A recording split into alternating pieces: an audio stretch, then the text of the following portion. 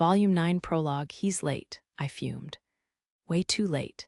If the professor expects people to come when he calls, he needs to work on his punctuality. I fully concur, Lady Tito, but please remember that we are not alone, Mina Walker, the second highest-ranking maid in service to the ducal house of Howard, warned me in a whisper. The Duke's maids had been guarding me, Tito Tidrina, and my fellow research students since our arrival in the royal capital. The professor was the head of our department at the university, and one of the most accomplished sorcerers in the kingdom. Glancing over my shoulder, I saw a dozen or so knights in a mix of red and blue uniforms standing a short distance from us. They belonged to the Azure and Scarlet Orders, elite troops in the service of Dukes Howard and Leinster, respectively, and they were eyeing us inquisitively by the light of the portable mana lamps. "Yes, Mina," I said ruefully, bowing to the maid. I was always struck by the way her flaxen hair curled outward, and I noted it again as I adjusted my black witch hat and tightened my grip on both the sleeve of my robe and my wooden staff. We stood atop a low hill to the east of the royal capital. A dreary landscape was spread out around us, with not a house in sight. In the night sky above hung a crimson crescent moon, joined by a comet and meteor shower, neither of which had supposedly been seen in 200 years. Below us, the great tree at the center of the Royal Academy towered over the nighttime cityscape.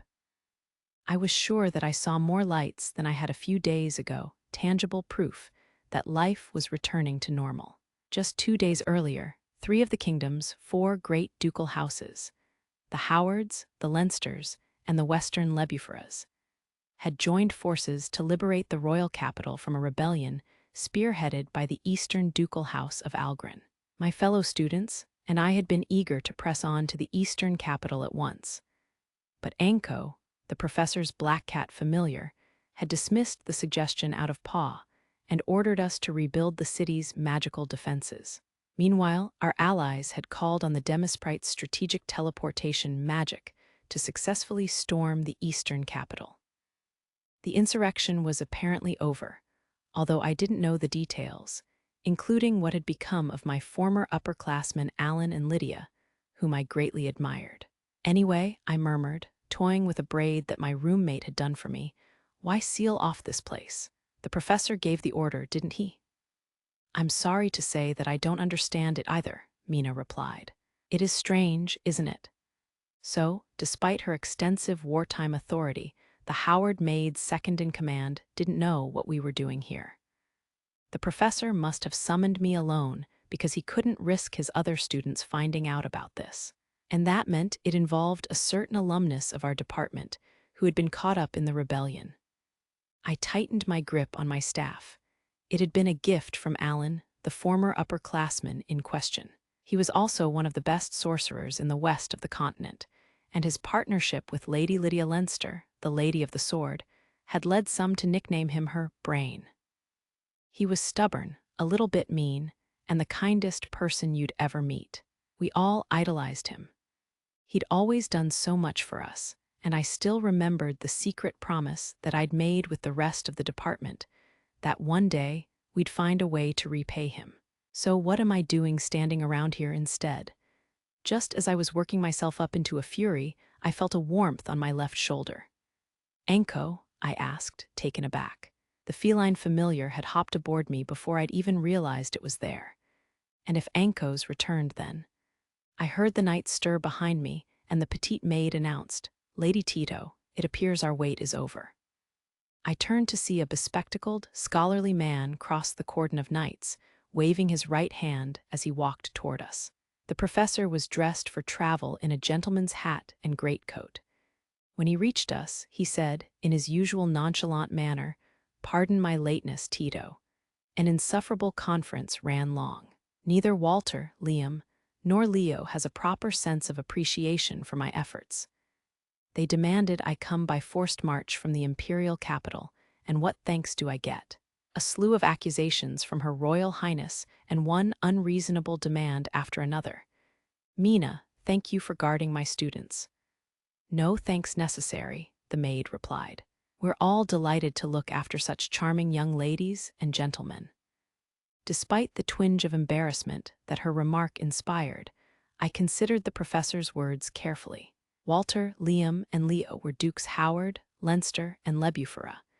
The imperial capital was the chief city of the Justinian Empire to our north, and Her Royal Highness must have referred to Princess Cheryl Wainwright.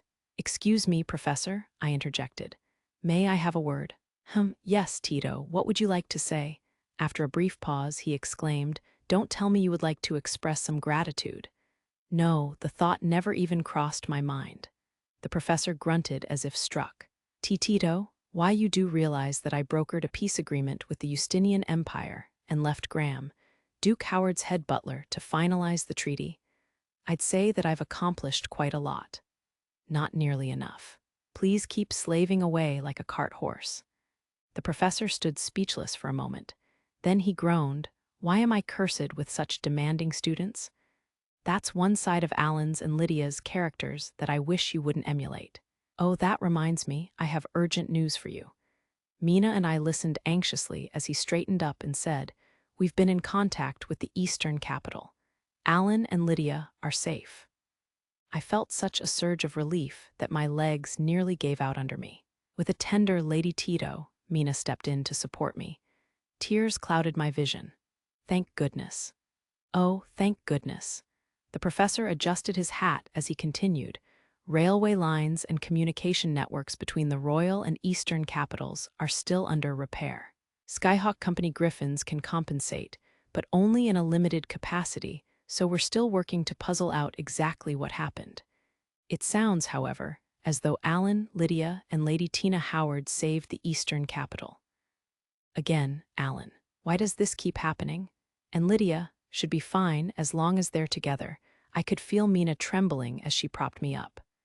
"Lady Tina, the fullest of full marks," she murmured unsteadily under her breath. The mistress would be over the moon if she were alive to hear this. Her Highness Lady Tina Howard was the girl whom Alan was currently employed to tutor. As the daughter of a duke, she would have been accorded a lesser style abroad. Here, however, we called members of the 4 great ducal houses that guarded the north, east, south, and west of our kingdom Highness, in deference to their relation to the royal house of Wainwright. Rumor had it that Lady Tina had cast her first spell just a few months earlier, yet she had still placed first on the Royal Academy entrance exam this past spring. Well, if she'd learned from Alan, that was hardly surprising. I steadied myself and said, "Professor, what about Gil?" "He seems to be safe," my mentor replied, "at least for the moment." Lord Gil Algren was my classmate, as well as an irreplaceable friend. I'd shared all the ups and downs of my university career with him and my roommate, Yen Checker. I couldn't imagine him taking part in such a ludicrous insurrection, but he was still an Algren, so I doubted he could escape punishment entirely. I would need to consult Alan about that. "Shall we go then?" asked the professor. "No one else may proceed beyond this point. Mina, see to it that no one does." "Certainly, sir," the maid responded. "You may depend on me." "Professor, does this have something to do with Alan?" I demanded. Reluctantly, my mentor said, "It does. I've heard that a party of rebels came this way." With a grave, sorrowful look I'd rarely seen on his face, he added, "If they set foot within, we have a serious problem, far worse than the recent great folly." Enko, the majestic black cat, let out a meow. The next thing I knew, the professor and I were engulfed by a shadow at our feet. "Tito, it's all right now," he said. "Oh, of course." I timidly opened my eyes, then let out a baffled "huh" when I saw that we stood before a simple tombstone. The engraving read, "Here lies one who kept his word when it mattered most." A glance around revealed a shadowy barrier of immense power through which I could see the great tree. Considering that I could sense Mina's mana, Anko raised a perception-blocking ward over a large area, I wondered aloud. "And this is one of Alan's spell formulae, isn't it?" The cat on my left shoulder meowed. Apparently, I'd gotten it right. "The tombstone is Alan's doing," the professor added, nodding. "He complained that he couldn't offer flowers and wine in the Academy's catacombs, where the body lies, as they are open only to royalty. Only the deceased's effects are buried here." "What?" I was dumbfounded. Since when did the Royal Academy have catacombs? This was the first that I'd heard of them. Only national heroes are permitted a burial there. Although if Alan is to be believed, he was ordinarily about the least heroic fellow imaginable. Then, Alan knew this person, I asked slowly. Alan didn't have many friends, owing to his low social standing as an adopted member of the Wolf clan, others' jealousy of his staggering achievements, and the fact that Lydia had stuck to him like glue all through university.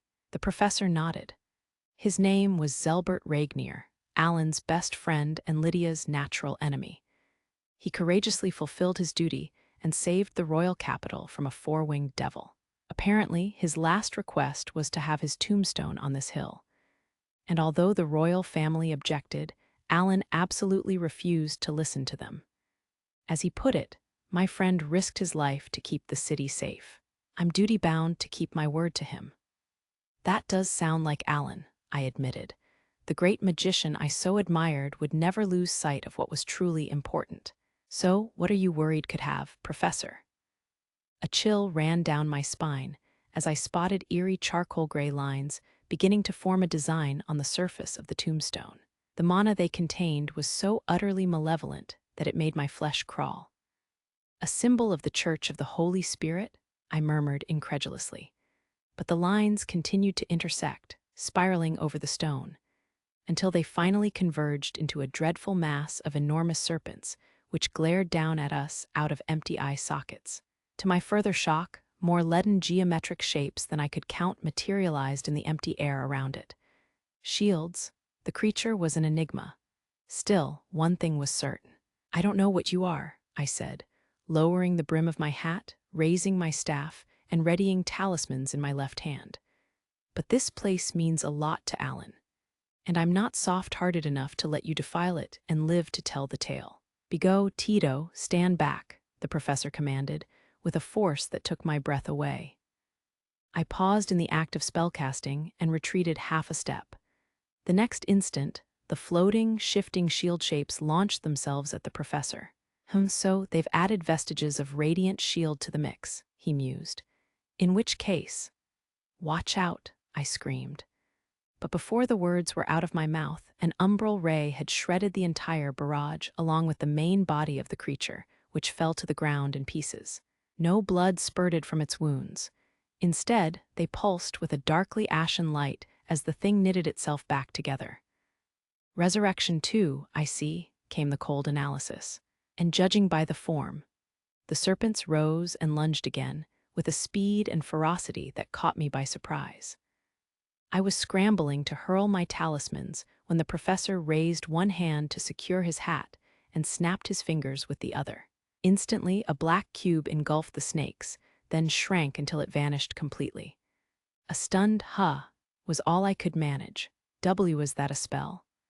I remembered something that Alan had once told me, that the professor fully deserved his reputation as our kingdom's greatest sorcerer.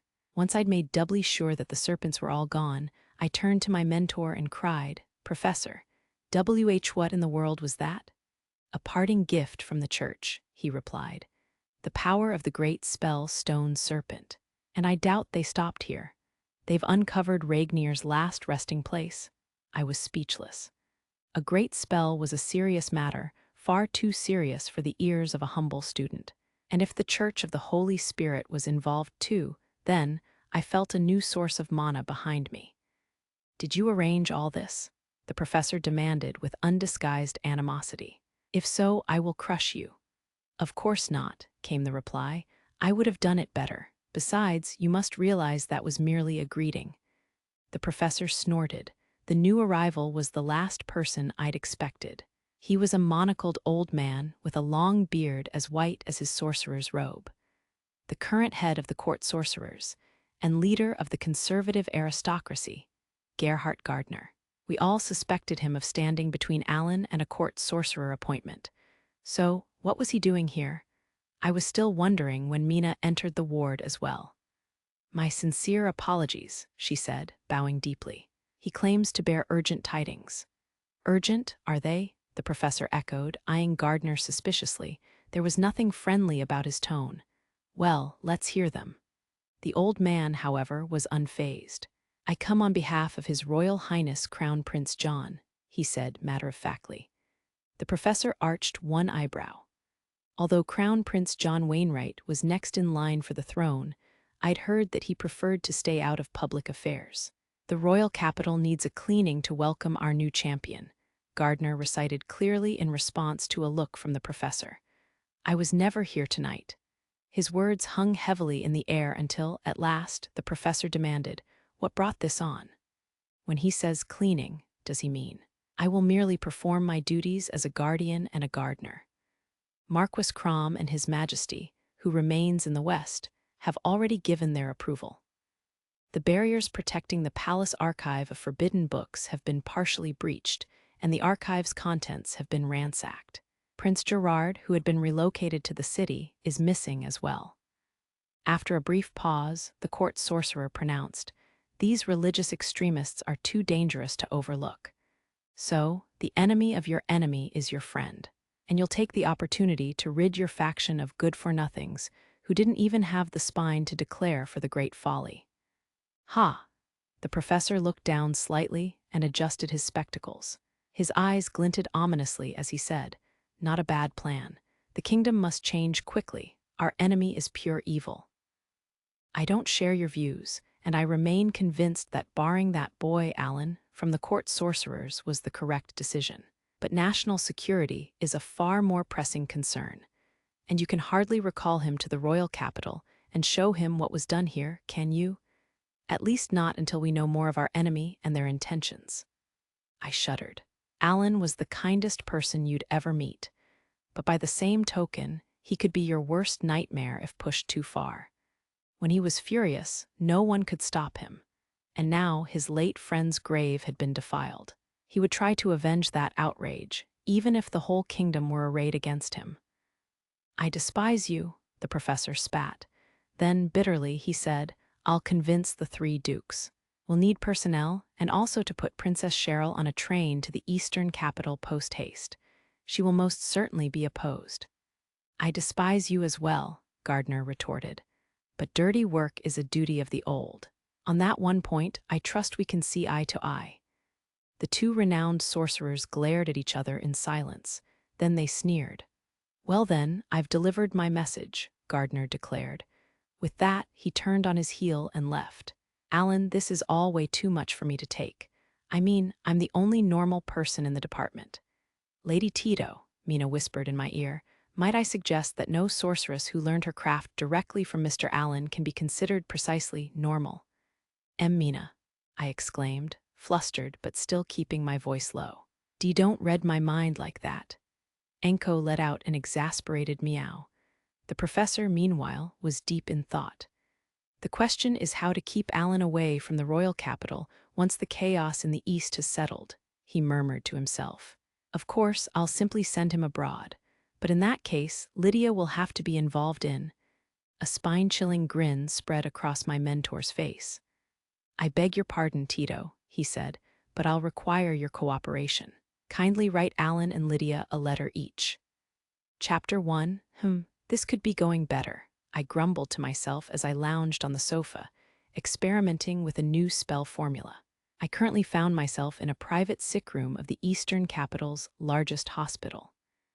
The enchanted sword Cresset Fox and the enchanted rod Silver Bloom rested on a chair beside the bed. 3 days had passed since the curtain had fallen on the Algren insurrection, and while I convalesced, life in the Eastern capital was gradually returning to normal. My students, sister, and parents were off helping to rebuild the Beastfolk districts. A fox cub with a violet ribbon tied around her neck, Atra the Thunder Fox, one of the 8 great elementals, was fast asleep on my lap. She was stuck in this form while she waited for her mana to recover. I stroked her, and her ears and tail twitched happily. A pleasant summer breeze wafted in through the open window, bearing the sound of cheerful voices. "I wish I could lend a hand," I murmured plaintively. "Nothing doing," came a bright, lilting reply. "Everyone agreed that you need to rest and recuperate, whether you like it or not. So for now, Alan, your job is to stay here and take it easy." I turned to the open doorway and saw a dazzling young woman wearing a black ribbon in her gorgeous scarlet tresses and a floral hair clip toward the front of her head. She was carrying a laundry hamper and beaming at me. This was Lily Leinster, the Leinster maid Corps number 3. She was also Underduke Leinster's daughter, which made her cousins with Lydia, my partner, who was undergoing a medical examination at the moment, and with Lydia's sister Lynn, who was one of my pupils. Her outfit consisted of a pale scarlet jacket patterned with interlocking arrows, which came from an eastern land, a long skirt, and leather boots. She looked lovely in it, but not at all like a maid. Lily strode into the room and deposited her hamper on the bedside table, then held up her right index finger and continued cheerily. "Remember, Alan, I'm older than you, and you need to listen to your elders. Even if those elders got lost and bawled their eyes out at our first meeting," I inquired. I had made Lily's acquaintance 5 years earlier, when I'd been a student at the Royal Academy, and Lydia had invited me to the southern capital for the summer. At the station, I'd run into a girl who was at her wits' end despite being 2 years my senior, and together we'd gone on a little adventure. I had given her the hair clip as a memento of the occasion, and needless to say, Lydia had been in a dreadful temper when, satisfied with our day's work, we had reached the Leinster mansion that evening. A dramatic transformation came over Lily's face. That was just," she protested, floundering for an argument. "I'd spent all my time in the Underduchy, so I wasn't used to the southern capital, and don't you know you have to be nicer to your elders?" Pouting, she sat down beside me. With her came the fragrance of southern flowers and the fond memories it recalled. "In any case," I said, "I'm amazed that you actually became a maid. You must be well on your way to making your dream come true." Lily swelled with pride and laughed smugly, her displeasure forgotten. "Of course I am," she proclaimed, "and someday I'll be head maid. Best of luck. Although I suspect you'll need to earn a maid uniform first." My elder let out a startled squawk and toppled backward, her hands pressed to her ample chest. What an entertaining reaction. The rest of the maid corps must really love her, especially Anna. While I indulged in that cozy reflection, Lily jolted upright and began pummeling my arm. "Alan," she wailed, "you really are such a meanie." "Ow," I protested. "That hurts." With a loud harumph, Lily folded her arms and turned away from me. I was delighted to see she hadn't changed. I crooked my right index finger, projecting the spell formula I deployed earlier into the air before us. "Oh wow," Lily exclaimed. "That's gorgeous. What is it?" "This formula comes from the fire fiend, Twin Heaven's Linearia Etherheart," I explained. "Although mine is a simplification." Lily's eyes widened. Linearia Etherheart was the greatest swordswoman and sorceress in mortal history. She was also a descendant of one of the last witches. I had met the ancient legend herself inside a ruin on the Four Heroes Sea, where she had entrusted Atra to my care. "I gave her my word that I would keep Atra safe," I confessed, stroking the fox cub's head. The band on my right ring finger flashed. But I broke that promise. Atra only came back to us because she had help from the great elementals within Lydia and Tina, Blazing Killin and Frigid Crane. I can't count on another miracle like that. I need to get stronger. "Alan," Lily said. "Hiya," I cried out in surprise as she gave my arm a sudden yank, pulling my head down onto her lap. "It's all right," Lily murmured, tenderly stroking my hair. "You did everything you could, more than you should have. Everyone knows that, so don't rush. Even if you can't do this alone, we can all pull through together. After all, you've got an unbeatable, charming maid on your side. Do you understand? If you do, speak up." Atra woke up and started squirming around on my belly. Her round, golden eyes looked into mine. "I'll keep it in mind," I responded at last. "As you should, and that goes for you too, Atra." An adorable answering yip was followed by the thump of a wagging tail. Lily and Atra were great friends. I sat up, eliciting a cry of protest from my elder. "Your Highness," I informed her, "young ladies ought to be less free with their laps." "You're not supposed to call me that," the maid whined. "Oh, I almost forgot." "Lily," I said. "Yes, Mr. Meany, the private tutor," she sulkily replied. "Thank you." Lily blinked wide-eyed. Eventually, she managed a stunned huh. Lynn told me how much you did for Lydia while I was gone. I doubt she could have held on without you. I'm truly grateful. My partner was strong, well-deserving of her moniker, Lady of the Sword.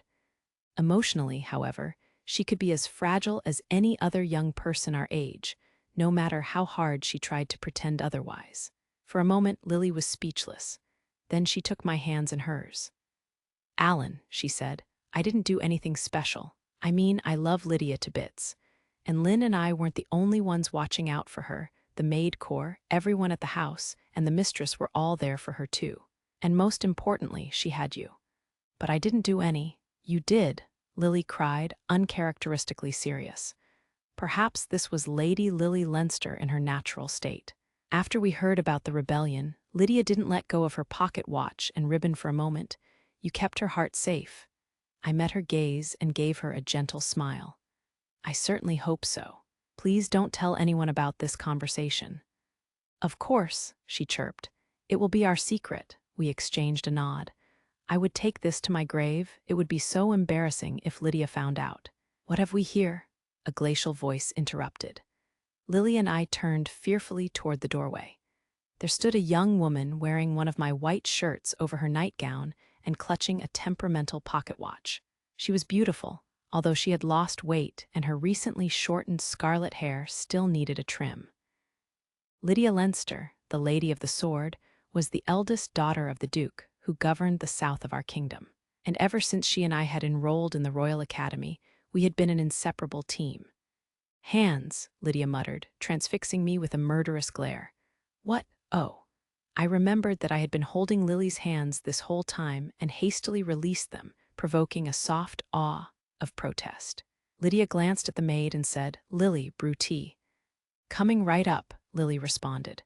Then she stood up with a little grunt, pondered briefly, and gave both me and Atra a pat on the head. "Lily," Lydia snapped in alarm. "Well then, I'll be back in a jiffy." The maid practically sang, giggling as she fled the room. That left me, the dozing fox cub on my lap, and a decidedly miffed Lydia. So how do I talk my way out of this one? "Don't complain if you wake up with a sword through you one day, cheater," she grumbled. "I believe in my own innocence," I ventured. "No back talk," Lydia snapped, pouting as she sat down beside me and pressed her shoulder against mine. "Honestly, don't you remember that you're my and no one else's personal serve?" Lydia leaned in close to me, sniffed, then narrowed her eyes. "Tell me, why do you smell like Lily's perfume?" "Oh, you know," I replied. "She sat next to me, so—" "Liar," Lydia declared, in a tone that brooked no argument. Her gaze made a silent demand. I had learned that excuses tended to backfire at times like this, so I cast a levitation spell on Atra and patted my newly vacant lap. The willful young lady laid her head on it. "Don't think this will get you off the hook," she said quickly. "Although I'll commend you for giving your mistress what she wants." "Oh, so you wanted this?" I teased. "Excuse me." "Of course I did. Was that anger called for? You need to be more aware." "Well," Lydia gave me another demanding look, "Your Highness's wish is my command."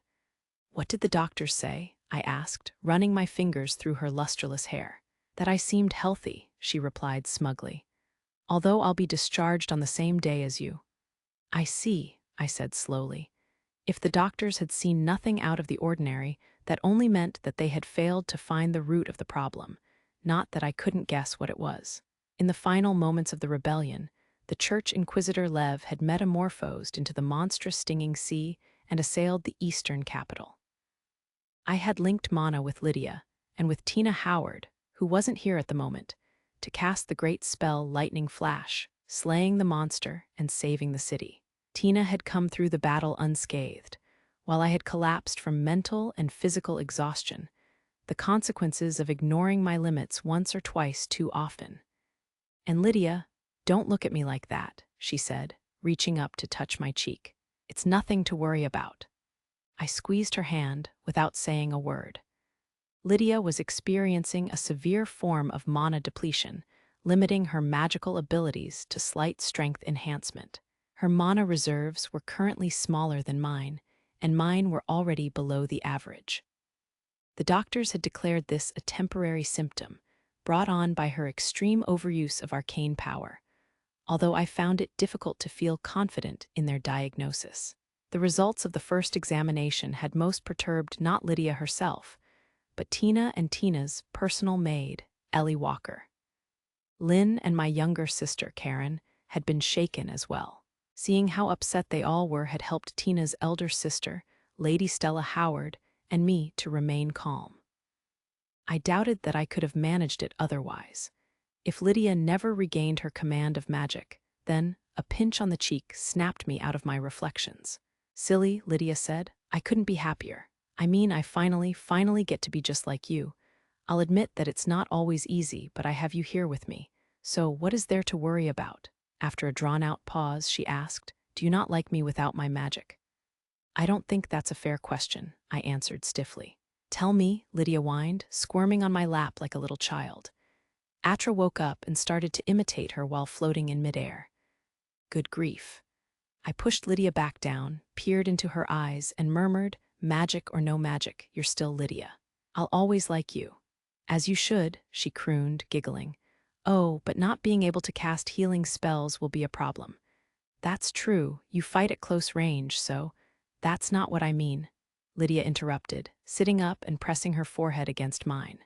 Then she closed her eyes and took my right hand in both of hers. "I won't be able to heal you right away when you get hurt, and you're always so reckless." "And you're not," I countered.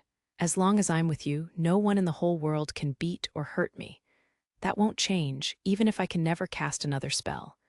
"Am I wrong?" I sighed and admitted, "No, you're right about that." Lydia beamed and laughed in self-satisfied delight. "Once we get out of the hospital, you should ask my dad to take a look at your watch," I said, scratching my cheek. "And you ought to neaten up your hair. It's so pretty, it would be a shame to leave it like that." "True. I need to grow it out again, since a certain someone is just crazy for long hair." "Oh, and you'll be the one to fix it up." "Oh, really? I won't let anyone else touch it." Your Highness is certainly fond of making unreasonable demands." "Only to you." I clearly wasn't winning this argument. It was time to change the subject. "By the way," I said, "about that ribbon I sent you in the southern capital." A wail from Lydia drowned out the rest of my sentence. That was mean," she grumbled petulantly. "Don't bring it up. And anyway, you lost my staff too, remember?" Evidently, she felt guilty about incinerating the ribbon. Atra landed on the sofa between us and curled up. While we both petted her, I decided to get a nagging question off my chest. "I'm told that you were going berserk until you fought the girls and they brought you back to your senses. Is that true?" After an awkward silence, Lydia admitted, "It's half true." As for the other half, she held up the back of her right hand, which no longer bore the mark of blazing Killin. According to Atra, the great elemental had fallen into a deep slumber. I could hear a girl's voice frantically calling out to me. "Don't worry," she said. "Our dear child is alive. You should be able to sense him." Incredible, isn't it? Those few, simple words were like light, a single ray piercing the inky darkness. It was such a vivid feeling. I'll never forget it as long as I live and even into my next life. Then, all along, Blazing Killin was trying to help you too. "All right, serious talk is over," Lydia declared. "Save all that for after we're out of the hospital. You already gave my mother the Lalanoyan spell pistol and the church insignia, remember? So the only thing you ought to be doing right now is spoiling me rotten. Nothing else matters." A moment later, she added, "Are you sure you can't get that ring off?" And started fiddling with Linaria's gift, glaring daggers at it all the while. I untangled her dull scarlet hair with my fingers while I mentally reviewed the problems vying for my attention. I suspected that Duchess Rosa Howard, the mother of my students Tina and Stella, had been murdered by sorcerous means. And I believed that the curse that had held Atra in chains, one devised for use against the Ether Hearts, was my key to finally cracking the case. Then there were the 8 great elementals and the great spells. Although I had learned their names, I still knew virtually nothing else about them. Nevertheless, I looked down at Atra on my lap. I had promised these girls that I would save them. I supposed that I'd also made some progress in the matter of the defective key, apparently a reference to myself. And I couldn't forget the sage, who had bound Atra and battled Lineria, or the saint, whose title Lev had screamed. Both were cause for concern, but the saint particularly unnerved me. Under cover of that farcical rebellion, the Church of the Holy Spirit had looted the remains of the stinging sea and some part of the great tree from the royal capital, as well as texts from the eastern one. Those thefts must have been their primary objective, which made their decision to imbue Lev with the power of Stone Serpent and transform him into a new stinging sea all the more baffling. Could that part have been directed solely at me? No, that's ridiculous. Lydia stopped prodding at the ring. I can't get it off, she announced, pouting. Listen, do you mind if I slice through it? I most certainly do, I replied wearily. Unbelievable. You never let me have any fun. After a few moments, she added, Don't go anywhere, okay? I won't. Lydia giggled and pressed herself against me. Lisa had told me about the cursed children, and the news that Lydia had nearly become a devil weighed on my mind. That wouldn't happen again as long as I was with her. I wouldn't let it. But I still needed more information.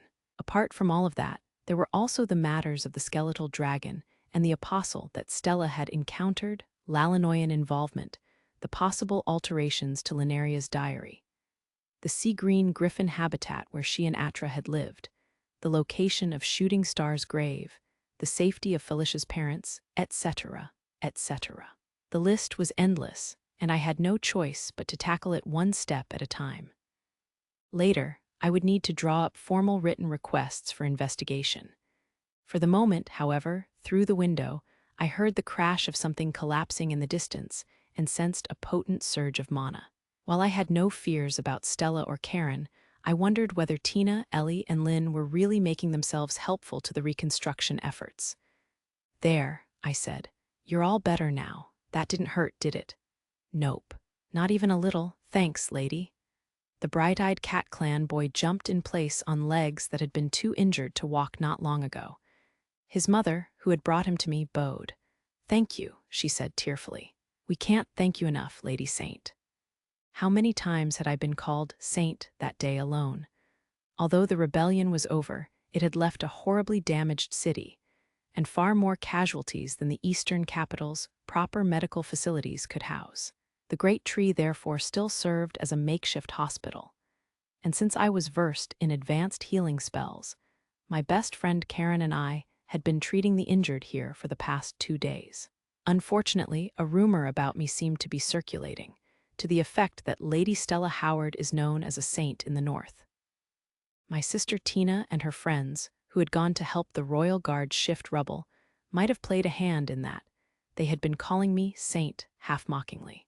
If Mr. Allen found out, it would be just like him to ask whether he ought to join in.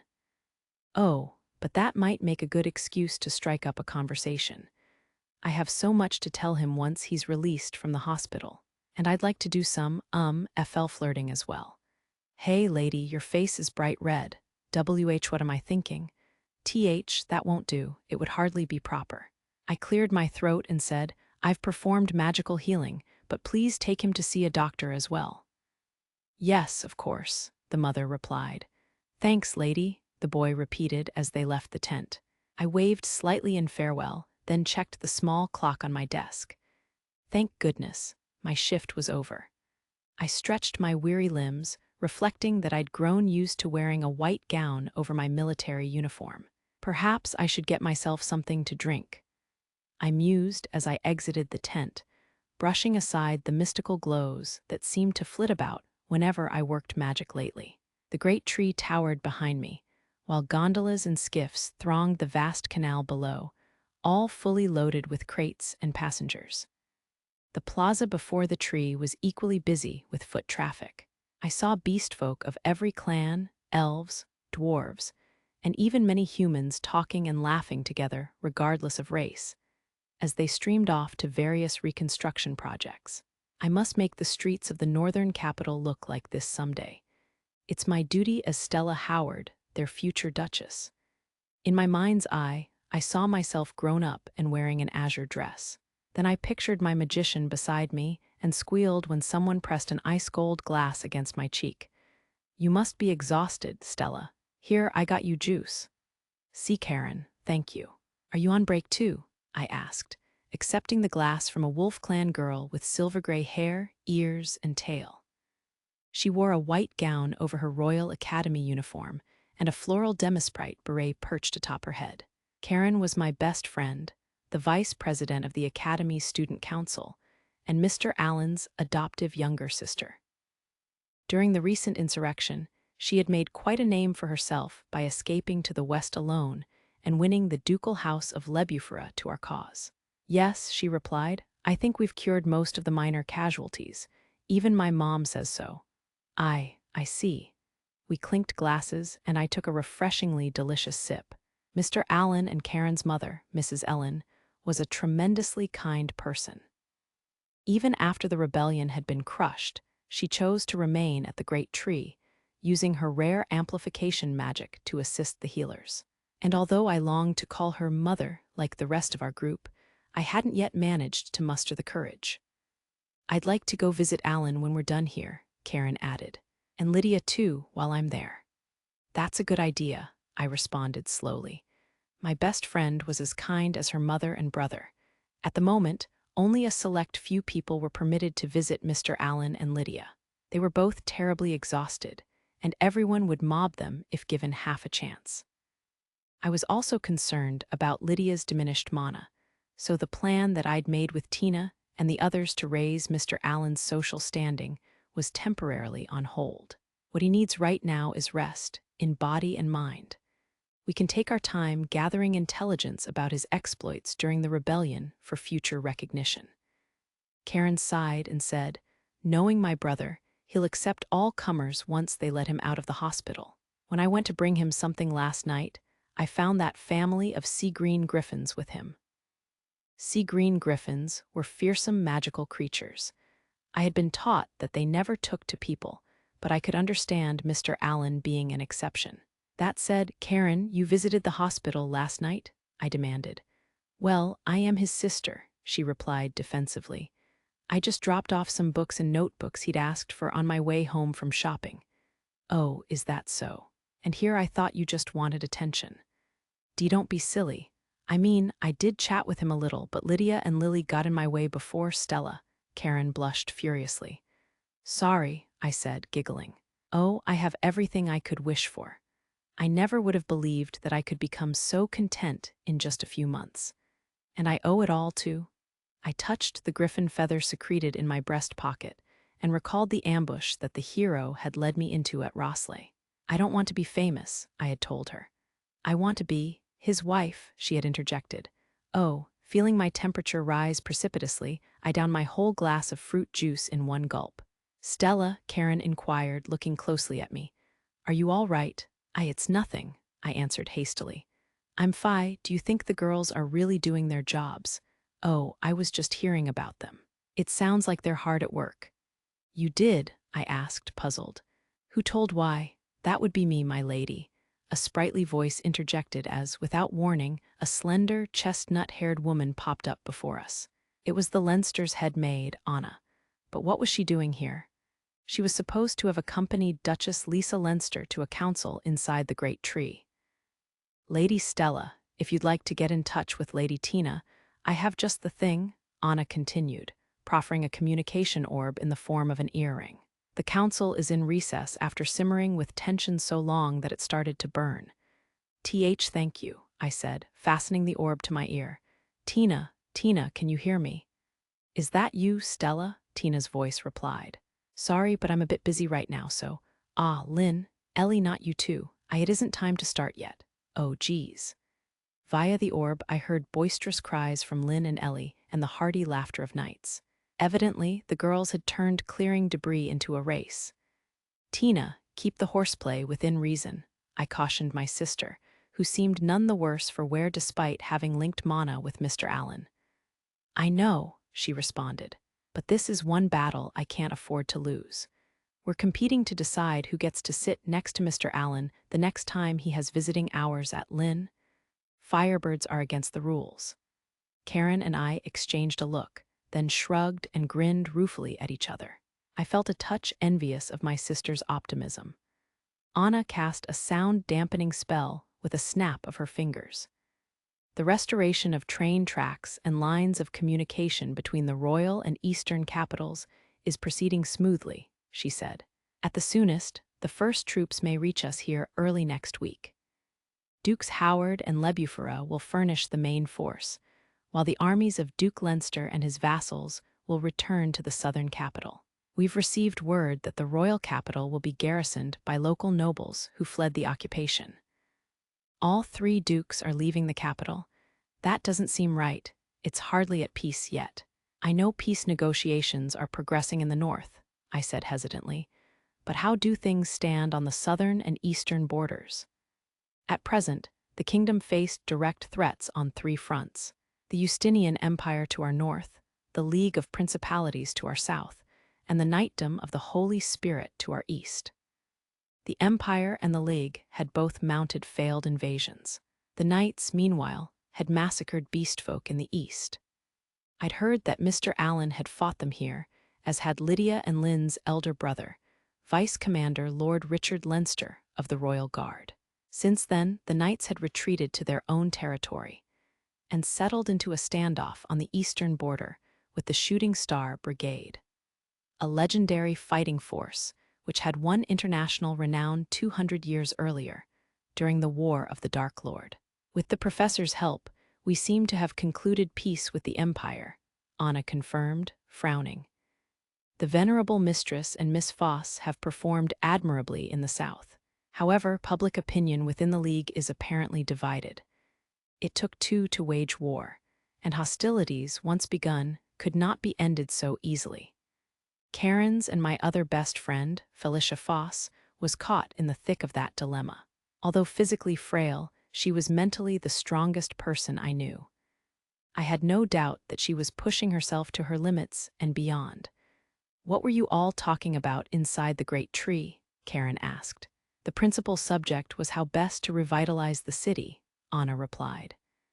Concerning Mr. Allen's treatment, Lord Rod, the Archmage, expressed concerns that he would not be decorated.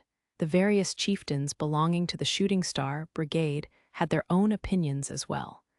Everything must wait until the hospital discharges him. Karen and I looked at each other in silence and clenched our fists. As the adopted son of a Wolf Clan family, without even a surname, Mr. Allen was at the bottom of the social heap. According to Karen, not even the beast folk acknowledged him as one of their own. So, although he had graduated from both the Royal Academy and University second in his class, and accomplished a long list of great deeds, a sturdy, invisible wall barred his path. The Royal House of Wainwright was working to address that lack of opportunity, while the conservative aristocracy, terrified by the prospect of truly accomplished and capable people like Mr. Allen, had rebelled against the reforms and been utterly trounced for its pains. I could reasonably claim that the foundation for Mr. Allen's elevation was in place. He, however, would doubtless wish for a rise not in his own status, but in that of the beast folk as a whole. I turned to Karen. "Don't stare at me like that, Stella," she grumbled. "But it will be harder than you think. My brother digs his heels in over the strangest things." Under her breath, she added, "And if he stays a commoner, so much the better for me." "Ah, youth," Anna chortled, beaming. I glared at Karen, but before I could say anything else, the girls' tense voices burst from the communication orb. "Stella," Tina cried, "if you're free, we could really use your help." "Lady Stella, it's an emergency," added Ellie. "Some of the petrification lingered, and it's spreading," Lynn elaborated. "We need you to purify it." The monstrous stinging sea had been imbued with the power of the great elemental stone serpent. I'd assumed that lightning flash had obliterated both completely, but if some had endured, I shot looks at Karen and Anna, both of whom nodded. "Tina, Ellie Lynn," I said into the orb, "I'll be right with you." "Yes, ma'am," they chorused in response. "I feel tired, but masters of purification magic are few and far between. I can't rest yet." I discarded my white gown on a nearby chair, set down my glass on a table, and said, "Anna, Karen, follow me." "So, Stella performed the purification?" I asked my pupils. It was evening, and they sat across from me while I rested on a bench in the hospital courtyard, with its profusion of verdant trees and vivid flowers. At present, we had it all to ourselves. Lydia had left for another examination, and she'd taken Lily and Atra with her, although I could sense the invisible ward that the maid had placed around the courtyard. "Yes, sir," replied a girl with a snow-white ribbon tied at the back of her faintly azure-tinged platinum hair, Lady Tina Howard. Her right hand shot up as she spoke, and the azure ribbon tied around her wrist swayed, as did an erect lock of her hair. Then we swept everything away with magic. Stella and Karen are at the great tree, reporting what happened.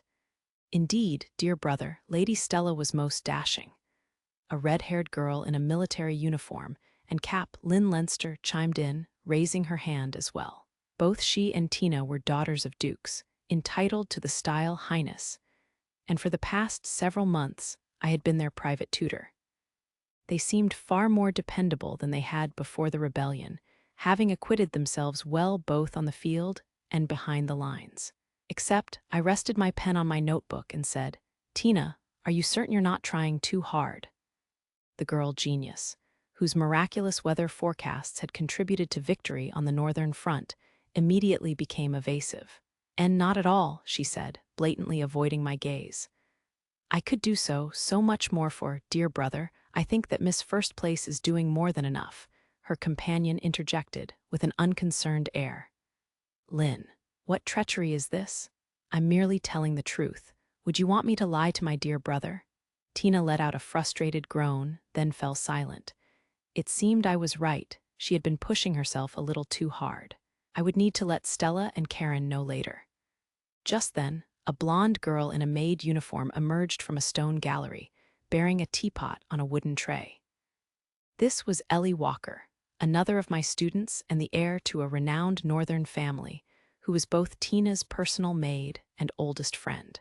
"Alan, sir," she chirped, approaching in high spirits. "I brewed iced black tea."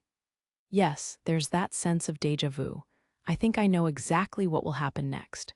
Sure enough, the excited Ellie let out a little cry and tripped just as she began to run. "Whoa there," I said, casting a levitation spell on the tray and catching the maid before she fell. "Are you all right?" "Why, yes, sir." Thank you very much," Ellie replied. Then she giggled and practically sang, "Alan, sir."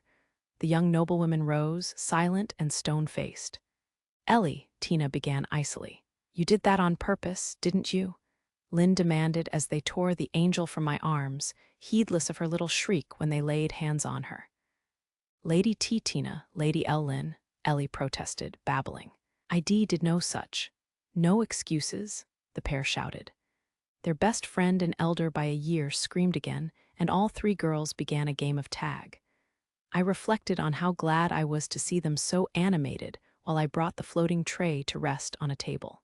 After pouring 4 glasses of iced tea, I deployed a spell formula that I was working on in the air before me. This simplification of the witch's exquisite, glass-like formulae was both sharp and artistically beautiful. Mastering it would dramatically boost my spell's power. But I had no confidence whatsoever in my ability to wield it in combat. I would more likely cut myself than my opponents. The least mistake would cause the formula to misfire, and my recreation was still far from perfect. Linearia had been the pinnacle of mortal achievement. No average sorcerer could follow in her footsteps. "Tina, Ellie, Lynn," I called to my students, who had stopped chasing each other in favor of a staring contest. "Sit down, I have something to show you." "Yes, sir," came the cheerful chorus of replies as the trio swiftly resumed their seats. Then they saw the spell formula and their eyes widened. Tina voiced an inquisitive "sir," Lynn an equally curious "dear brother," and Ellie an admiring "how lovely." "For better or worse," I explained, handing them each a glass, "I've touched the true essence of magic." "Ellie, you first." "Why, yes, sir." The angelic maid shot to her feet. I displayed a new spell formula before the girls. Tina's and Lynn's eyes went even wider. Ellie covered her mouth in astonishment, then said hesitantly, "Alan, sir, see, could this be?" "Yes," I replied, nodding. To my immense satisfaction, the girls had clearly been studious while we were apart. "This formula is for a true flight spell. I trust that you've been doing the exercises I wrote in your notebooks." "Every single day," Ellie confirmed. Splendid. Then, with training, you should be able to cast this. Only a handful of sorcerers on the continent have mastered flight, so you may find your name in a history book someday. But I owe it all to you, Alan, sir, Ellie bashfully protested, her hands on her cheeks. Is the lightning element still giving you trouble? I asked, noting the conflicted looks on Tina's and Lynn's faces with wry amusement. The maid hung her head. Yes, sir, she answered dejectedly. It scares me. I dispelled the formula and said, Ellie, are you afraid of Karen? And no, sir, Miss Karen doesn't scare me. She's ever so nice, and I think of her as, well, another big sister. Then try thinking of her when you cast a lightning spell. Once you've learned to use all 8 elements, I'll teach you one of my best tricks. One of your best, Ellie echoed, taken aback. I won't let do yawn. Oh. She buried her face in her hands, having tripped over her words at the crucial moment. Goodness, it feels good to be back. Next, I called on the red-haired noblewoman. Lynn. Yes, dear brother, she responded. I've learned to wield the scarlet sword. I suppressed a groan. The scarlet sword, like Firebird, was the ducal house of Leinster's secret weapon. Not even Lynn's brother Richard, the vice-commander of the Royal Guard, had managed to acquire it. Sir, Tina sullenly interjected, I don't recall seeing a secret art in my notebook. Ignoring her for the present, I admonished Lynn, you shouldn't be in such a rush to improve. And that goes for you too, Ellie. Learn at your own pace. That's one piece of advice I won't take, not even from you, dear brother, Lynn responded flatly. Compared to Lady Stella, I'm positively sluggish. So, she's measuring herself against Stella. My sister is flying through the assignments in the second notebook you gave her as fast as the first set, Tina grumbled, returning to her seat with several tea cakes on her plate. And why was everything in mine so basic? This is favoritism. It's not fair. What you need, Tina, is better control of your own mana, I informed her. Fuming, the platinum-haired noblewoman crammed a tea cake into her mouth and grumbled, You're such a big, stupid meanie, sir. Lady Tina, you're eating more than your share, wailed her flustered maid. I hadn't been teasing, however. With latent mana to surpass Lydia's, staggering stores of knowledge, and above all, single-minded dedication, Lady Tina Howard was unmistakably brilliant. The only thing she needed was to make up for lost time. What would you like to learn next, Lynn? I asked her red-haired peer, who was giving the future great sorceress an exasperated look. I'd like to work toward dual-wielding scarlet swords, she replied at once, tapping the scabbard of the blade she'd inherited from Lydia. She seemed practically an adult. I know I could say the same of Tina, but she's growing too fast for her own good. All right, I said, that might be a good idea. Thank you, dear brother, may I tell you my ambition? Your ambition, I repeated. Lynn was not a boastful child. Her sister Lydia was the current Lady of the Sword. Her mother, Duchess Lisa, was among the finest sword fighters on the continent, and her grandmother, Duchess Emerita Lindsay, known as Scarlet Heaven, was its most renowned sorceress. Perhaps being surrounded by such imposing figures at home explained why Lynn was so reserved, for a Leinster, at any rate. What must ambition mean to her? The red-haired young noblewoman pressed her left hand to her chest and declared, I want to learn to do everything that my sister can. Then, if something like this ever happens again, I'll be able to. I realize it will be difficult to do alone, but with your help, dear brother, and Lynn faltered and glanced at her fellow pupils. Lynn, is there something on my face?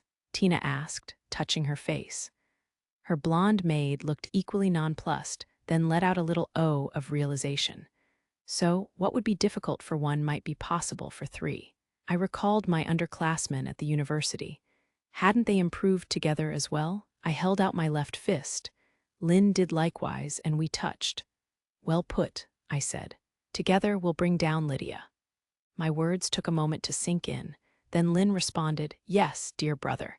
I was just basking in the warm, fuzzy feeling when Tina let out a groan. Sir, Lynn, she snapped. Don't go off into your own little world. A malicious light kindled in Lynn's eyes. You have that wrong, she said, deliberately fanning the flames. This understanding isn't just between my dear brother and me. Ellie is in on it with us. What? Ellie, WL, the maid responded evasively. Tina teared up, shocked by this reaction from her best and oldest friend, and turned to me for succor. "Sir," she pleaded forlornly. All the rest of us burst out laughing. What's so funny?" Tina demanded, gesticulating wildly. "You're laughing too much, especially you, sir." "Naturally," I responded gravely, straightening up in my seat. "I've missed the amusing faces you make." "Be serious." Tina folded her arms, turned away, and said stiffly, "You're unbelievable, sir. I want nothing more to do with you." Ellie and Lynn met my gaze. "Ah, it looks as though we're running short of tea," I announced. "Ellie, Lynn, would you please fetch some more?" "Why, yes, sir." "Of course, dear brother." The pair left the courtyard. Once I was certain they were inside the hospital, I cast a sound-dampening spell around us and said, "Tina, are you really feeling quite well? If you're experiencing any fatigue, tell me." "I'm fine," she answered slowly, turning back to face me. "Lydia is much worse off." I saw pure concern in her gaze. Despite their bickering, Tina was a kind girl, and she greatly admired Lydia. "Is she suffering from the same thing as this girl?" Tina asked, showing me her right hand. The mark of frigid crane, one of the 8 great elementals, appeared faintly on its back. "I don't know," I replied, "but Blazing Killin seems to have fallen asleep after expending too much power." I reached out and touched the azure ribbon on Tina's right wrist, causing a formula to appear on its surface. I imbued this with a calming spell, but I suppose that may not have been necessary. Your Highness is stronger than I realized. Tina hung her head, and her little body shook. "I'm not strong at all," she demurred, clenching her fists. "Remember what I told you the night after we slew the stinging sea? All I had was naive faith in you, sir, in the magician who gave me magic. That isn't strength." When she looked up, there were tears in her eyes. In the royal capital, when I saw Lydia sprout those black wings, I knew I had to stop her. But at the same time, I was so jealous. I was painfully aware of how single-mindedly she cared for you. "Tina," I said slowly. Her admission had left me at a loss for any other reply. The young noblewoman untied the azure ribbon and handed it to me. "Would you do my hair?" she asked. After a moment, I answered, "Of course." Taking the ribbon, I magically purified it and began weaving it into the front of Tina's hair. Beautiful flowers of ice filled the air, signs of elation, I supposed. When I finished, Tina giggled shyly and said, "I appreciate it, Alan." Her voice was soft yet charged with determination as she seized my right hand firmly in both of hers and pressed it to her chest. Then, as if reciting a prayer, she continued, "I'll say this as many dozens or hundreds or thousands or millions of times as it takes. I'll work even harder than ever before, and one day I'll be worthy of you. So please, watch me. I won't lose to Lydia, and not to Stella or Karen or Ellie or Lynn either." The icy blossoms responded to Tina's emotions by whirling with greater intensity. Soon, they enveloped the whole courtyard in a brilliant display. She truly is a marvel. Although thrilled at Tina's untapped potential, I dispelled her ice with a wave of my hand. Then I touched my fingers to the back of the young genius's right hand and said, "In that case, make it your next goal to sense her, to sense frigid crane. The great elementals have wills of their own. I believe that as you grow, you'll learn to manifest her and eventually discover a way to set her free." Tina reached out and clutched my sleeve. "Will you do that with me?" she asked. "Of course, don't tell the others, but I'm working on a new spell just for you." "For me?" she exclaimed. "Oh, sir." "Whoa there," I said as she flung herself into my arms. She must have been starved for attention too. I was just about to give her a hug when, "All right, that's quite enough of that. You aren't playing fair, Lady Tina." Lynn and Ellie sprang out from behind a stone column and hauled the squealing young noblewoman off me. "I show you a bit of consideration, and this is how you repay me," griped her red-haired peer. And I refused to accept being last on that list. Tina was stunned for a moment, but soon retorted with a smug chuckle. "Where else would I put you, Lynn? You're forever the little sister. I bet you've never even called our tutor by name. And Ellie, even you never leave off the sir." Both girls staggered, caught off guard by this unforeseen counterattack. "Good. We're back to life as usual." "They sure do love you, Alan," came a laughing remark from behind me. After a moment of alarm, I responded, "I wish you wouldn't tease me, Lily." What's become of Lydia? The maid, who was supposed to be accompanying her cousin, had snuck up on me with a glass teapot on a tray. "We split up after her exam," Lily replied in her usual lilting manner. "Lady Lynn asked me for a fresh pot of tea, and apart from that, I've been working hard too." I didn't know quite what to make of that. Lily cast a levitation spell on the tray, pressed her hands together, and repeated, "I've been working hard too. Lend me an ear." I had a bad feeling about this, but ignorance would be as dangerous as knowledge. Steeling myself, I leaned one ear toward Lily. "My father has been such a bother lately," she whispered, "always nagging me to quit being a maid and take a husband. So I got fed up and told him, I'll marry anyone who beats Mr. Allen." Immediately, I delivered a stern verdict. "Lily, I find you guilty as charged." "But you spoil the young ladies," she fumed. "Treating me differently just wouldn't be right. Your argument is invalid. I'll report you to Anna." "You're horrible," she wailed, evidently alarmed. "We'll put it to a vote. Tina, Ellie Lynn, wouldn't you agree that I'm in the right here?" The girls stopped fooling around and responded with a unanimous "Yes, sir," as they circled around behind Lily. My ladies?" the maid asked nervously. "Is something wrong?" "You're too close," Tina and Ellie shouted as one. Lynn meanwhile asked, "Lily, what did you just whisper in my dear brother's ear?" Lily gave a strained laugh. Then she cried, "Oh, I just remembered some work I've got to do," and took off at a run with the trio in hot pursuit. "Ah, peace. What a racket," Lydia remarked, returning from her examination with Atra cradled in her arms. She wore one of my white shirts over her nightgown, as had become her habit, and was completely at ease. "Welcome back," I said, lowering the tray that Lily had left floating onto the table. "How did it go?" "I'm the picture of health," she replied. "Atra, is that true?" The fox cub hopped onto my right shoulder and rubbed her head against my cheek. Lydia circled around in front of me.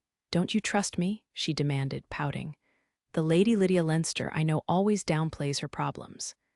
Now, there's the pot calling the kettle. We both stopped and squinted up at the sky. Something was descending toward us.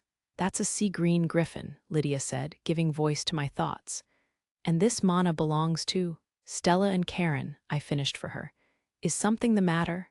Atra poked my cheek with her forepaw. I took that as a yes. "You lot," Lydia barked at the girls, who were still chasing Lily. "Stop goofing off and call a doctor. Lily, prepare healing spells." "Right," the trio responded, dashing off into the hospital. "Coming right up," Lily added, starting to deploy her curative magic. I could see the griffin clearly now. There were 2 girls on its back, and one of them, dressed in white military garb, hung limp. The other, who held the reins, was of the Wolf clan and wore a Royal Academy uniform. Amid the fierce gusts, I called her name. "Karen, Allen," she shouted back. "Stella, Stella is." I groaned and opened my eyes to find that I had been tucked into a large bed. Beside it, a dim mana lamp illuminated a chair, on which lay my wand and rapier. Beyond the window, night had fallen and the stars were twinkling. Am I in the hospital? I heard rhythmic breathing and turned. A breathtakingly beautiful young woman with short scarlet hair, Lydia, was sound asleep beside me. Atra the fox cub was curled up at my feet. I helped Karen and the girls purify lingering petrification from the stinging sea, and then, quietly, I slipped out of bed. In place of my military uniform, I wore white sleepwear. Who changed my clothes? I wondered aloud. Then I spotted a letter wedged under the mana lamp. It was in Karen's hand. "Dear Stella, the doctors diagnosed you with overwork and prescribed several days in the hospital. I thought I was going to have a heart attack when you collapsed in the middle of giving a report. The Leinster maids and I will look after the girls, so get some rest. Yours truly, Karen, fuming that her best friend won't rely on her. P.S. Ellie and I changed your clothes. Were you hoping it was Alan?" "Oh, honestly, Karen," I grumbled. Evidently, I had fainted. After facing a skeletal dragon in Rossley, I had left the north to fight in the royal capital. Then, before I'd had time to catch my breath, a strategic teleportation spell had sent me east.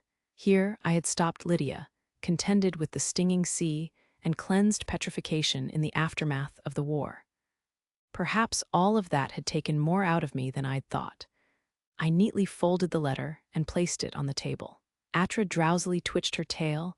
Perhaps she was having a pleasant dream. I chuckled at her antics as I stepped out into the hallway. The door had been left open, presumably so that I could visit Mr. Allen next door as soon as I woke up. While I took in the sublime harmony of water and insect song, a thought struck me. Could this be my chance to see Mr. Allen in his sleep? I leaned my hand on a window frame and shook my head to clear it. Since Stella. WH, what's gotten into you? TH, that's hardly appropriate behavior for, I felt for nearby Mana. Although Lily had been on duty here for the past several days, I didn't sense her presence. So after a few moments of silent deliberation, I made up my mind and strode toward the sick room next door to mine. Since stop. This isn't right, Stella, my inner angel pleaded. If you go through with this, then now, Stella. My inner devil interrupted, stifling her. Such golden opportunities to see Mr. Allen sleeping don't grow on trees. I only wanted a peek. Mr. Allen's door was open too. Stealthily, I peered inside. It was empty. The Mana lamp on his round bedside table cast a warm light on notebooks and antique tomes. I entered and approached. Out of the corner of my eye, I glimpsed folded laundry on a shelf, and a low gasp escaped me. My attention was riveted to one of the white shirts that Mr. Allen always wore. When I stretched out a trembling hand toward it, my inner angel and devil erupted into another argument. Don't be rash, Stella. It's now or never, Stella. Once again, the devil triumphed. Hugging the shirt and giggling, I reflected that I was most certainly not cut out for sainthood. Yet what a simple woman I was. This one little act filled me with joy. Then I recalled Karen mentioning that she used these shirts as sleepwear when she spent a night at Mr. Allen's lodgings in the royal capital. She called it her sisterly duty. I gasped again and cast a furtive glance around. I was alone. But even so, as I struggled with myself, my inner angel and devil emerged for a third time. Put it on, they cried in unison. I slipped into the shirt. It was so much bigger than I'd imagined. My cheeks burned even hotter at this fresh reminder that Mr. Allen was a man. Glowing Mana escaped me. I had just gripped both sleeves and was about to bury my face in them when, Stella. To my shock and alarm, Mr. Allen stood in the doorway, dressed in his pajamas and carrying a tray. Well, that is, you see, I babbled, feeling myself blush furiously. Wearing this is just so calming that, to my dismay, I'd let the truth slip out. What a disaster. Oh, if only I could turn back time. A chuckle interrupted my mortification. I looked up to see Mr. Allen coming toward me. Lydia and Karen say the same thing, he remarked. The night air is chilly, so by all means, wear that in lieu of a jacket. Are you feeling all right? You seem to be experiencing a slight Mana surge. I'm quite all. Before I could finish speaking, a breeze blew in through the window and made me sneeze. How will I ever live this down? I was just thinking of brewing hot tea, Mr. Allen said, as if nothing had occurred. Have a seat.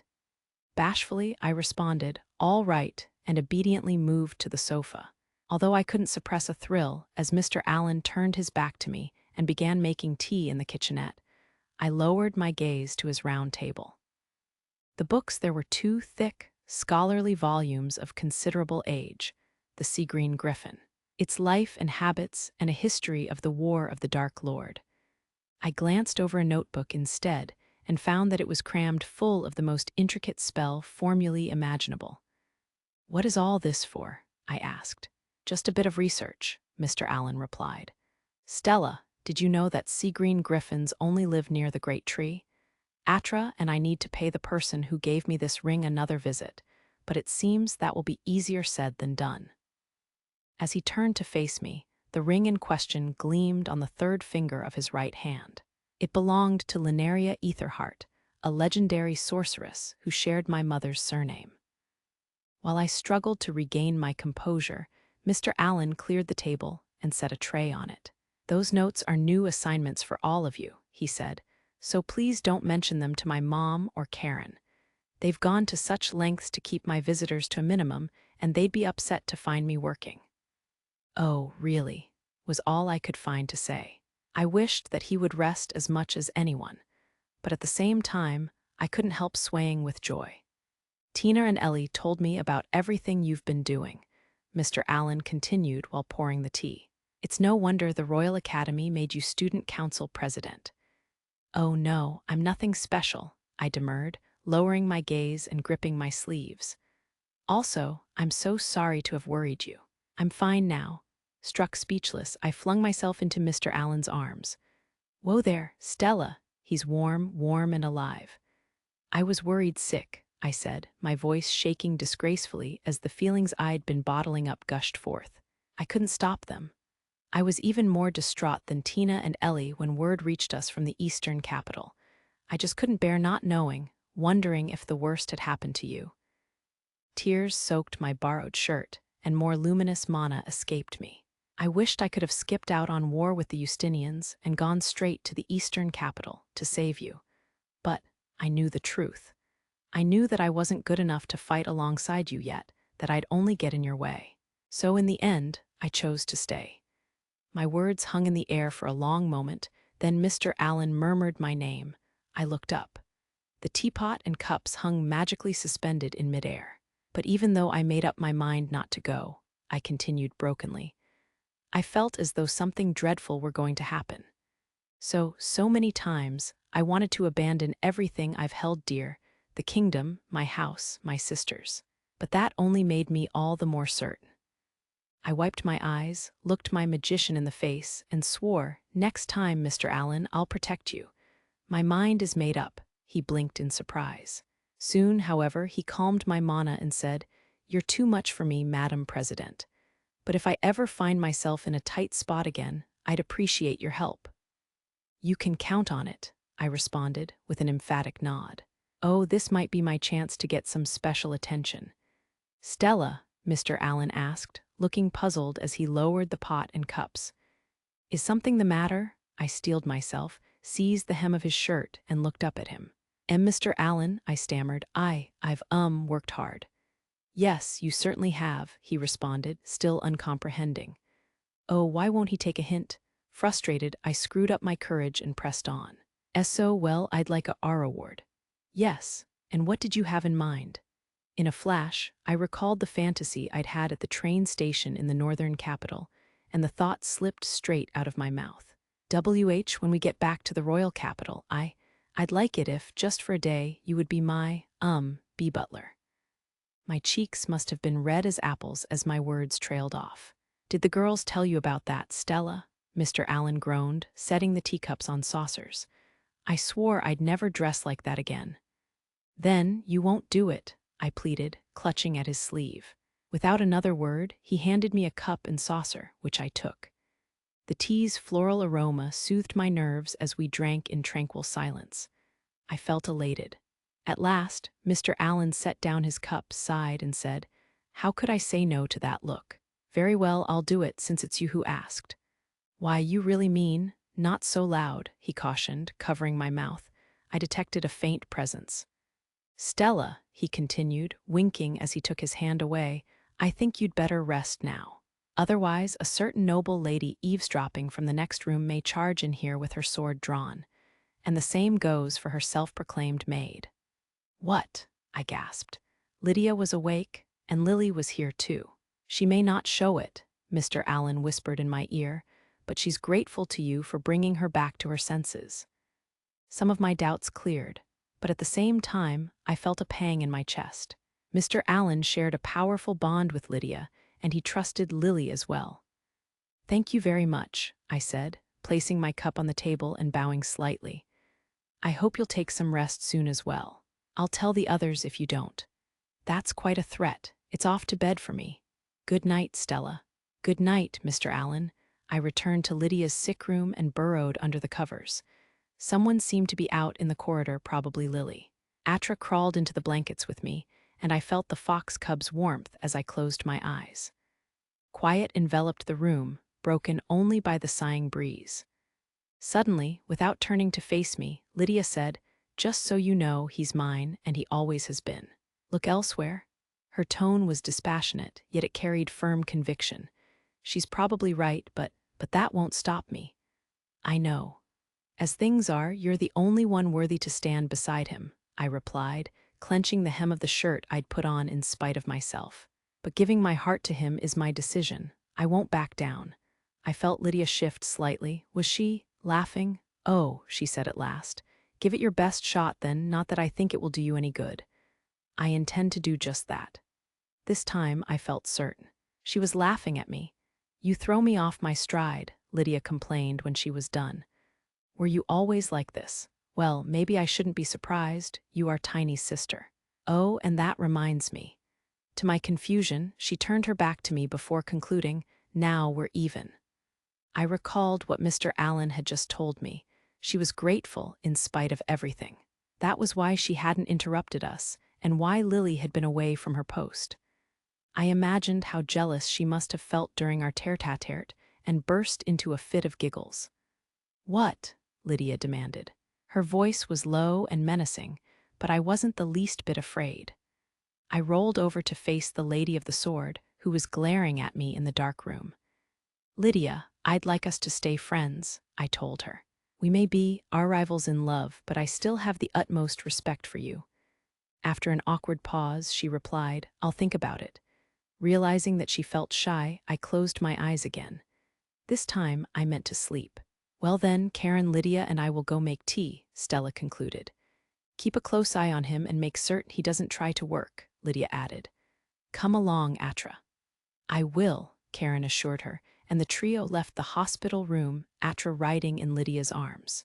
I couldn't help noticing that both young ladies wore my white shirts over their sleepwear, and I wondered if I would ever get those back.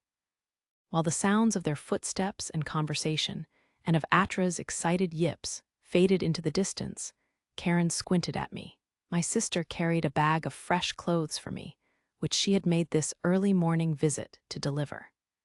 And because she and the girls would be joining in the reconstruction effort again later, she wore her Royal Academy uniform. A floral demisprite military beret perched on her head, and a dagger hung at her hip in a pale violet sheath. What did you say to Stella? She demanded. And why is she wearing one of your shirts? I slowly broke eye contact, noting that the round table near the couch was cluttered with papers, notebooks, envelopes, and pens. We only had a little chat yesterday evening, I replied. The shirt she refuses to give back. Karen let out an unhappy groan and deposited her burden on the couch. A pleasant, early summer breeze wafted in through the window. Far overhead, a flock of sea-green griffins circled. Alan, stand up, my sister quietly insisted. I rose, and she circled around behind me. A stunned exclamation escaped my lips as she draped my old sorcerer's robe about my shoulders. It was as good as new, although I had last seen it in tatters. Mom and I mended it together, Karen said, letting her head fall against my back. I'm glad it fits you perfectly. I see, I responded slowly. Helping to rebuild the city all day must have kept them both busy enough without taking on more projects. Karen pressed her head harder against my back and clutched the hem of my robe. Lydia and Stella have all the luck, she wheedled. I want to speak with you about so much too, and don't forget you're my big brother. Karen. I turned around and gave my sister a hug. Peering into her wide eyes, which hadn't changed since we were children, I said, Don't worry. I'm swamped now, but we'll talk all you like once things calm down. I can't trust you, she whined, burying her face in my chest. But her tail wagged happily, as did the ear poking out from under her beret. You always say that, but you never stop being busy. By the way, Karen, have you given up on finding your school beret? Yes, she replied. I got this one from Chieftain Chai's Glenbassid. A present from the flower sage, the great sorceress who led the demisprites and had served as one of 4 squad leaders under the legendary Shooting Star.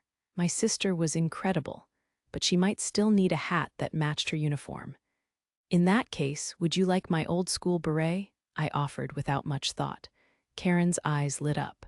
You'd give me yours? She asked as her ears and tail picked up speed. I'll give it to you once we're back in the royal capital. It's still in good shape. Of course, if you prefer a new one, it has to be yours, she interrupted. Please sit down. I took a seat on the couch. Karen immediately sat beside me and plunked her head down on my shoulder. If you insist, she said rapidly, then I'll assume sisterly responsibility for your old school beret. To my great relief, her mood seemed to have improved. Restoration work around the city is proceeding at a steady pace. She continued in a somewhat more somber tone. Stella and the headmaster cleansed all the lingering petrification, and most of the streets and bridges are usable again. Human support has been enthusiastic too. She paused then. I guess we weren't the only ones who found strength in the great tree. I never realized that. The humans care for it too, I mused. Well, what do you know? The rebellion had been a catastrophe, but I hoped that it would lead to stronger bonds between beast folk and humans, bonds that would prevent tragedies like what had befallen Karen's and my childhood friend Atra. I hear that the 3 dukes in the royal capital are hurrying to repair train tracks and communication networks between there and here. Lydia demolished them. Yes, Lily told me. What is Lisa up to? While teetering on the brink of becoming a devil, Lydia had apparently laid waste to quite a lot on her way to the eastern capital. Yet her rampage had caused not a single fatality. She must have remembered how emphatic, perhaps excessively, so I had been on that point. Lisa is staying at our house, Karen reported. The council is still deadlocked, and we're no closer to finding the traitor chieftains, Nishiki of the Ape Clan and Yono of the Rat Clan. Tonri and his cronies are under house arrest. They sent that false message to Newtown because they hoped they'd get titles out of it. A note of anger entered Karen's voice and lightning crackled as she delivered this last item. But after a pat on the head from me, her mana began to settle. Oh, she added hesitantly, and about Deep Violet and the Radiant Shield Dagger. Didn't you return the former to Gil? I asked, puzzled. The enchanted halberd Deep Violet and the potent lightning magic it contained had belonged to generations of Algren dukes. The hero, Alice Alvern, had discovered it in the ruins of the Algren mansion and entrusted it to Karen after they had put a stop to Lydia's rampage. I had since asked her to return it to Duke Algren's 4th son, Gil Algren, who had been Lydia's and my underclassman at the university. He wouldn't accept it. Lisa is holding on to it for now, along with the dagger. That pig-headed dolt, I cursed. Gil was probably still beating himself up for attacking me. Once I was out of the hospital, I would need to have a word with him. He was too conscientious for his own good. While I was making plans, Karen's attention wandered to a letter on the table.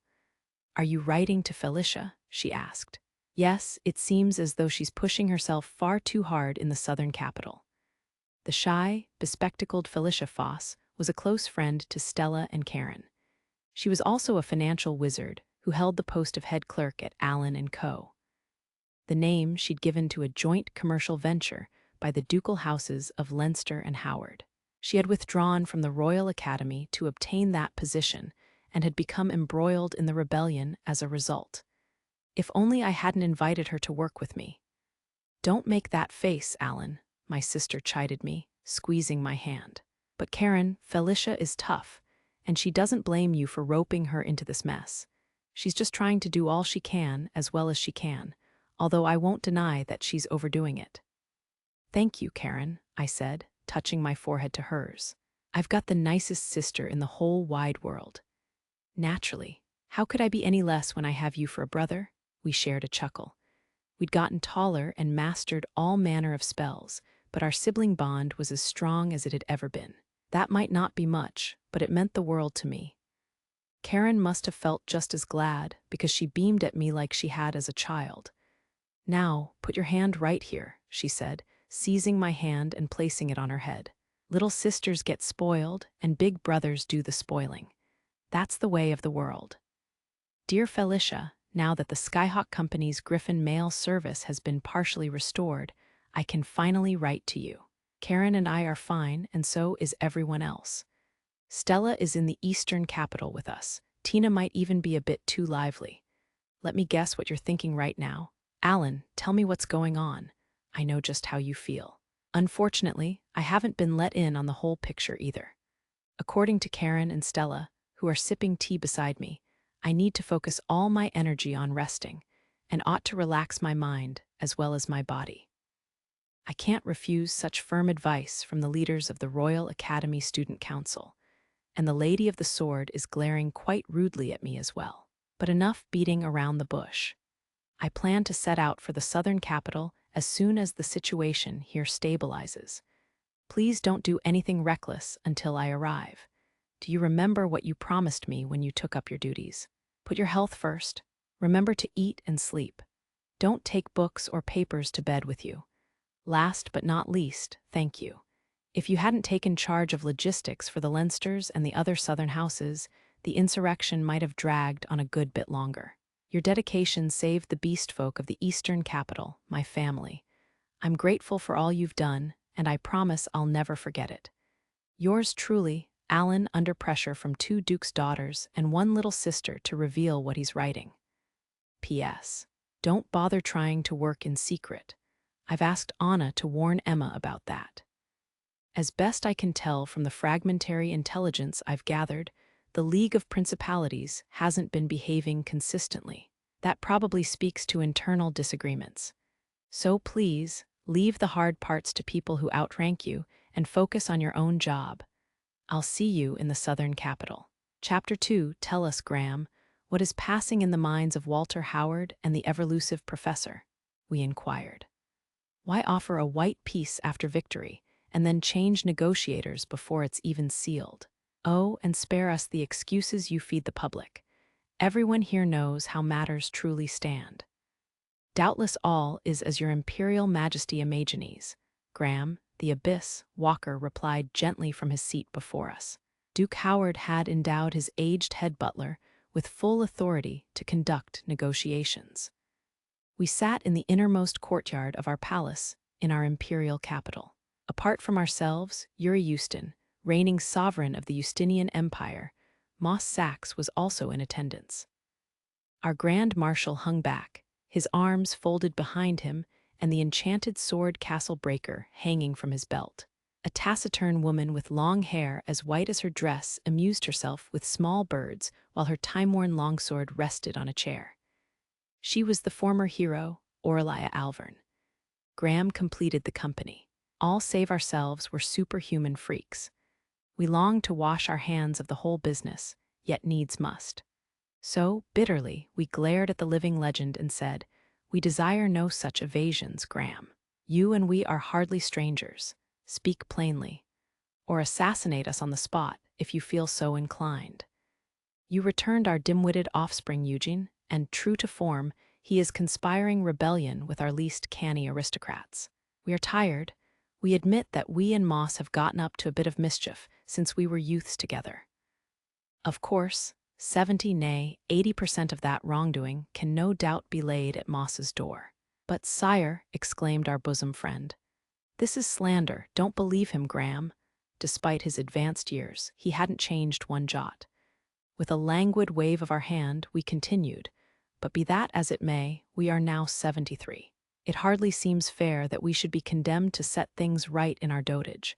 If you feel for our plight, do not hesitate to strike at our thin and feeble throat." "But, sire," our Grand Marshal interjected, "your neck is plump as can be." "Oh, be silent, Moss," we snapped. "Give us some peace." Out of the corner of our eye, we glimpsed a little bird fly away. "Your Imperial Majesty jests," Graham demurred with impeccable decorum. "I would never dream of turning my hands against a descendant of the Archer, one of the renowned saviors who brought an end to the Continental War." By all accounts, the first Justinian ruler was a fearsome marksman, capable of shooting the very stars from the sky. We had earned something of a reputation as a bowman in our younger days, yet. "Any virtue in our blood is long since exhausted," we replied, chuckling at our own pretensions. "Yana is the only one of us left who might acquit herself well in a real battle." Her Imperial Highness Princess Yana Euston and Master Huss Sachs are currently taking their leisure in our northern capital, as your Imperial Majesty requested, Graham informed us. "I am told that they've quite enjoyed sightseeing excursions in recent days." We sniffed loudly. Our southern army had met the kingdom's forces, under the command of Duke Howard, in battle at Rossley in southern Galwa, once an imperial province and later a site of our humiliation.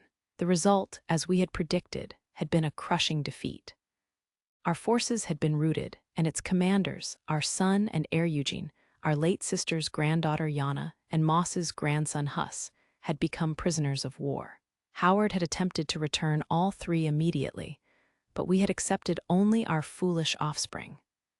"Graham Walker," we commanded, straightening in our seat, "Emperor Yuri Euston is asking you a question." "Speak your mind," the old retainer nodded and proffered us a letter. Its back bore the Howard seal. "You may find this enlightening, sire," he said. Carelessly, we tore it open and ran our eyes over its contents. What is the meaning of this?" we demanded when we were master of ourselves again. "I don't quite follow you, sire," Graham responded. "Our army lost so miserably that future historians will lambaste us for it.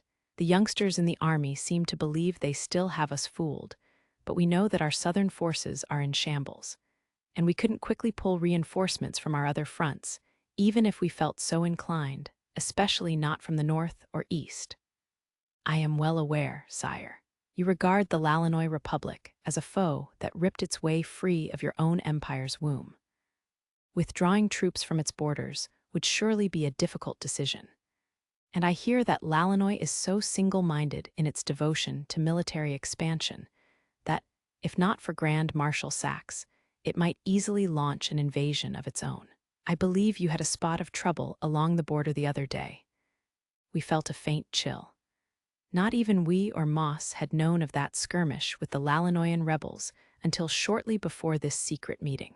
"Therefore," the butler continued, sipping his tea, "I regret to inform you, sire, that my liege lord Walter Howard could take his pick of your southern lands if he so chose.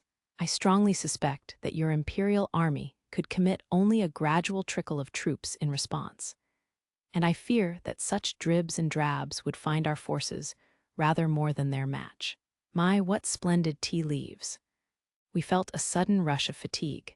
Geographically, our empire had no choice but to station the bulk of our troops along the rebel Lalinoian border. Our people overvalued armies that had not seen a major war in the past century. The fools, our crown prince among them, had trusted the Algrin's honeyed words, although that house had nearly doomed humanity during the War of the Dark Lord, and the detestable Church of the Holy Spirit had put them up to it. Meanwhile, our thoroughly corrupt bureaucrats sought to exploit our old age and failing health, focused only on profiting from their positions. The wise learned from history and never ceased to apply themselves. Fools scorned history and rested on their laurels, drunk on ego and overweening pride. Small wonder that victory eluded us. "We are aware," we replied at last. "Our defeat is assured so long as we cannot commit Moss and our main army to the fight. Hence our confusion. Why? What makes Duke Howard so desperate for a white peace?" And we placed the letter we had been given on the table. It consisted of a single, simple sentence. The zealots of the Holy Spirit must be purged. Why do Duke Howard, the professor, and your whole kingdom perceive them as such a grave threat? We pressed Graham. Your empire, the League of Principalities, the knightdom of the Holy Spirit, and even the Lalinois Republic took the recent insurrection as a signal to intervene in our affairs. The butler replied. And one factor links them all. That pestilential church, we mused slowly. Moss. I shall cleanse the army with all haste, sire, our Grand Marshal swiftly responded. Those nitwits couldn't open their mouths without babbling that the Holy Spirit wills something or other. Could they truly have, then, we realized. The Eustinian Empire, the Wainwright Kingdom, and the League of Principalities were the greatest powers on the continent, and all four, counting Lalina, had been dancing to the church's tune. If someone had planned all this before the war, no, the idea was absurd. No mere mortal could perform such a feat. "Aurelia," we inquired, turning to the white-haired beauty who had held her tongue throughout the discussion thus far, "have you anything to add concerning this peace?" "An Alvern does not involve herself in mortal quarrels," she replied in a voice practically devoid of emotion. "Storms may buffet the empire, but we shall do only our duty. The current hero, who is away in the east, would say the same." We scowled, discomfited. The Alverns were a house of heroes. It could rain blood in the imperial capital, and they still wouldn't lift a finger. Thoroughly fed up with the whole business, we looked out at our courtyard, from which the brief summer was already departing. "We accept your terms," we informed Graham. "Should civil turmoil trouble our empire in the near future, however, we would thank you not to intervene." "I understand, sire. I shall certainly make your wishes known to my master," the butler replied, with a reverent bow. He was no fun at all. Suddenly, we recalled one of Moss's reports. The kingdom, it seemed, had witnessed the birth of a new legend during its recent rebellion, and the Howards sought knowledge of the great spells. "Actually, we would like to request one alteration," we said. Graham narrowed his eyes. "And what would that be, sire?" We sensed Moss shift into a combat stance behind us as we replied. "We wish to cede Shiki on the border of Galwa to the kingdom." "Sire, enough," we interjected, cutting Graham's protest short. "We know that a bald request will not convince you." Shiki was largely a land of dense forest, sparsely populated by an ethnic minority and boasting no resources to speak of. Ceding it would not lessen our empire's might in the slightest, yet it would provide our disloyal subjects with a perfect casus belli, such as they were loath to part with so much as a smidgen of our soil. We could safely regard all who objected as our enemies. At the same time, vacating our borders with the Duchy of Howard, which was fast becoming a burden, would buy us time to set the South in order. Government demanded gold, time, and effort, and while the Howards occupied themselves ruling their new province, we would revolutionize our empire. Once we had secured our footing, our heirs would challenge the Howards once more. Naturally, these machinations were not lost on Graham, but we had a bit of family history up our sleeve. "Shiki," we informed him, "is the land where our ancestors shot down Falling Star. If you seek the great spells, it may furnish you with a clue." "Indeed," the abyss arched one eyebrow, evidently taken aback. After a brief silence, he responded, "I cannot answer now. Would you consent to prolonging these negotiations, sire?" "Very well." Despite its place in legend, a thorough investigation of Shiki had assured us that it contained nothing of value. If the Howards took it, so much the better. If not, we could make use of it as leverage in further negotiations. "Graham," we said, resting our corpulent frame against the back of our seat. "Yes, sire. How would you like to work for our empire? We'll increase your salary too, no, tenfold, and create you any title of your choice short of elevating you into our imperial house." "I respectfully decline," the butler replied. "Besides, sire, you are tempting the wrong man." In spite of ourselves, we turned to exchange a look with Moss. Even Aurelia seemed startled for once. "Ha," we scoffed. "You're the backbone of the Howards. Men of a higher caliber could hardly—" The eyes of Graham, the abyss walker, were not smiling. "Who is this freak of nature?" we demanded, scowling. "We are not long for this world. Give us something to remember you by." We take it that this involves the rumored wielder of a new supreme spell. "Do you refer to the Howard saint, supposed to have slain a skeletal dragon and purified Rossley?" "I cannot name names, but we are all deeply in this person's debt. So deeply, in fact, that lands would be small recompense. I trust, sire, that you have heard of Her Highness Lady Tina Howard." "The girl without magical aptitude?" we inquired slowly. "Supreme magic is now hers to command." Moss groaned. Aurelia's eyes narrowed a fraction. In our mind, dots began to connect, and they formed a picture of this new champion who had risen in the midst of rebellion. "We see," we said at last, sighing heavily. "This explains much. However, Graham, you have made one miscalculation." "You don't say, sire, and what, pray tell, might that be?" "You know that as well as we do," we chuckled. "The Howards had won continental fame for their shining feats of arms in the War of the Dark Lord, and in this recent campaign, they had made it known that they were still the gods of war. If they felt such an obligation to this person, then conceal the name if you like, as with the legends of the past, it will be on tongues throughout the continent in due time. We need only live long enough to hear it, and in the meantime, we shall give our empire a good spring cleaning." Light day marked 1 week since the start of my hospital stay. I felt much recovered, ready to leave at any time. And yet, I can't seem to get permission, I grumbled, sitting on a roofed wooden bench in the spacious courtyard garden. People seemed convinced that I would work myself to the bone. I laid down my pen on the table and stretched. Verdant foliage mitigated the summer heat, and the profusion of blooming flowers soothed my mind. It was a tranquil afternoon. Stella, whose hospital stay had been prolonged due to the unexplained growth of her mana and the ill health that accompanied it, had gone to fetch drinks with Lydia. Atra had become quite taken with her and followed everywhere she went. Although her condition worried me, I thought that taking some time out like this occasionally might do her good. "Is something worrying you, Alan?" A lilting voice intruded on my thoughts. "Here, I brought you a fresh notebook." "Thank you, Lily," I replied. "Don't mention it. After all, I'm a maid." She sat down directly across from me and pored over my notes with great interest. "Are these assignments for the young ladies?" "Right in one. Everyone keeps telling me to rest. My parents won't even visit for fear of disturbing me, and my other callers are kept to a minimum. So I have more time on my hands than I know what to do with. And my students are such fast learners that I'm running out of exercises for them." At present, I was tutoring 4 girls, Tina, Ellie, Lynn, and Stella, all of whom had solved every problem in the notebooks that I'd given them before the outbreak of rebellion. Although their growth thrilled me, I would be a laughingstock if I failed to keep pace with them. Lily rested one elbow on the table and her chin in her hand. "That must be so hard on you," she commiserated. "By the way, I'd love to update my spells too. Were you even listening?" I asked wearily. "And in any case, you're already more than a match for me."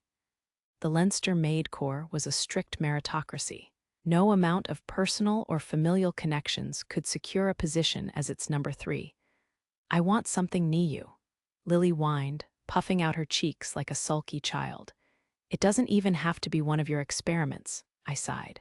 "Oh, very well." With a wave of my right hand, I deployed the current iteration of my fundamental spell formula. Lily ran her eyes over it, and a grin soon spread across her face. "Thanks so much. I'll try it out later." "Please do. I think it's a significant improvement on what I was casting 5 years ago." "I'll bet," Lily giggled with exuberance. "You know, you're the only one who's mastered my formulae as is. Not even Lydia or our schoolmates from the university have managed that." My spell formulae differed from the norm in that they left considerable blank space for the elementals to work in. As a result, they were somewhat less stable than their conventional counterparts and required adjustments to suit each individual caster. Lydia, our former underclassman Tito, and even Ellie, who was probably the closest to me in terms of magical control, were no exceptions. Only this maid, who had already started practicing spells while I watched, could cast my formulae without modification, and I had no idea why.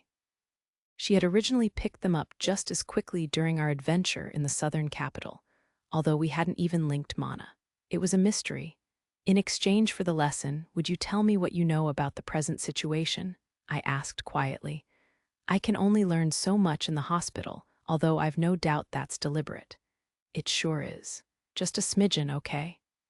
Lily assumed her number 3 face and continued.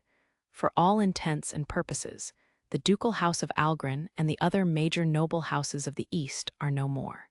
Without the protection they provided, the Maid Corps' second in command, and the Shooting Star Brigade can't afford to leave the eastern border." No wonder Lily was the only ranking maid I'd seen. Although the rebellion had been put down, problems evidently still abounded. "Have the Knights of the Holy Spirit made any moves?" "None. They've stationed troops, but we haven't heard a peep from them otherwise." "And did you remain here as a bodyguard as well as a caretaker?" I asked earnestly, dismissing my spell formula. Lily hadn't left the hospital once during our stay, meaning that she had most likely been assigned as Lydia's personal protector. The maid propped up her chin with her other hand as well. "Absolutely," she cheerily confirmed. "I was just sick with worry, so I volunteered for the job." "Well, her mana still hasn't recovered, so I can't blame you." Lydia's condition hadn't changed and showed no sign of improvement. I could understand why Lisa would feel nervous. Lily continued to stare at me, her expression unaltered. I reached out to her hair. "Alan," she asked. "Your hair clip is crooked," I explained. "There. That's better." Lily blinked in surprise, then began swaying happily. "Thanks so much," she exclaimed, with a musical laugh. I couldn't suppress a smile of my own as I steered the conversation back to more serious matters. I'm still amazed that the ducal house of Lebufera and the other Western houses joined the war. And even more so that legends like the Emerald Gale and the Flower Sage returned to the front lines. The Lebuferas and their vassals had spent the past 2 centuries staring down the Demon folk across Blood River. Under normal circumstances, they would never even consider marching on campaign. And Letitia Lebufera, the Emerald Gale, had led them 2 generations before the current duke. A seasoned veteran, she had fought in the War of the Dark Lord as a trusted lieutenant of the Wolf Clan champion Shooting Star, and even personally exchanged blows with the conflict's namesake. I'd heard that the beast folk had called her to action by invoking the old pledge left by Shooting Star. Presumably, they had wished for the liberation of the eastern capital. The maid interjected. "Actually, Alan, watch your tongue, Lily," Lydia cut in, matched by Stella's somewhat softer "Lily, no." The two of them had returned with a glass pitcher of fruit juice and several cups, which they placed on the table before seating themselves on either side of me. They wore everyday clothes in scarlet and azure, respectively, which had arrived from the royal capital the day before. Griffin-based shipping must have been gradually returning to normal. I hope that the same holds true for the postal service. "Has my letter reached Felicia yet?" Atra bounded onto Stella's lap in foxcub form and happily plunked herself down. "What a little darling." Lily leaned in close to Lydia and Stella and began a whispered conversation. "Can't I tell him, my ladies? Alan ought to know that they asked the Lebuferas to save him." "Of course not. We should wait for a moment when it will really hit home. Now, what were you two talking about?" Mr. Allen would worry if he knew. "And yes, please fill us in later." "Why, you're both scaring me. What couldn't this highborn trio share with me?" I shot Lydia a curious look, but her expression gave nothing away, and her answering gaze said only, "Pour me a drink." "Have you heard anything else about the war?" I asked Lily while I filled Lydia's juice glass. "Well," the maid replied, "as for the Justinian situation in the north, Lady Stella, I believe we've concluded peace. And since the professor handled the negotiations, I suspect the terms were favorable." With a glance at Lydia, Stella added, "Our most pressing concern might lie ... in the south." "We're handily winning the actual war," her scarlet-haired peer reported nonchalantly. "What else would you expect, with my grandmother commanding the front lines and my grandfather in charge of the rear? We still have Sasha and Felicia at high command too." I had once been fortunate enough to meet Duchess Emerita, Scarlet Heaven, Lindsay Leinster, and Duke Emeritus Lean Leinster in the southern capital. Both had been extraordinary. Add to them Felicia and Lady Sasha Sykes, Richard's fiancée, and I didn't see how the Leinsters could lose this war at home or abroad. "Yet the fighting continues," I murmured, handing Her Highness her glass. "Lydia, it doesn't sound as though Duke Liam will be visiting the eastern capital, does it?" "No. And although the Dark Lord's armies haven't tried anything, the western border is still at half strength, so I suppose Duke Lebufera will return to his own lands soon as well," she replied. "Okay, that's enough doom and gloom. Please rest your mind as well as your body," Stella added, "and I hope you'll do that with me." "Stella," Lydia growled, "you've got some nerve. I spoke from the heart." "Alan," Lily chimed in, "about that formula you showed me, wait your turn," her fellow noblewomen snapped in unison. The courtyard abruptly became much noisier. If 3 of them were this rambunctious, I would have my hands full once we left the hospital. Between the depletion of Lydia's mana, the irregularity of Stella's, and Gil's future, the demands on my attention kept multiplying. But wasn't that always the case? At long last, I had returned to normalcy. I reflected as I rested my head in one hand and watched their highnesses go at it. "I'd say that about does it. Wouldn't you, Stella?" "Yes, Lydia, I would." "Lily, fetch the coats." "Coming right up. Stop that, Mr. Allen. Hold still now." Resignedly, I groaned. "Have it your way, then." It was the next evening, and no sooner had the elven head physician finally granted me permission to end my hospital stay than Lydia, Stella, and Lily had turned me into a dress-up doll in my own sick room. At such times, resistance only made things worse. Lydia and Stella had received permission to leave as well. That said, neither one of them was yet fully. "What are you brooding about?" my partner demanded, derailing my train of thought with a pinch on the cheek. "I can't help it," I protested. "You and Stella are still. That doesn't matter. After all," Lydia touched her forehead to mine, eliciting a startled cry from Stella and an excited squeal from Lily. "I have you. Well, am I wrong?" After a moment of stunned silence, I mumbled, "Oh, no. Answer promptly." Lydia." Stella intervened before I could find anything more to say. "We ought to get changed too." "True," Lydia admitted, stepping away from me. "Lily, help us dress." "Sure thing," the maid responded. Mr. Allen," Stella added, looking up at me. Then, almost inaudibly, I'd also." "Stella," I replied, staring back while I waited for her to continue. The student council president's face reddened before my eyes. Then she grabbed my sleeve and stammered. That is, oh, don't dawdle, Stella," Lydia snapped from out in the hallway. "All right, well then, Mr. Allen, I'll be right back."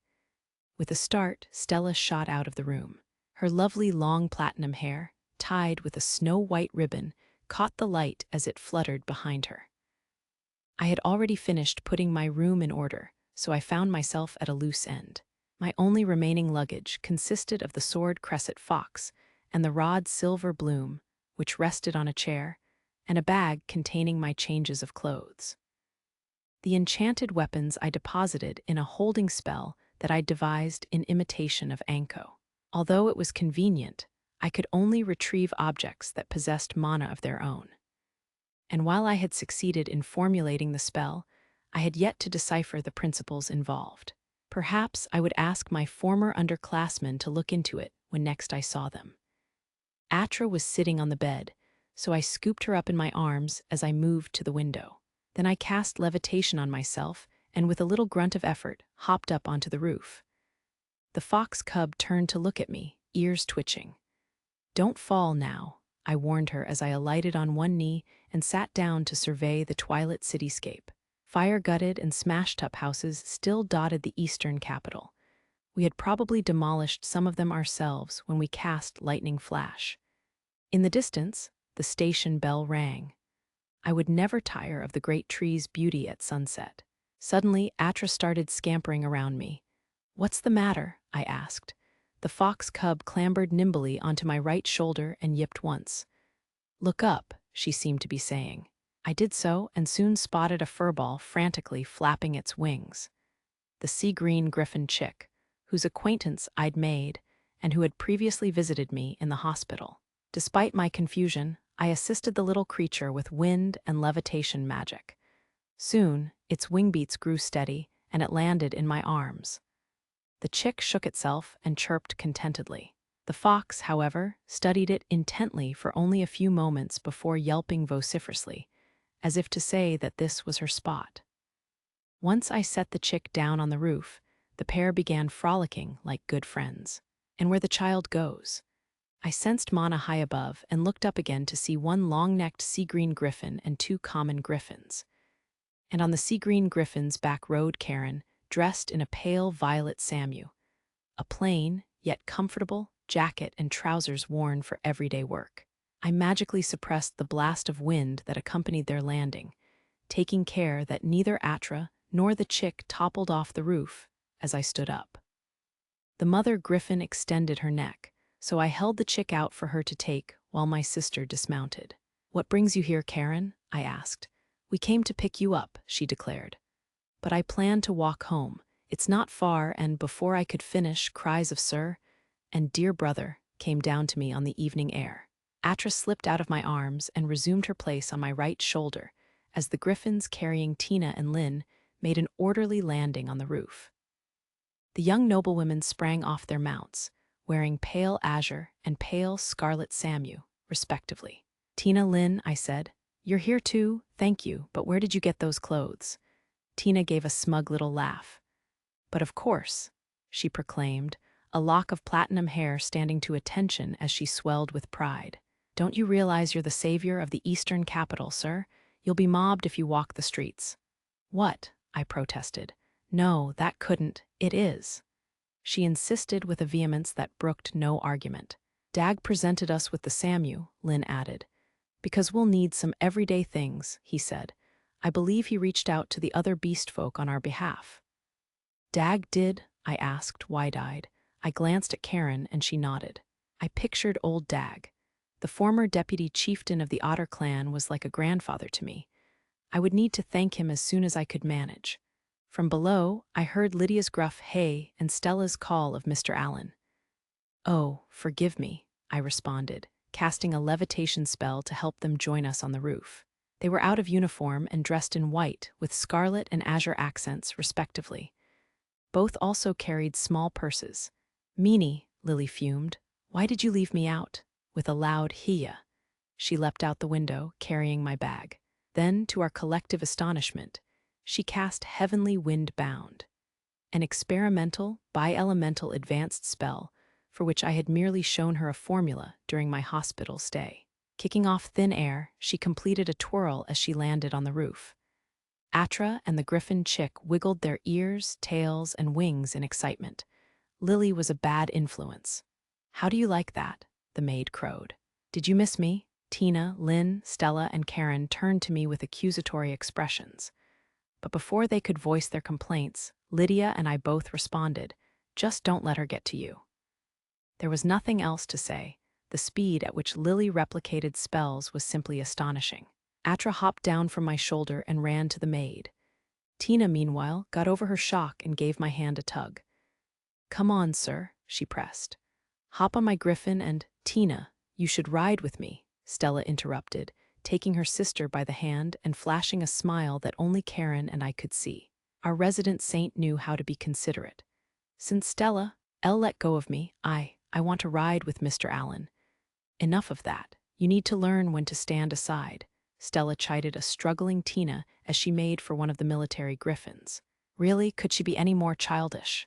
Lynn nervously cleared her throat and continued, Dear brother, if you would accompany M." "Lynn, we're leaving," Lydia announced. Dear sister." But I hope to ride with my dear brother," Lynn wailed as she was dragged off by the hand. She always picks tea times like this to act mature," Karen muttered. Lydia was quite fond of her. After slapping her own cheeks, my sister turned to me with perfect composure and said, "Now, let's go, Alan. Don't let go of me during the ride." Perhaps I could sit in front of Alan," Karen repeated, enunciating each syllable as she took a step closer and stood on tiptoe. Our noses seemed in danger of colliding. "I didn't quite hear you." I raised my hands in token of surrender and replied, "Yes, ma'am." Against my adorable little sister, I stood no chance of victory. "Alan, I'll walk with Atra," Lily called, her hand in the air. She had perched the fox cub on top of her own head. "I want to try out my new spell." "Are you sure you wouldn't prefer to ride?" I asked, provoking a sharp Alan and an even sharper glare from Karen. "Oof, see you later. Ready or not, Atra, here we go." The maid cried as, with a surge of mana and a lilting laugh, she took a great leap off the hospital. Then she was bounding from rooftop to rooftop, covering distance at an incredible pace and seemingly unbothered by the spell's terrible mana efficiency. Karen leaned her head on my shoulder and murmured, "I never know what to make of Lily." "Neither do I admitted, "but I know her heart is in the right place." A sudden gust buffeted us as the two military griffins took off and began circling as they gained altitude. I gave my sister's head a pat. "Shall we join them?" "Yes, let's go, Alan." Even from the air, it was obvious that the Beast Folk district of Old Town, where my family lived, had suffered considerable damage. I was gloomily wondering how long it would take to rebuild when Karen turned to me excitedly and announced, "We're almost there." Thanks to wind magic, we had no difficulty hearing each other. "Yes," I agreed, hugging the fluffy chick. Our home was soon in sight, looking not much worse for wear. Karen and I had fought church inquisitors there on the first day of the insurrection, but even the holes left by that encounter seemed to have been patched up. A large table, at least a dozen chairs, and an iron griddle rested in the spacious inner courtyard. The Leinster maids who had remained in the city were darting to and fro among them. I spotted Anna, but my parents, Lisa, and Ellie were nowhere in sight. Lydia and Stella had already landed their griffins, and Lily had arrived ahead of us as well. How had she traveled so quickly? In the meantime, the mother griffin flapped her wings and gently touched down. She even made a point of crouching so that we could dismount more easily. I deposited her chick on her back, and Karen and I both thanked her before alighting onto the ground. The fox cub immediately leapt at me. "Whoa there, Atra," I exclaimed. "Did you enjoy your walk?" She nuzzled her head against me, which I took as a yes. Then, having made her report, she clambered aboard the mother griffin and began playing with the chick. Tina and Lynn approached, waving their hands. "Sir, dear brother, now what have we here?" I surveyed the garden courtyard. Sumptuous dishes covered the table, interspersed with various drinks in glass bottles, and the maids were still working with lively enthusiasm. My voice came out somewhat strained as I murmured, "What on earth?" "You have to ask," Karen replied, snuggling up to me. "We're celebrating your recovery," Tina announced proudly. "My dear mother and yours have outdone themselves," added Lynn.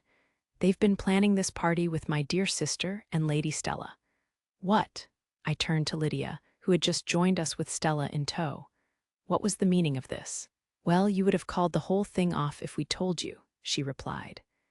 "You know, Mr. Allen, the original plan called for something far grander," Stella chimed in.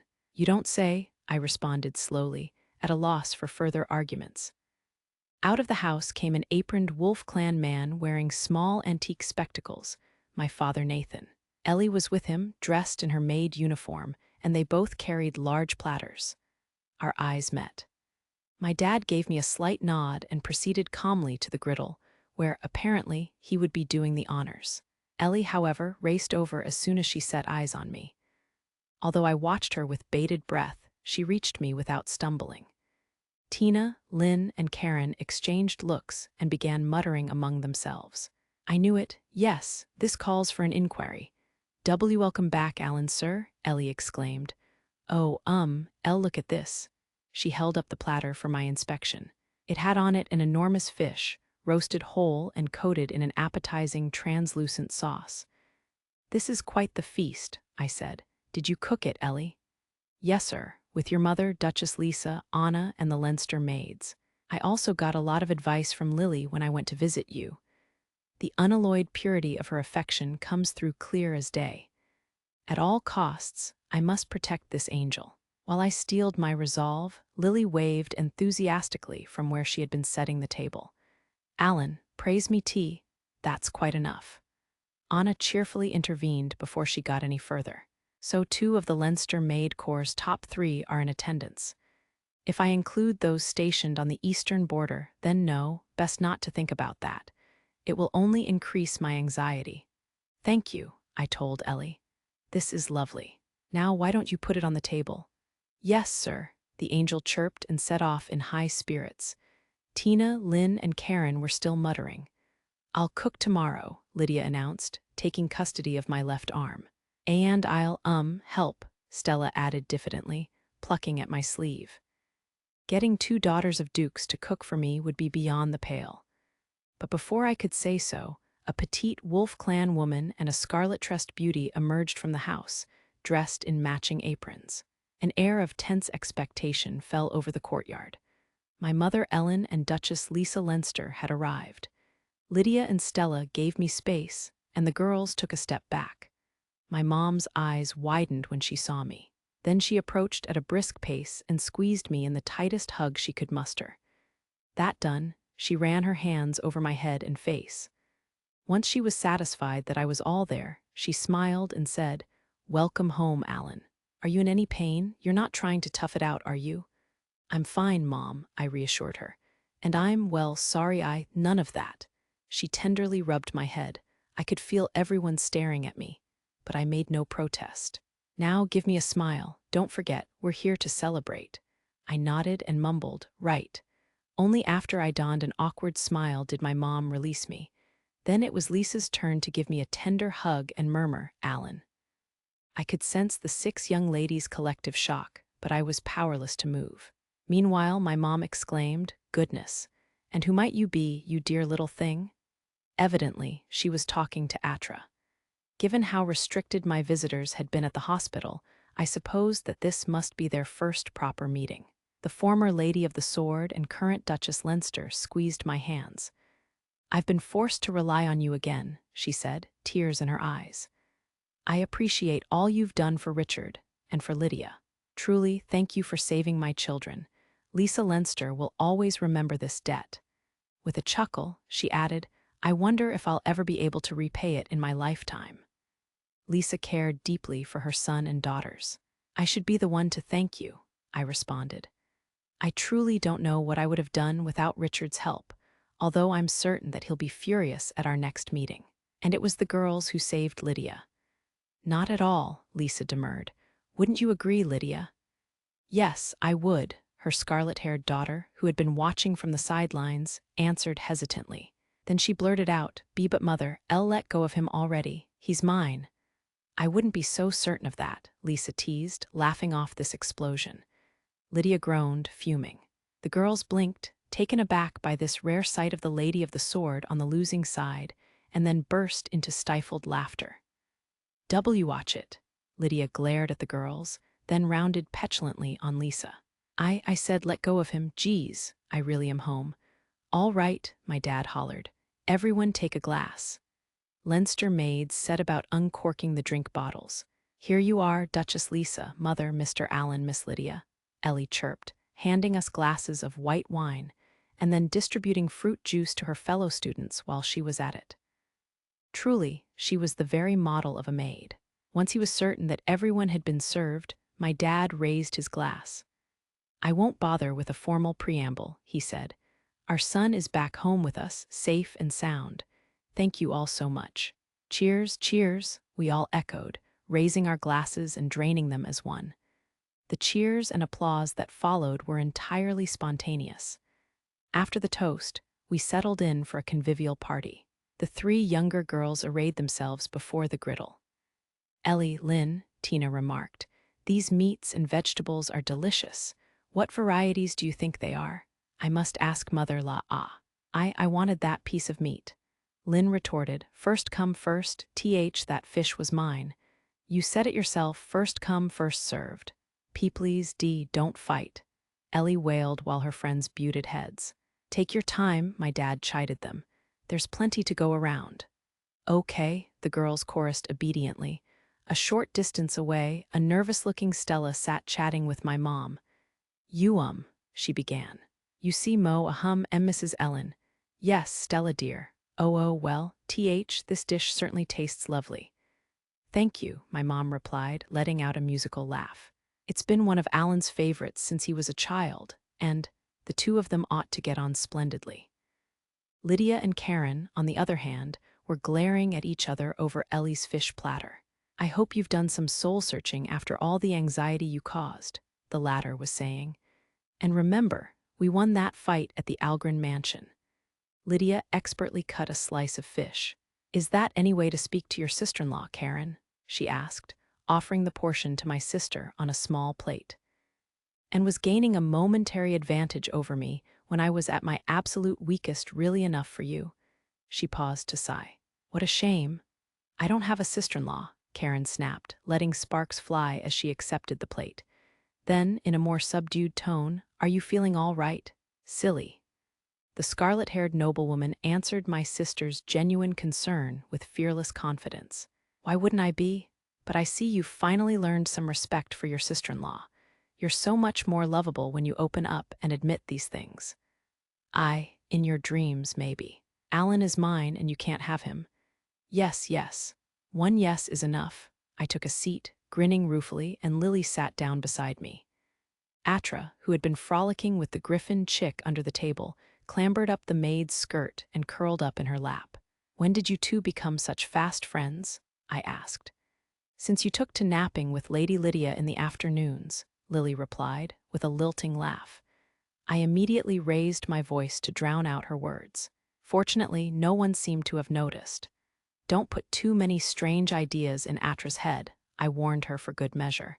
And what's that supposed to mean? Lily fumed. Exactly what it sounds.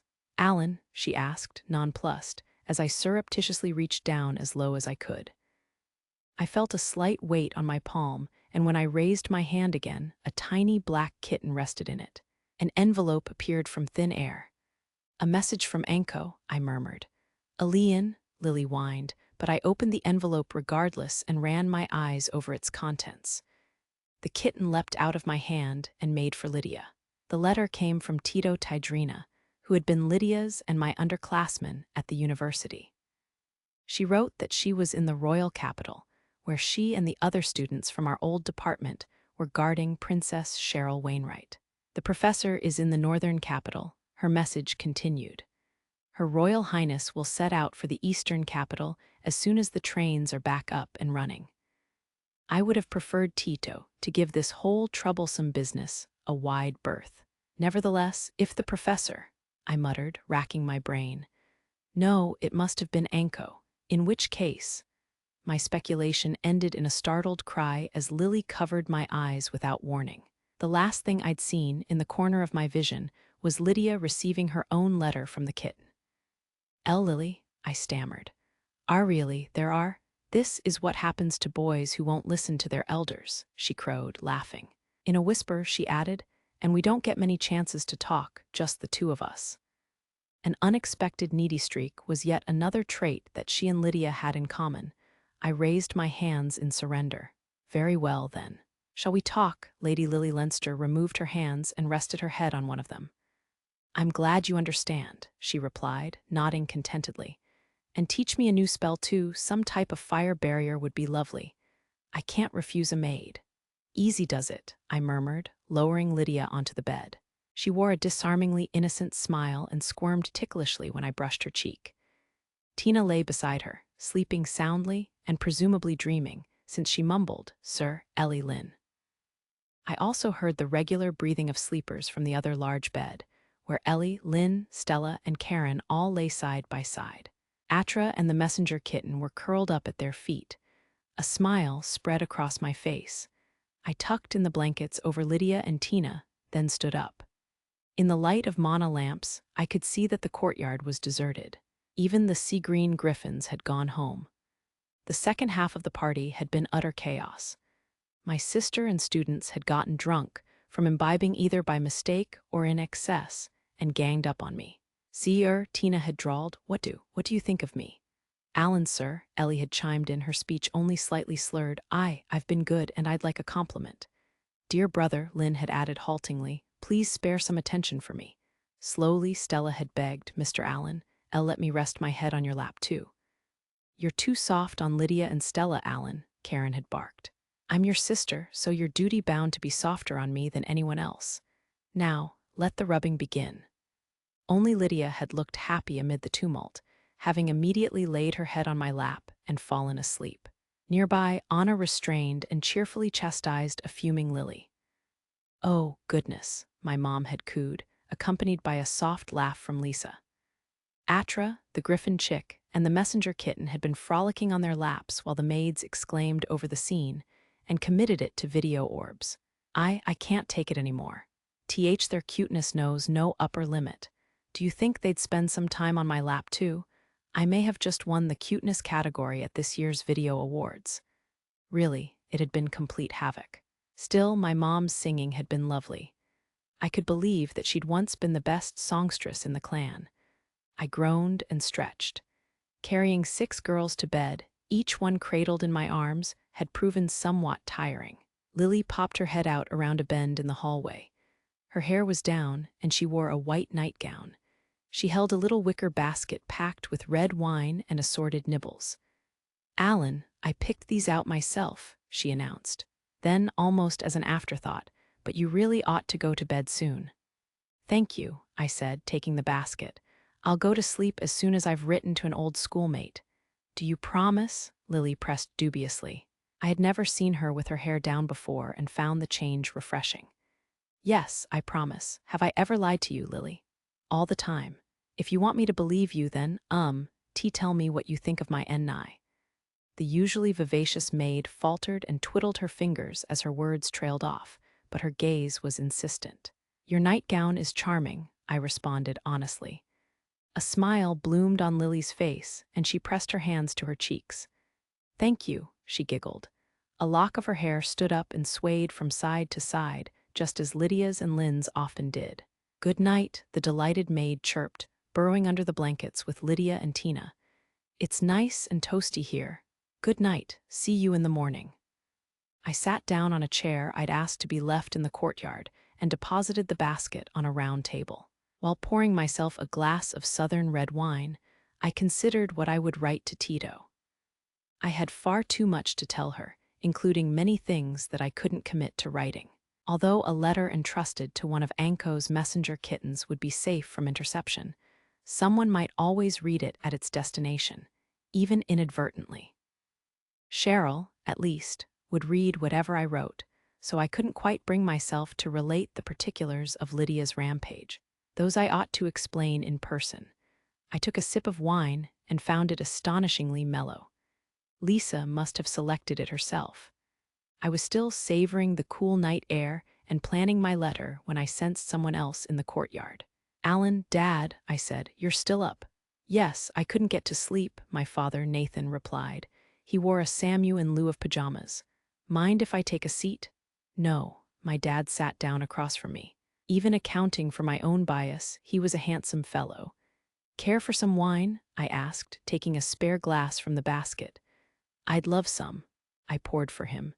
Then we clinked glasses in a toast. I'd lost count of how many I had drunk this evening. After taking a sip, my dad stared at me in silence. "Is there something on my face?" I asked, puzzled. But I felt nothing when I ran a hand over my mouth and cheeks. "I was just thinking that my dreams come true," he replied, with a wistful smile. "I've always wanted to share a drink with you, just the two of us." I looked away, too embarrassed to answer. To divert myself, I picked up a pen and twirled it. "Were you writing a letter to someone?" my dad asked. "Oh, yes, to a friend from the university," I replied, "but I can't seem to decide quite what to write." "It happens. Sleep on it and the right words will come to you." Slowly, I asked, "Are you speaking from experience?" "I used to write to Ellen all the time." My parents said that they used to travel all over the continent. Then they had found me and settled in the eastern capital. But I dimly remembered my dad leaving on a number of long trips even after he had become a magical artificer. "Oh, that reminds me. Dad, can you repair clockwork? Lydia's pocket watch seems to be out of sorts." "The girl with the long scarlet hair, Lily, I think, asked me the same thing earlier," he replied. "Why not let me take a look at yours while I'm at it?" She asked me a lot of questions about magical devices as well. She's a nice girl with a good head on her shoulders. "You don't say?" I responded, reflecting that I had better not mention that he had been speaking to Lady Lily Leinster. We sipped our wine and snacked on cheese and toasted beans without speaking, but the silence was comfortable, not awkward. A faint breeze rustled the trees. Summer would be ending soon.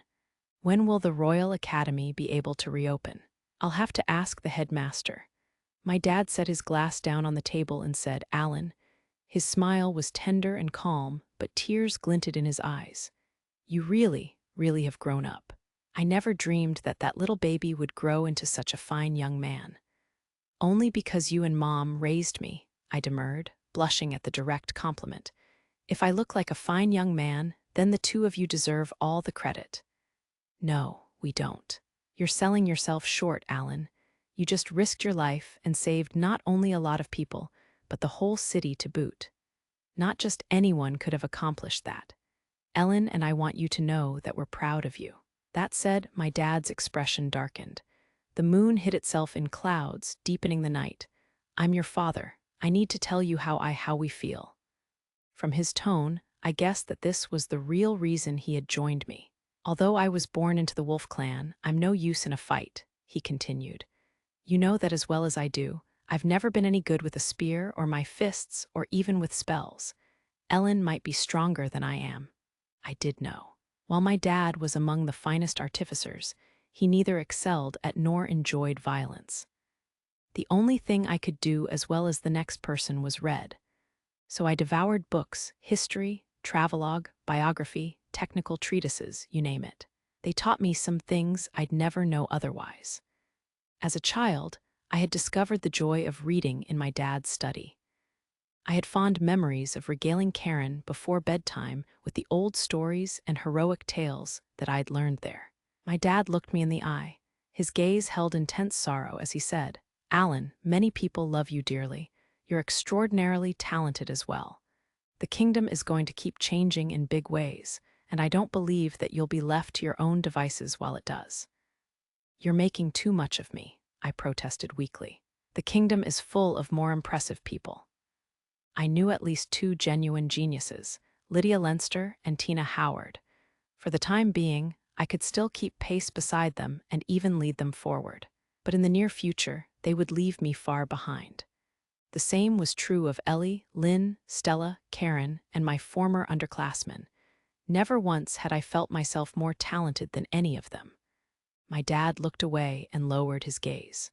"So many people asked me and Ellen about you while you were in the hospital. They all seemed concerned for you and to regret what they'd done in the past. Do you have any idea how many times Lord Richard, Rollo, and Dag bowed their heads to us? Even Duchess Lisa Leinster took Ellen by the hands and apologized in tears. The perceptive have already realized, Alan, the beast folk aren't big enough to hold you, you're destined for greatness." Silence was the only answer I could muster. My dad looked up. "But I also know," he said, tears streaming down his cheeks, "that most great men fall and die before achieving what they set out to do." Moonlight poured down on the courtyard. Evidently, the clouds had lifted. "I know we've told you that you're named for Shooting Star, the great champion who fought for the Wolf Clan 200 years ago in the War of the Dark Lord. Ellen and I both love old stories, and we hoped you'd be like him, like he was before he became a legend." Shooting Star was said to have been universally beloved. Even his enemies had honored him. I had learned those stories long ago on my parents' knees. "Alan," my dad continued, no longer even trying to conceal his distress in his desperation to make his point, "all Ellen and I ever wanted for you was a life of health and happiness. Not even the great tree or our people's future would be worth sacrificing you. You don't need to become a legend. Truly you don't." I didn't believe in gods, yet I couldn't help giving thanks to them for making me a son to my parents, who loved me even though we shared no blood. I forced myself to choke out, "Dad, But just then I sensed the mana I knew best in all the world, albeit considerably weaker than I was used to. A soft, yet intense, voice followed. "Please pardon me for interrupting." Lydia strode out into the courtyard and stood beside me. She hadn't even bothered to put on shoes. Looking straight at my dad, and only at my dad, she said, "I cannot blame you for worrying, Father. I admit that Alan and I have seen many battlefields in the past 4 years, and that he has suffered injuries on several of those occasions. My failures are entirely to blame. I beg your forgiveness." "Lydia," I protested. "That's not, be quiet," snapped the scarlet-haired noblewoman, motioning me to silence with an emaciated hand. Then she continued, "Alan saved my life. I was in pitch darkness. I didn't even know how to walk. But when I met him for the first time in my life, I was able to forge ahead. Father." To my dad's shock and mine, Lydia, Duke Leinster's eldest daughter, went down on her knees before him and clasped her hands as if in prayer. "This time I will put my life on the line to keep Alan safe. So please, give us your blessing to go on walking together. Please, I beseech you."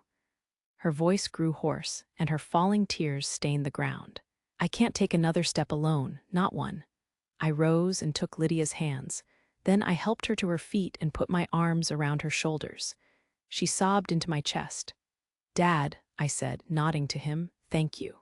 Truly, I'm proud to be your son, but I'll be fine. The lessons you taught me are always in my heart. I won't go wrong." "Alan, Lydia isn't the only one," a new voice interrupted. "Tina, Lily," I said, stunned.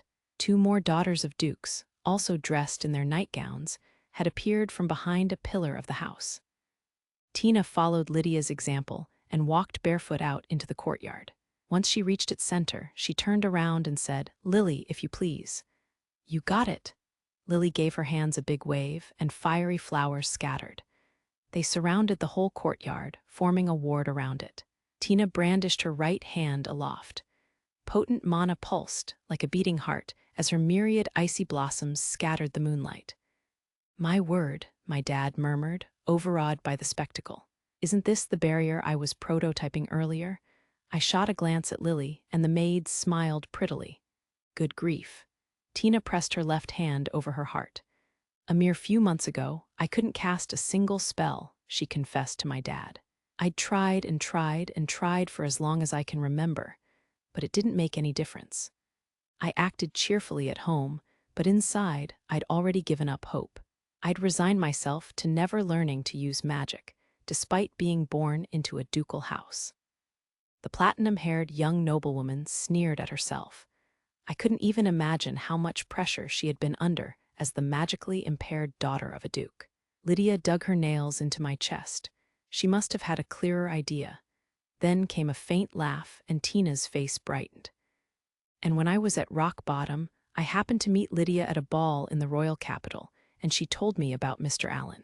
'I've got the world's most amazing partner,' was how she put it." Tina paused for effect, and she was right. She stood up straighter, looking mature and dignified. "I was called the Howard's cursed child," she continued in a trembling voice. "And Mr. Allen, he gave me real magic. I can never thank him enough. Even now, I wake up in the night sometimes, wondering if this is all a dream. But, but I still haven't managed to do a single thing for him in return. And not only me, Ellie, Lynn, and my sister feel the same way. Father, I realize this is a selfish request, but please, please, won't you give us time to repay our debts?" Snow crystals raged in sympathy with Tina's emotions. I held them in check with a wave of my right hand so that they wouldn't eat through the barrier that Lily was busy reinforcing. My dad removed his spectacles and wiped his eyes. "Lady Lydia Leinster, Lady Tina Howard." "Yes," both noblewomen responded. Lydia raised her head, and Tina tensed as they awaited what he would say next. My dad rose from his seat and bowed low. "I hope that your highnesses will continue to do your best for my son. He tends not to know his limits. I wonder from whom he got that, so please stop him when he acts rash. You have my permission to get a little rough." "Dad?" I exclaimed, flustered. Lydia and Tina, meanwhile, stood stock-still with their hands over their mouths. When the meaning of his words sunk in, smiles lit up their faces and they chorused a delighted, "We'd love to." "Father," Lydia added, glancing at Tina, "will be fine without Tiny. I can take care of him all on my own." "What? Why, you won't be able to make that claim for long," Tina retorted, marching up to her. "I'll catch up to you soon enough." "Before you know it, soon enough," Lydia echoed in mock confusion. "Oh, you mean in 1,000 years. Well, give it your best shot." Tina gnashed her teeth in frustration. "You're just a big crybaby without Mr. Allen." "Say that again." "I most certainly will." The two daughters of dukes began grappling with each other. While I lamented this now predictable outcome, the barrier started to dissolve. Lily's lips moved in a silent, "You owe me one." "Just like the legend," my dad remarked, chuckling. I looked up in confusion and found him looking tenderly back at me. Shooting Star had 2 lieutenants, Comet and Crescent Moon. And legend has it that they also promised his parents that they would keep him safe from harm. After a short pause, he added, "That promise wasn't kept, but I have faith that you'll all make it work." Dear self-proclaimed, normal person, hi Tito. How have you been? Let me guess what you'll say next. "You really overdid it, Alan. How many times does this make?" "Please don't be cross. I couldn't help it. And Lydia and I are fine, so don't worry on our account. Thank you for guarding my sister Karen on the journey between the Western and Royal capitals. If all goes according to plan, she'll be your underclassman next year. Please look out for her. I read your letter, but are you all really Cheryl's temporary bodyguards? Then, whatever it takes, resign. I'm writing this for your own good, unless you want stress-induced stomach ulcers." She's earnest, dedicated to righting wrongs, and driven, maybe a little too driven. But let me be plainer. During our time at the Royal Academy, Cheryl destroyed more buildings than Lydia. Imagine the headache that I had to deal with and choose wisely. The railroad reconstruction seems to have hit a snag, but let's meet in the eastern capital. You should have no trouble finding where my family lives. Just mention my name in the Beastfolk districts. Tell everyone else in the department to take care and avoid risks. Yours truly, Alan, the only person in our department who can really call himself normal. P.S. Don't worry about Gil. I'll figure something out. Chapter 3. Hey, have you heard? They finished repairing the tracks from here to the royal capital. You mean the 3 great dukes can finally get here with their troops? I hear the advance force skipped over the city and headed straight for the eastern border. Hard to believe it's been 10 days since they put down the rebellion. The Algrins are done for, but I bet the Council of Chieftains will reconvene before anything else happens. I was making my way through the eastern capital's beastfolk districts under the cover of a hooded cloak when I overheard a beastfolk, an elf, a dwarf, and a human chatting about current events under the mana lamps of a major new town thoroughfare. Clenching my fists, I ducked into a nearby alleyway. "Are you all right, Konoha? You look ghastly pale," my companion asked worriedly from beside me. She was a tall southern beauty in a floral kimono, with long black hair and skin as dark as mine, my elder sister Mamaji, with whom I had only recently been reunited. "I'm fine," I reassured her haltingly. "We should hurry." She didn't reply. Painfully aware of her concern, I forced myself to repeat more firmly, "I'm fine, really." A royal proclamation issued shortly after the end of the rebellion had commanded all those implicated in it to refrain from setting foot out of doors until their punishments were determined. I wasn't eager to violate the decree or to start a fight. My lord, His Highness Lord Gil Algren, 4th son of the old duke, was already in an exceedingly precarious position. I was merely his maid and bodyguard, but even I was tempting fate by venturing out like this. Naturally, my lord had not been directly complicit in this ridiculous insurrection. He hadn't been informed of it in advance, and he had been confined to his house's mansion once it had begun. I had used force to keep him there. Nevertheless, I gritted my teeth and squeezed the bracelet on my left wrist, a memento of my late mother, painfully tight. Mamaji cut in front of me and seized my shoulders. "Konoha, you should take a rest," she urged. "My fiancé won't mind if we're late." "I don't want to make a bad impression," I muttered. "I hear your fiancé is a friend of Mr. Allen. I'm prepared to take a few punches." He wouldn't do that, who had emerged from the rebellion with the most glory. The Knights of the Royal Guard, who had joined forces with the Beastfolk militia and fought ferociously in defense of the great tree, despite their small numbers and the odds stacked overwhelmingly against them. Lord Richard Leinster, who had led their elite troops with indomitable spirit.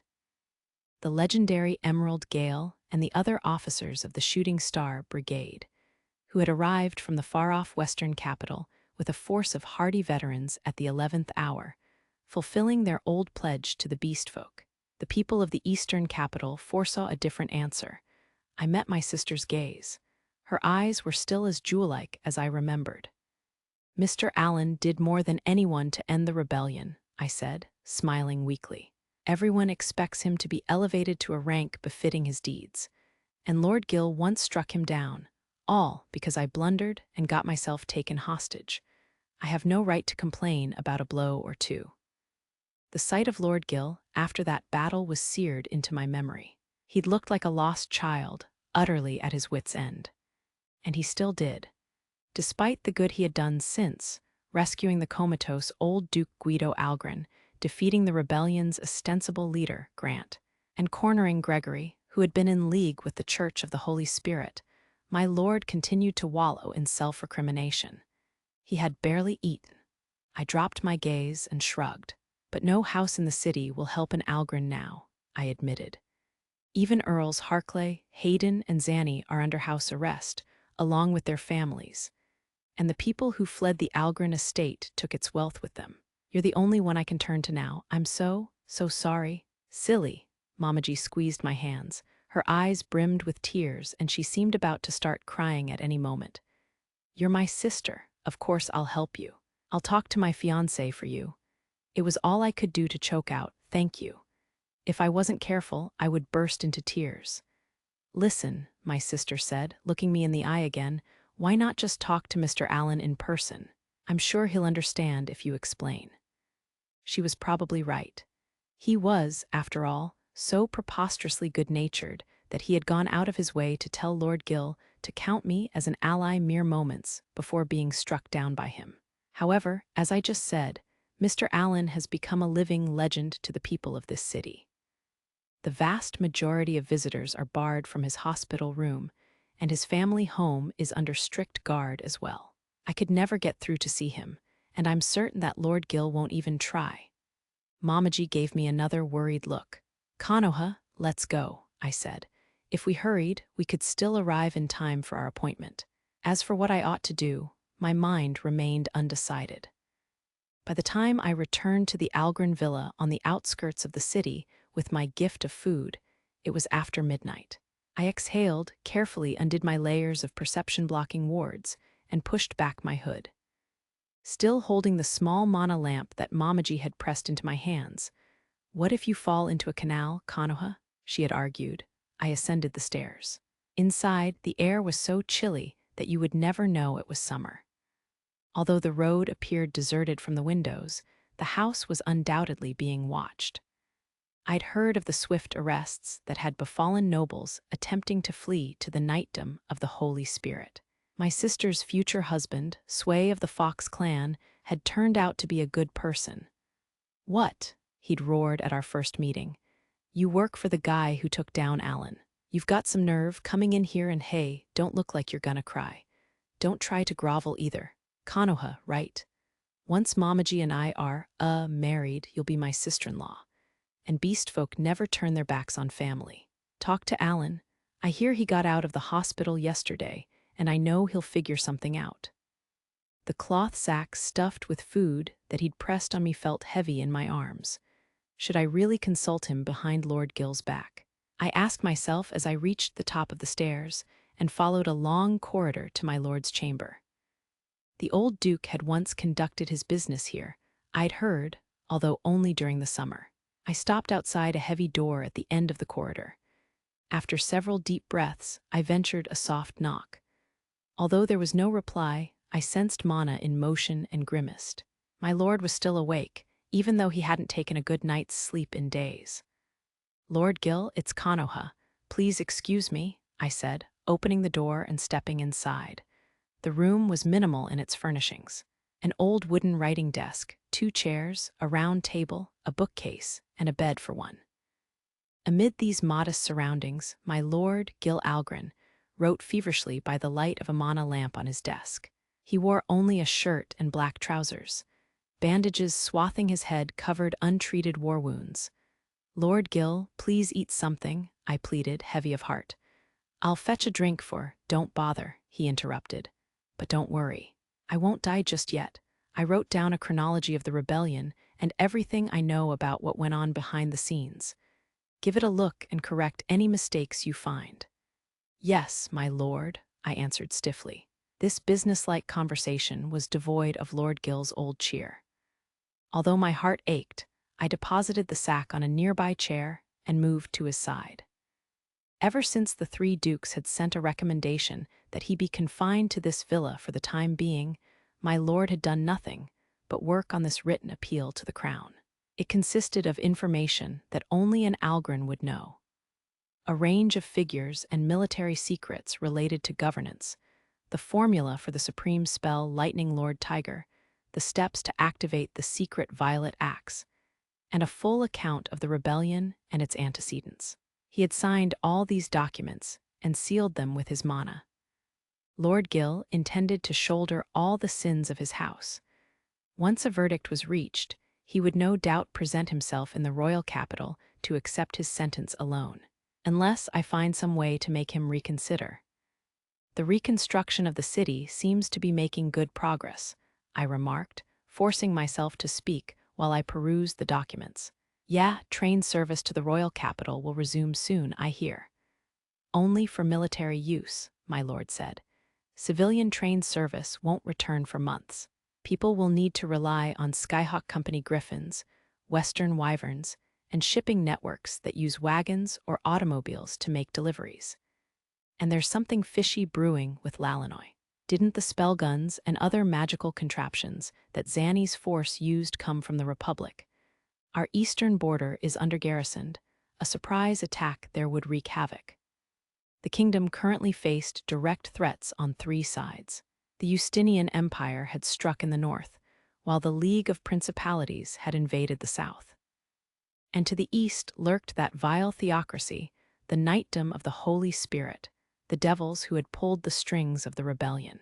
If the Lalanoy Republic were to bring war on yet another front, then Grant and Grek are too badly injured to be interrogated, and they evacuated their families to the knightdom of the Holy Spirit. Lord Gill continued in glacial tones. Gregory is missing. The Algren Wings, Hog Harclay and Haig Hayden, are in the hospital. I think that the Violet Order ought to be deployed to the eastern border immediately, but a sense of powerlessness colored his expression. I trembled at the enormity of the crimes I had to answer for. During our time in the royal capital, he had always been smiling. Racked with regret, I forced myself to ask, do you believe the 3 dukes envision a war against the eastern powers? They might mass troops on the eastern border, Lord Gill considered, but they couldn't invade. Our supply lines wouldn't hold out. Algren forces had temporarily captured the royal capital. But although the old Grand Knight Hog Harclay's keen tactical mind and the elite Violet Order had accomplished that feat, they had been able to do no more.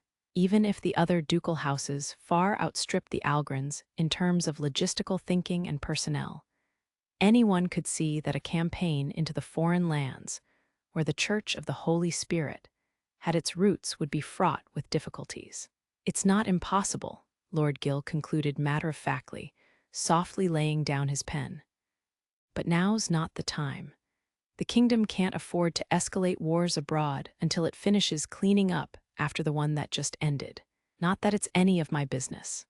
He rose and turned his gaze to the window, staring out at a single point, the beastfolk old town. I felt a pang in my chest. Lord Gill adored the brain of the Lady of the Sword.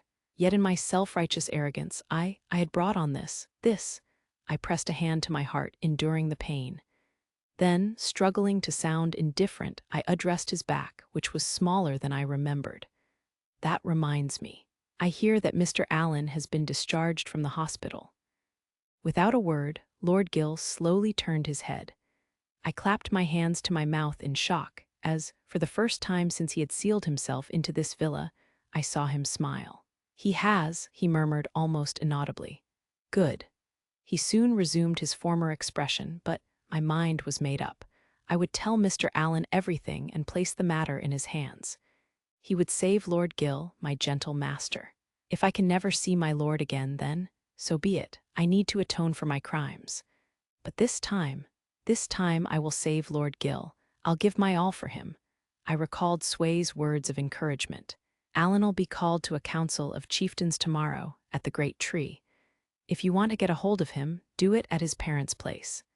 Anywhere else, people will mob him before you get a chance. My brother disciple would rather die than turn his back on someone he's been close to.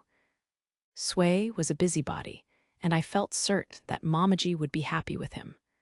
Our late mother would have been delighted. I hoped that my sister would live well enough for both of us. Lord Gill sank back into his chair and resumed writing furiously. This report seemed to concern the transfer of the enchanted halberd Deep Violet, and the dagger imbued with the remnants of the great spell Radiant Shield. He was signing away his house's greatest treasures, meaning that he had written all he felt duty-bound to write. Once again, the moon hid itself in heavy clouds, plunging the room into darkness. Lord Gill spoke not another word until morning. The first thing I felt, upon waking with a muted groan, was the warmth of another person. Still, I didn't think that anyone had snuck in after my conversation with my dad the night before, although Lily had deposited Atra at my feet. I slowly opened my eyes, and immediately beheld a young Foxglen girl with long white hair and a white dress. She was sound asleep and seemed totally at peace. I almost blurted out her name in surprise, but covered my own mouth in the nick of time. I wouldn't want to wake her. Instead, I placed a hand on her little head. Pale Mana shone as the sleeping child grinned contentedly and rubbed her head against my stomach. She was Atra the Thunder Fox, one of the 8 great elementals, and until the day before, she had taken the form of a fox cub. I had lost her once already, when she had shielded me in battle with the Inquisitor Lev. And although the great elementals within Tina and Lydia had helped to restore her, the intense drain on Atra's mana had confined her to animal form. Is she feeling a little better? I wondered aloud as my mind came awake. But this seems like Stella's mana. I reached for my watch, and then remembered that I'd given it to my dad. But even without it, I could tell that I had woken up at my usual time. If only I knew how to lie back and take it easy. Birds twittered in the cool morning air. Inside, the house was quiet, even the maids still seemed to be sleeping. The way the mist in the courtyard caught the sunlight was simply sublime. I raised my right hand and studied Linaria's ring on its 3rd finger. According to the officious witch, I would be able to remove it if I surpassed her skill. And I would certainly need to do something about it, considering how seriously Lydia and Stella had discussed the possibility of cutting it off. The child stirred and looked at me. She had gorgeous golden eyes and a bad case of bedhead. "Good morning, Atra," I said. "Did I wake you?" "Alan," she cried, breaking into a smile. Although her voice was musical, she sounded as though she didn't quite have the hang of speaking yet. I sat up in bed and began, "I'm getting up now, but I never got a chance to say, you can go back to sleep if you like." My eyes had met those of the girl peering into my room. She was clearly fresh out of bed herself, and her gaze was fixed on Atra. "Oh dear, Tina, it's not what you think," I ventured. "What isn't?" the young noblewoman demanded sullenly. "You see, this girl is. I don't want to hear it." Tina rebuffed me, a lock of her platinum hair standing to attention. Then she brought her hands together, drew in a deep breath, and bellowed, "Wake up, everyone. We have an emergency." Every bird in the courtyard took flight. So it's come to this. Atra blinked, startled by Tina's shout. I heard running feet out in the hallway. So, with resignation, and the little girl still cradled in my arms, I got out of bed and prepared to weather the storm. "So you didn't realize it was Atra?" Lydia pressed. "But it's so obvious, just feel for her mana." "I thought something was seriously wrong," Lynn added reprovingly, at almost the same moment that Karen chimed in to say, "You need to be more observant." "Listen, Tina," Stella faltered from her seat beside me. Tina's hair drooped in the face of this criticism. But I couldn't help it," she whined, taking another bite out of her breakfast toast. "We were eating outside, since it was a beautiful day and we had so many guests in the house. I found it particularly delightful sitting under the tent that the maids had kindly put up for us. Everyone had finished dressing before coming to breakfast, perhaps because they didn't want my parents to see them eating in their pajamas. Ellie was dressed in her maid uniform and energetically portioning out the salad. But she paused and blinked in surprise when she saw Atra perched on my lap and wolfing down freshly baked bread. "Since still," she mused, "I never knew that great elementals could look like people. Do you think that frigid crane and blazing killin can do that too?" "I'm sure they can," I replied. In fact, they looked very much like Atra when I saw them.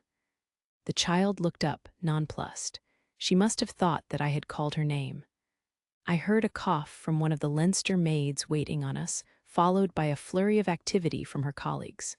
Ma'am, oh no, she overdosed on cuteness." Medic, are you recording this to a video orb?" Naturally, I reflected, not for the first time, that the Leinster maids seemed to enjoy every day to the fullest. Still, I haven't seen Anna this morning. I wonder if something's the matter. In the midst of it all, 2 women remained utterly unperturbed. "Lisa, once things settle down a bit more, how would you like to go shopping together?" my mom asked in her usual sing-song. "The healers don't need my help anymore, and the shops seem to be slowly coming back to life." "Yes, I'd like that." Lisa paused before adding, "Assuming you don't mind, Ellen." My mom let out a musical laugh. "I'd never mind doing anything with you." There followed a belated "thank you." To my astonishment, Duchess Lisa Leinster looked bashful. My mom was a force to be reckoned with. And my dad, who sat calmly watching the pair, was no slouch either. I shot a look at Karen, and she shrugged. We were evidently in agreement. Someone reached over me to set a bowl at my place. The beautiful amber soup within stirred my appetite.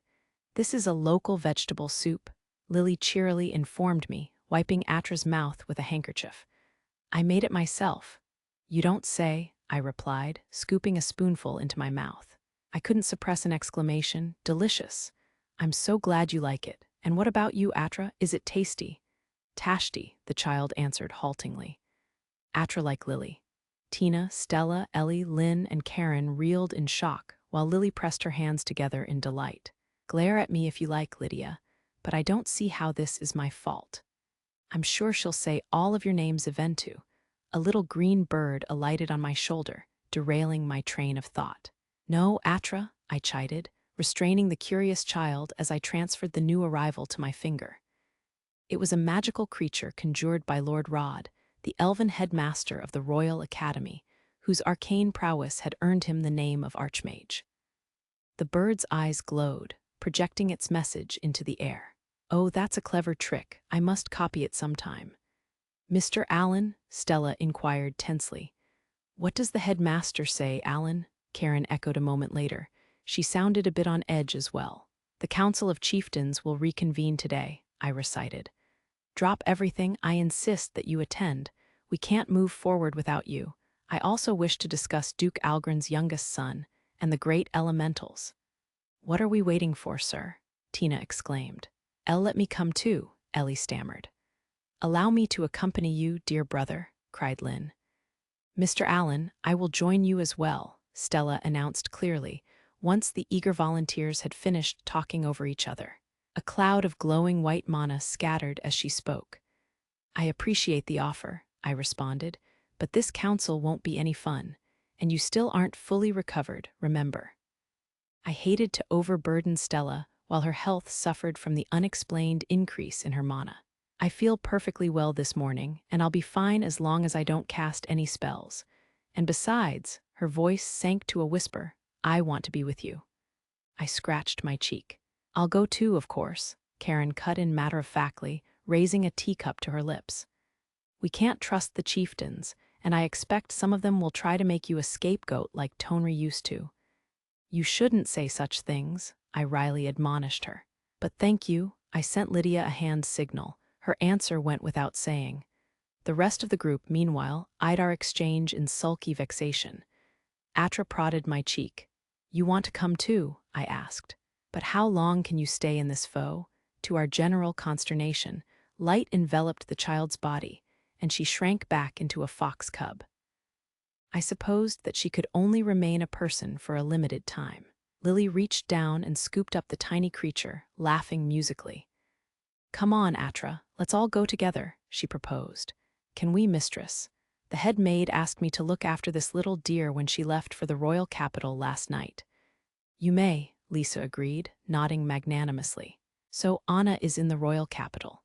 She certainly left in a hurry." "Mom, Dad, I'll stop by the great tree later. I don't think there's any more fighting to be done," I reassured my parents, who had worry written on their faces. Slowly, my mom said, Ellen," my dad interrupted before she could finish, laying his large hand on her petite shoulder. I released the little green bird into the air and smiled at the whole company. "Let's leave after breakfast. We can take a gondola to the great tree." Just then, from out on the street, a voice cried, "Intruder, restrain her." It was a maid shouting, and she sounded urgent. We exchanged looks, then Karen, Tina, Ellie, and Lynn immediately began weaving an array of positively warlike spells. Lydia and Stella stationed themselves on either side of me. "I'll take a look," Lily called, sunny as ever. She perched Atra on top of her head before bounding up onto the roof. I ventured outside with the rest of the group. We emerged from the entryway to find the whole neighborhood crowding around a young woman in a cloak, whom the maids had pinned down in front of the house. Her black hair was tied behind her head, her skin was dark, and her eyes burned with anxious desperation. "I remember you," Stella murmured. "You were at the Algren mansion in the royal capital," Karen finished for her. I signaled to Lily, who said, "Please release her." Yes, ma'am. The maids leapt to obey their superior's order, unhanding the black-haired young woman. I thought I'd be seeing you soon, Konoha, I said. I take it that you've come about Gil. This young woman, Konoha, was both bodyguard and maid to my old school friend, Lord Gil Algren. And although the blood had drained from her cheeks, she managed to reply, I realize that I have no right to ask this of you. Nevertheless, she reached out and clung to my legs. The girls tried to intervene, but Lydia stopped them with a glance. Please, Konoha pleaded feebly, anguished tears streaming down her cheeks. Please save my lord. Please save Lord Gil. He plans to shoulder the responsibility for everything himself. You're the only one I can turn to now. Please, I beg of you. She bowed so low that I feared her head would touch the ground. Please stop that. Tell me exactly what's Lily. Lily, Lydia said at the same moment. You got it, the maid replied, picking up on our meaning.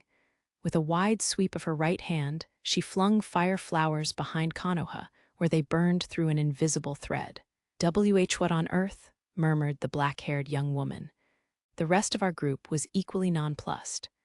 A remote tracking spell devised by my former schoolmate, Tito Tidrina, I explained. It seems that Gil was keeping an eye on you.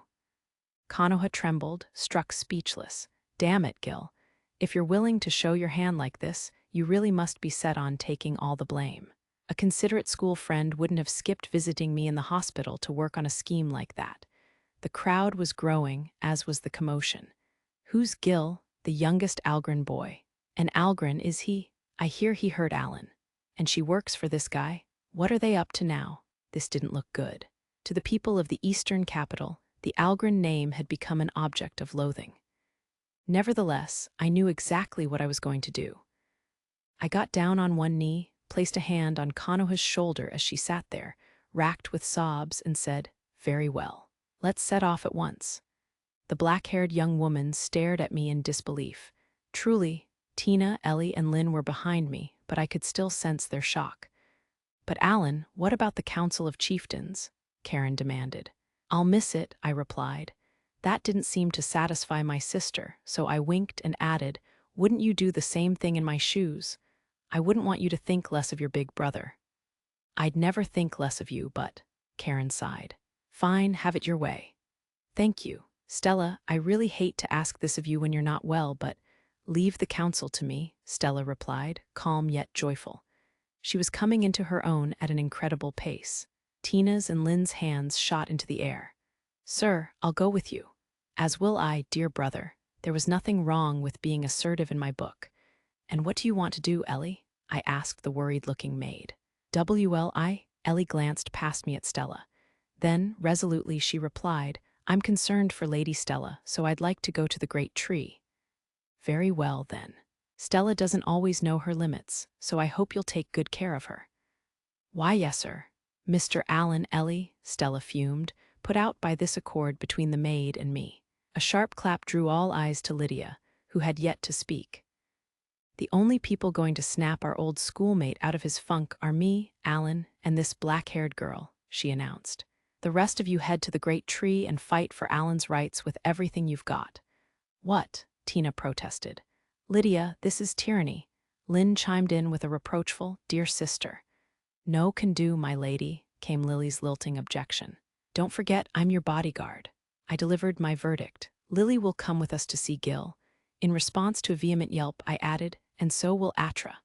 Tina and Lynn chorused a reluctant, yes, sir. Ellie, Karen, and Stella were firmer in their agreement. Why, yes, sir, all right. Take care, Mr. Allen. Lydia shrugged and said, That's that then. Tina, Ellie, Lynn, go see what adult society is like. I expect you to tell me all about it later. Alan, you great, thundering numbskull, Dag bellowed. You come barging in first thing in the morning, and what do you say? Launch your gondola. Have some pity on an old man, why don't you? Despite his harsh words, the one-time deputy chieftain of the Otter clan, gray-haired, gray-tailed, and clad in a navy jinbei, plied his oar with consummate skill. So, although he was still fuming that I had stayed behind to guard the rear during our retreat from New Town, his time-worn gondola slid swiftly along the waterway leading to the city outskirts. I found the voyage most refreshing. Are you listening, boy? He demanded. I was seated by the gunwale with Atra, who was leaning over the side and looking into the water, and Konoha, who was trying to make herself as small as possible. While casting a wind spell to prevent the fox cub from falling overboard, I turned and replied, "Dag, please leave it at that. I don't want Atra learning any dirty words." Ha, as if I'd let you off the hook that easily. In a calmer tone, the old otter continued, "So, you're off to meet Duke Algren's boy? He'd better be worth skipping out on the council for, 'cause your future could well be on the line at this one." He looked worried, but it gladdened my heart to know how much he cared for me. "I know," I replied. "When I was little, a gondolier who used to tell me old stories taught me to never betray a friend, even if my friends betray me. This is a choice between glory and friendship, and I like to think I've learned which matters more." Dag snorted. "Smart-alec young pup. Listen, Alan." He pulled his pipe from his jacket and thrust it at me. His voice shook and his eyes grew moist as he said, never pull a stunt like that again, you hear me. If you understand, speak up." Atra tumbled backward, startled by his roar. But she soon picked herself up, looking confused, and returned to Lydia, who was sitting under a parasol and dressed for swordplay. I watched the fox cub settle down on her lap while I prepared to answer Dag, but she beat me to the punch. "Don't worry, he'll always have me with him. Don't I get a say in this?" Dag blinked, then broke into a hearty guffaw. "If you say so, Scarlet Lass, then I can rest easy. Take good care of him now." "I will."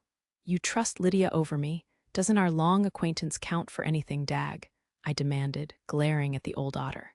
He had looked out for me for at least 10 years and was practically family. "Ha, put your hand on your heart and think about why that is. But anyway," Dag turned to stare at the water behind us with mingled admiration and disbelief. Well, I'll be damned. How does she do it?" "Oh, how should I put it?" I responded evasively, looking back as well. Lily was hopping across the water's surface, her black ribbon and scarlet tresses fluttering behind her. She held a long, thin cloth bag, and a spell activated each time her feet touched the water, an improved heavenly wind-bound, which I had modified at her insistence. Of course, I could never have mastered the finicky bi-elemental magic so easily. "Yoo-hoo, Elian," she called, vigorously waving her left hand. "This spell is so much fun." "Well," Her Highness demanded, her cold glare boring into my back, although I didn't see how this was my fault.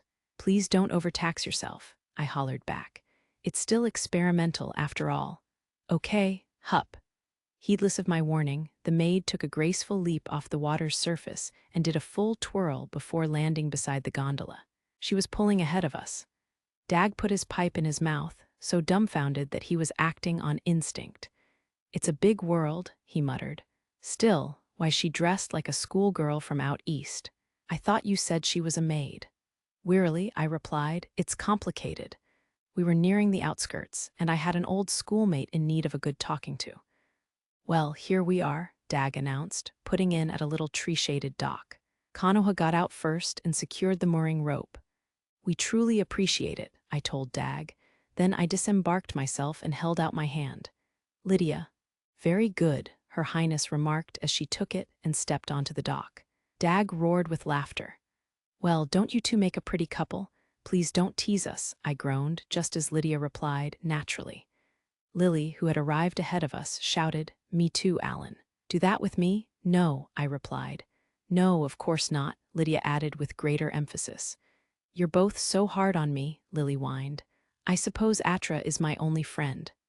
The fox cub twitched her ears, apparently in protest. "Thank you again, Dag," I said in parting to the old otter. "Don't mention it," he replied. "Count on me to row you home too. I'll fish while I wait. This is one of the best spots in the forest capital, although not many people know it." "Yes, a rascally old otter taught me that when I was younger." "Good." Dag boomed with satisfaction, adjusting his straw hat and giving me a mighty thump on the back. "Now go drag the little lordling out of his hidey-hole." "With pleasure." "So this is it then," I muttered, signing my name, Gil Algren, and depositing the documents in an old carrying case of my dad's, which I sealed securely with a spell. Only the professor, his other research students, and Anko would be capable of opening it. They and 2 alumni of the department, for whom I had the utmost respect. Once they read this, they would understand my position. I had already finished setting the room in order, and the thread I'd stuck to Konoha had burned through, so it was high time I got going, I thought as I took my coat off the chair. I'd made it out of admiration for Alan, with advice from the department's 3 other students in my year. It was my treasure, and although I no longer had any right to wear it, I should at least get to choose the clothes I dye in, I told myself, slipping into the coat. Leaving the room, I walked down the long hallway and descended the stairs. The house was deserted, and so was the road outside. No one wanted to come anywhere near this place. A few old Algren servants had offered to remain, but I'd turned them down. My house had no future, and I couldn't bring myself to drag loyal retainers down with it. Besides, someone would need to look after my comatose dad after I faced the music. Only one person had refused to leave no matter what, the black-haired ex-slave girl. And even that ends today, I said to myself as I entered the cavernous vestibule. Then I realized something was wrong. The whole grounds were enclosed in a massive barrier of fire. It can't be, I muttered. Who could cast this so silently? It's a tactical fire flower barrier. I drew the underlying formula. My eyes widened as a young sorcerer strolled out of the rear first-floor hallway. He carried a rod in his left hand, and the look on his face was as serene and unfathomable as ever. I couldn't stop myself trembling as I murmured, "Alan." There, cool as a cucumber, stood the brain of the Lady of the Sword, Lydia Leinster's one and only partner and the kingdom's finest sorcerer. "Hi, Gil," he said, as casually as if we'd just seen each other yesterday. "I got hospitalized twice while I was in town, and you never came to see me. Since when have you been so heartless?" I was shaken to my core. As much as I admired and respected Alan, I had struck him down on the battlefield. So, gritting my teeth, I did my best to keep calm and said, "Weren't you called to the council?" I'd known that Konoha would try to save me, but this was a crucial day for Alan. The beast folk needed to reach a consensus before the dukes and royals arrived, and how to treat him was the biggest issue on the table. He was needed in the great tree. "Yes," he answered offhandedly, but I stood them up. For a moment, I was speechless. Then, "What? Are you out of your mind? They're meeting to work out what to report to the crown. Your whole future is riding on this," I ranted, although I wasn't telling him anything that he didn't already know. "Get back to the great tree now." "No thanks," he said flatly. His gaze seemed to pierce right through me. After all, I care far more about getting my old school friend back on his feet than about some boring old council. I was stunned, but I could tell that he meant every word. Arguing would get me nowhere. And while the wall of fire flowers was an unknown, I could probably break through it if I really tried. I steeled myself and was just about to make a break for the front entrance when the door opened, leaving without so much as a word to your old upperclassmen. "Perhaps you need re-education," the department's undisputed overlord pronounced in glacial tones as she entered, flanked by Konoha and a scarlet-haired woman holding a fox cub. Although she'd cut her own scarlet hair short, she wore her familiar swordswoman's garb with a dagger at her hip.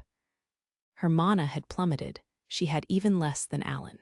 But I still retreated a few steps in terror as I stammered, Lydia." It didn't matter how much mana she'd lost. As long as Alan was with her, she was unbeatable. I gave up on fighting and pleaded, "Try to talk some sense into our savior here. He's too selfless for his own good, and he's making the wrong call. Don't you want to see him come up in the world too?" As far as I was concerned, Alan was the best sorcerer the kingdom had to offer. So what if he didn't have much mana? That didn't matter. The only thing he lacked was status. If he could only get a title. Lydia rubbed her forehead and sighed. "You really are an idiot," she said. When she lowered her hand, her gaze was furious and intensely sulky. "You ought to know I can't change his mind once he's set it on something. He always gets in over his head. Just look at when we fought the Black Dragon, or went up against that four-winged devil and pure-blooded vampire, or slew the stinging sea. When he sees someone in trouble, he reaches out to help them. Glory, status, rewards. You have no idea how much easier my life would be if any of those were enough to tempt him. Do you want me to slice you up?" Alan cracked a rueful grin. "What do you want from me?" I asked quietly. His eyes remained irritatingly placid as ever. My stupid dad, Hogg, Haig, and Zor ran around scheming behind my back, then turned around and told me, "Live and do your duty as an Algren." I exploded. "So I will. I'll make a clean breast of everything in the royal capital and take the blame for all of it. Just forget about me. I'll only tarnish your glorious." Alan sank down, closed the distance between us in an instant, and lashed out with a devastating kick. I just barely managed to get my guard up, but it still knocked me back. "Oh, you blocked that," he said. "I'm impressed." I glared at him. "What's the big idea? What do you think? I'm challenging you to a rematch. I mean, you know I wasn't exactly in tip-top shape last time." My head swam. A rematch? What was he talking about? Now's really not the time for Gil Algren. Alan's soft tone brought me up short and made me stand up straighter in spite of myself. Dispassionately, he continued, "I'm sorry to say that there are no charges against you, and appealing to the royal capital won't change that." I was even more flummoxed. What did he mean, no charges? "Ha," I barked, trying to sound more confident than I felt. "That's rich, coming from my victim himself. I fought you and, Gil, that was a sparring match." I goggled at him, unable to believe my own ears. At last, I managed to hoarse, "What?" I could feel anger kindling in my chest. "What else would it have been?" Alan asked, spreading his arms in a theatrical gesture. "We went to university together, and you didn't hurt anyone but me. When questioned, I intend to say, we were only sparring, and I won't let anyone claim otherwise. Why else would I still be alive? Far from facing prosecution, I'd say you deserve to be commended for your achievements." As I digested his words, it dawned on me. Sure enough, I had only fought Alan, Grant, Gregory, and the Black Knight. "Do you really mean that?" I asked slowly, more irritated than I'd felt since I'd faced him in my departmental entrance exam. Would I joke about something like this? All at once, the rage in my heart exploded. I stamped and screamed, "I've had it with your bullshit." Electricity arced through the foyer, cracking walls and window panes. Yet Alan looked content. "I see you're finally getting into the spirit of things," he remarked. "Lily, you got it." The long-haired woman chirped and tossed her sack at me. As soon as I caught it, the thing inside responded to my mana, disintegrating the cloth in a burst of lightning. My eyes widened as I murmured, This is the enchanted halberd deep violet, my house's greatest treasure." "You can have that back," the brain of the Lady of the Sword said, with a cocksure grin. "So show me what Gil Algren is really made of. If you win, I'll let you have your way. But if I win, oh right, he's always been like this. Once you get mixed up with him, there's no backing out. I insist that you remain my old school friend, no matter how hard you find the going. And I'm sorry, but I didn't come here to lose." "Each of the 4 great ducal houses is heir to its own supreme spell and secret art," Gil recited. My taunts had silenced him for a moment, but then he had tightened his grip on Deep Violet. That's the look I was hoping to see.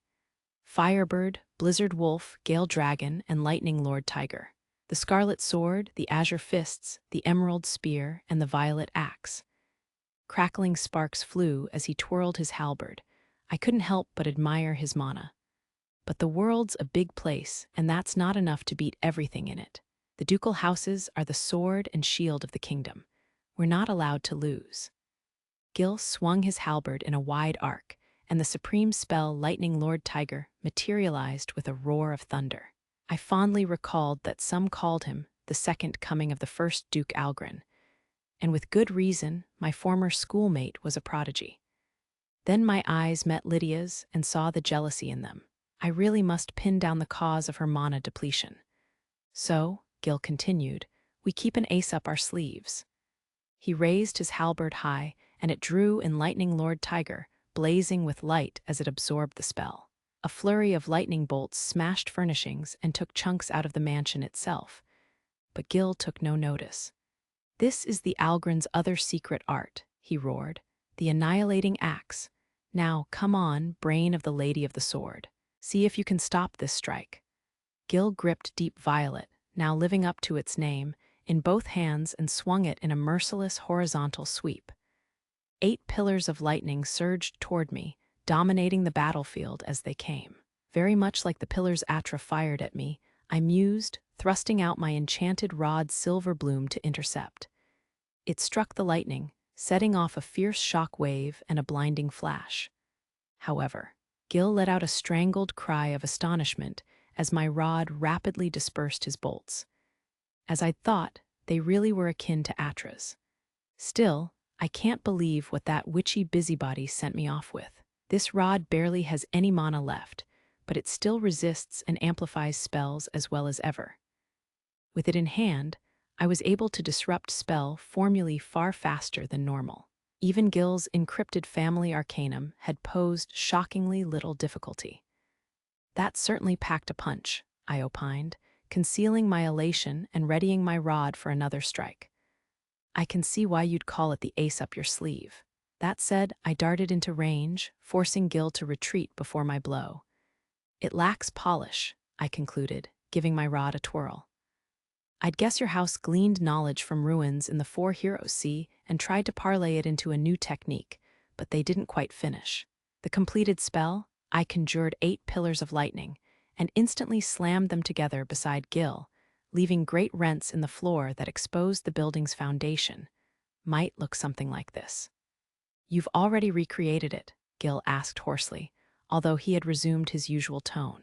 It was too much for me. Yes, although you can guess how much damage mine deals, I replied. Gil, I told you to show me what you're made of. Come at me with that spell, the one you beat me with. The nobleman blinked. I'm no match for you, he groaned tiredly. You've been a terror as long as I've known you. How rude. Is that any way to talk to the only person in our department with a right to call himself normal?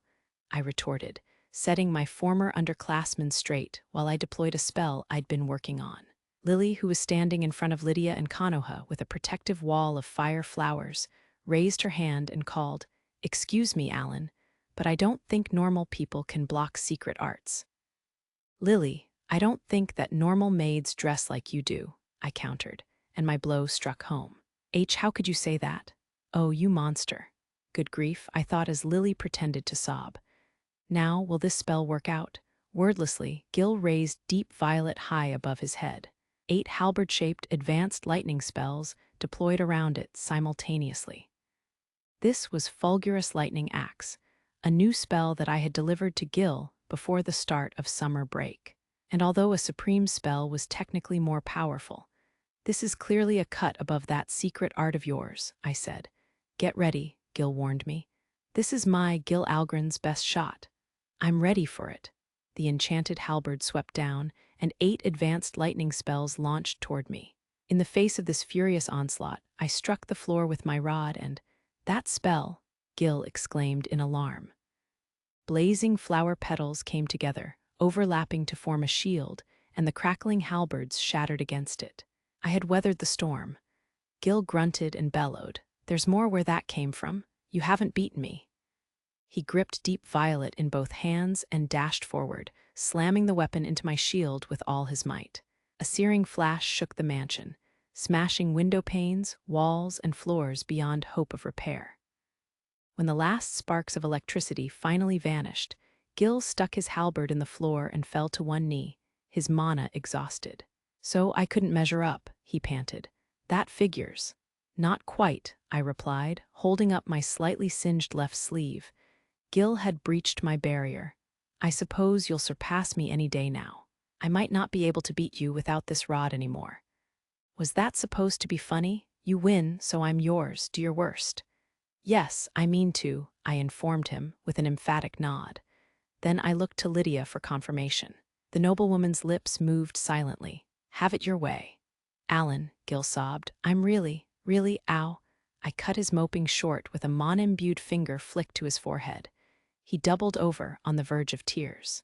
"If you apologize," I informed my former schoolmate, "you're in for the dressing down of your life. You did your best.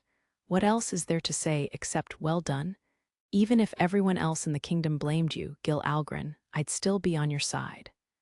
Gil said nothing, but his back shook. Then his sobs echoed through the mansion. After a while of that, he finally looked up, eyes red with weeping. "Alan," he said, bowing low, Gil Algren hereby swears undying loyalty to— Stop making a fool of yourself and stand up, I interrupted. Once I'd helped Gil to his feet and he was silent again, I touched my fist to his chest and said, I helped you because I wanted to. And I think you really do have a rocky road ahead of you. It takes a long time to build back trust once you've lost it. If it gets to be too much for you again, don't be a stranger. This may come as a surprise, but my parents raised me well. I'd never turn my back on a friend. The dam holding back Gil's emotions burst. Elian, he wailed, breaking down in tears like a child. Now that only leaves— I heard the front door open as a black-haired young woman fled. Lily, Lydia commanded. You got it. The maid vanished, and in the blink of an eye she was back with Konoha tucked under one arm. Let go, the young woman cried, struggling fiercely. Please, let go of me. Nope, Lily replied, chuckling. She walked up to me and deposited Konoha beside Gil. Excellent work, Lily, I said, immediately casting a botanical spell and binding the young woman's legs with vines to prevent another escape attempt. What do you expect? She crowed with a smug laugh. I am a maid, and I'll take that fire-flower shield as a reward. I'll teach it to you later. I'd devised that spell for Lily's use in any case. And if I could get my hands on that dagger imbued with radiant shield that Gil had wielded, I might be able to make further refinements. As we watched, nobleman and servant faced each other, both equally flustered. K. Konoha, L. Lord Gil. There were no hard feelings between them, they simply took life far too seriously. Lydia took custody of my left arm. You just thought that they take life too seriously, didn't you? She demanded sulkily. Now there's the pot calling the kettle black. I don't think I agree with that, I ventured. No back talk. She must have felt lonely at being left out. Gil, I cautioned, stowing my rod in empty space, the first thing you need to do is eat properly, get plenty of rest, and have some nice long talks with Konoha. All the hard parts can wait. Konoha, please take good care of my friend. Hesitantly, Gil murmured, You're the boss, while Konoha responded, I will, thank you. Thank you so much. That settled that. I released Konoha and accepted Atra from Lily. All that remained was to go home and listen to Stella and the girl's account of. But even if Alan forgives you, Lydia mused, they're going to demand an explanation. That's one pinch I can't see you getting out of. Silence fell. They were the rest of the department who were still in the royal capital, and they had completely slipped my mind. Alan, Gil wailed, clinging to my legs. Please, you've got to save me. Yen is one thing, but a beatdown from Tito and her posse is no joke. I'll die, I'll honest to God die. I knew only one response for such occasions. I looked sorrowfully at my friend and said gravely, Gil, I'll always remember you. My former schoolmate's anguished cry resounded through the mansion. What happened to that support you just got done promising me? I beg your pardon, but WH, who might you be? I asked the strange elven woman. She had met me at the door of my parents' house after I'd left Gil and Konoha, and she had immediately begun pawing at my cheeks. Her shoulder-length jade hair gleamed in the light, and her figure was so flawless that it hardly seemed real.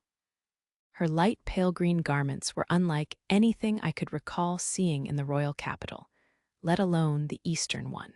Lydia wasn't with me. She had met up with the girls on our way home, and they had all set out on a shopping trip, taking Atra with them. I was still wondering what to do when a scarlet-haired beauty emerged from the house wearing an apron just like my mom's. Letty, Alan doesn't know what to make of you, Lisa chided the elf, exasperated. You could at least introduce yourself. Oh, right you are. The woman unhanded me, straightened herself up, and said, I am Letitia Lebufera. Some know me as the Emerald Gale, but you may call me Letty. I froze, stunned. I had heard that the Shooting Star Brigade had joined the battle, and Karen had told me about her encounters with them, but they had hurried on to the eastern border before I'd had a chance to meet any of them. What troubles you? Asked Duchess Emerita Letty, breaking into a grin. Do I come as so great a shock? Oh, why yes, I stammered. Forgive me, I'm Alan. I've read so much about your exploits, starting with picture books when I was little, that this hardly feels real. May I? Yes. May I shake your hand? I asked timidly. See certainly, if you like. Thank you so much, I cried, gripping her proffered hand for only a moment. My heart was racing, and I couldn't suppress my excitement. How was I supposed to remain calm when I had just touched one of my heroes? Her hair was shorter than it had been in the picture books, but she was still the legendary Emerald Gale, or the Comet, as she had been known during the War of the Dark Lord. Karen poked her head out from inside, wearing an apron and accompanied by the sweet aroma of baking cake. "Alan," she said, "what's come over why? Oh, Karen, your brother is a man to be proud of." Duchess Letty interrupted, beaming at her. "Keep your voice down," Karen admonished. "And that goes without saying. I mean, he is my brother." "Well spoken." Duchess Letty let out a peal of laughter, then turned back to me and said, "I haven't called on you sooner because I've been on the eastern border with the rest of the brigade. Yet now, since both northern marquises have arrayed their forces, I was able to return a day ahead of my comrades. Might I have a word, O Alan of the Wolf clan?" In the kitchen, an aproned Stella and several Leinster maids were gazing into the oven. Lisa and Duchess Letty proceeded past them to the courtyard. My parents, it seemed, had gone out to hunt for watch parts as soon as Karen and Stella had returned. "Do you think it will come out well?" Stella asked, torn between anxiety and anticipation. She didn't seem to have noticed me. The maids were quick to reassure her. "Have no fear, your ladyship. Mr. Allen is sure to love it. Oh, that somber expression in profile is simply divine." I pledged my loyalty to Ladies Lydia and Lynn. And yet, evidently, our saint was winning converts even in the Leinster household, and the ranking maids had yet to return from the border. "How was the council?" I asked Karen. "They adjourned in no time," she replied. "What else could they do without today's guest of honor? They said they'll reconvene once Dukes Howard and Lebufera arrive in the city." "Duke Liam can't make it, then?" I asked slowly. "No, he can't. And his forces will be returning to the southern capital." Given that hostilities with the League of Principalities were still ongoing, I was hardly surprised to learn that the main Leinster forces would not be marching east. Still, was it wise to leave the royal capital without a duke to watch over it? Although old Duke Guido Algren's plan had dealt a blow to the conservative nobility, many had simply sat out the rebellion. What would they do in the absence of a firm hand on the royal capital? Her Highness looked up from the oven and spotted Karen. "Come look," she exclaimed excitedly. "It rose. Now I'm certain that Mr. Allen will." "It's good to see you again, Stella," I said. Stella blushed bright red. "Emma, Mr. Allen, how long have you been?" "Oh." She let her words trail off and her gaze fall as she approached me and plucked at my right sleeve. The maids seemed beside themselves. "Oh God, Lady Lydia, Lady Lynn, please forgive my treachery. My heart can't take it. Should we form a faction for our saint?" "We must." Karen hugged my left arm. "His right is still free, you know, Stella," she advised her best friend. "See, Karen, be but I, WL, be by your leave." Our resident saint bashfully seized my right arm, giggling as her pale mana pulsed with joy. She remained in that position while she reported to me, "I informed the headmaster and the chieftains why you felt the need to visit an Algren house." No one objected. "Thank you," I responded. "Shall we move to the courtyard?" "Yes, let's," Stella and Karen chorused. So I made my way along the hall with my sister clinging to one arm and the noblewoman to the other. Under the tent, Lisa and Duchess Letty were sipping tea from porcelain cups. Waiting on them were several tense maids and one unfazed Lily. "A beauty on each arm, oh Alan," cried the living legend. "I wish you would save that for my daughters," the Duchess added with an exaggerated show of dejection. Lily drew out chairs for us as we descended into the courtyard. Karen, Stella, and I thanked her before sitting down. "Don't mention it," she chirped in answer. Once we were all in our seats, Duchess Letty bowed deeply and said, "First, I owe you gratitude. Many thanks for granting us the opportunity to fulfill our pledge to our late commander, Shooting Star." The living legend raised her head and gave us a fleeting smile, heedless of our astonishment. To be frank, I had given up hope. 2 centuries have passed since the War of the Dark Lord. Many of my comrades in arms are gone, and we who remain are not immortal. I no longer believed that I would be able to keep my word in this life. "Oh, Alan, you have quite a sister. Know you that she fought her way from the eastern to the western capital alone. The western houses will tell of her for many years to come." "I know," I replied, nodding in complete agreement. "She's the best sister in the whole wide world." Alan, you're embarrassing me." "JG's," Karen grumbled. Her ears and tail were wiggling happily. "Is that all you came to say, Letty?" Lisa asked. "Naturally not. That was but preamble." "Oh, Alan." "Yes." The elven champion fixed me with an earnest stare.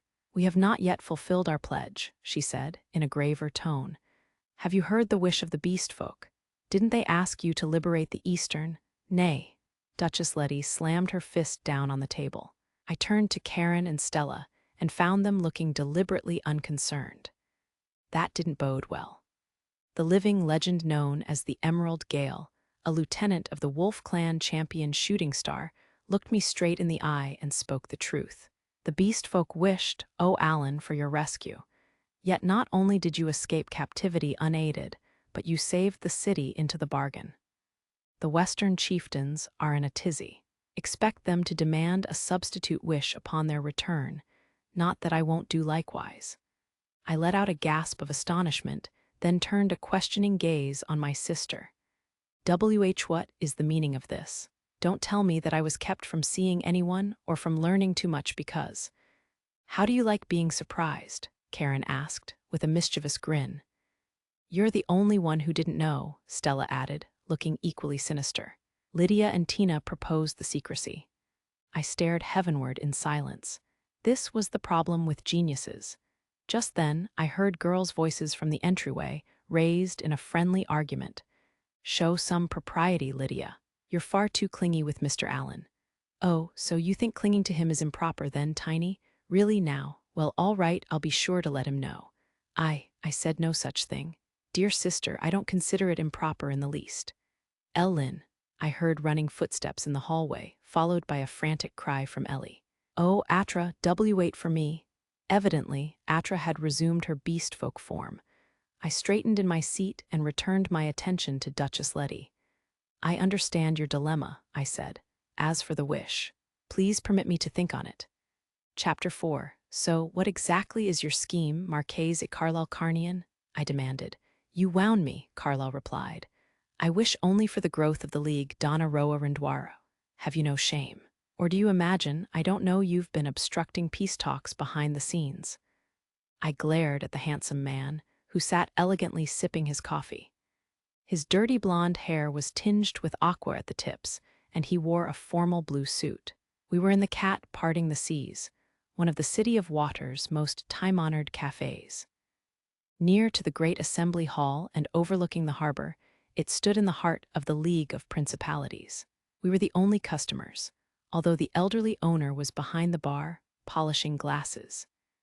Many-masted sailing ships and cutting-edge paddle wheel vessels, powered by magic, streamed in and out of the vast harbor.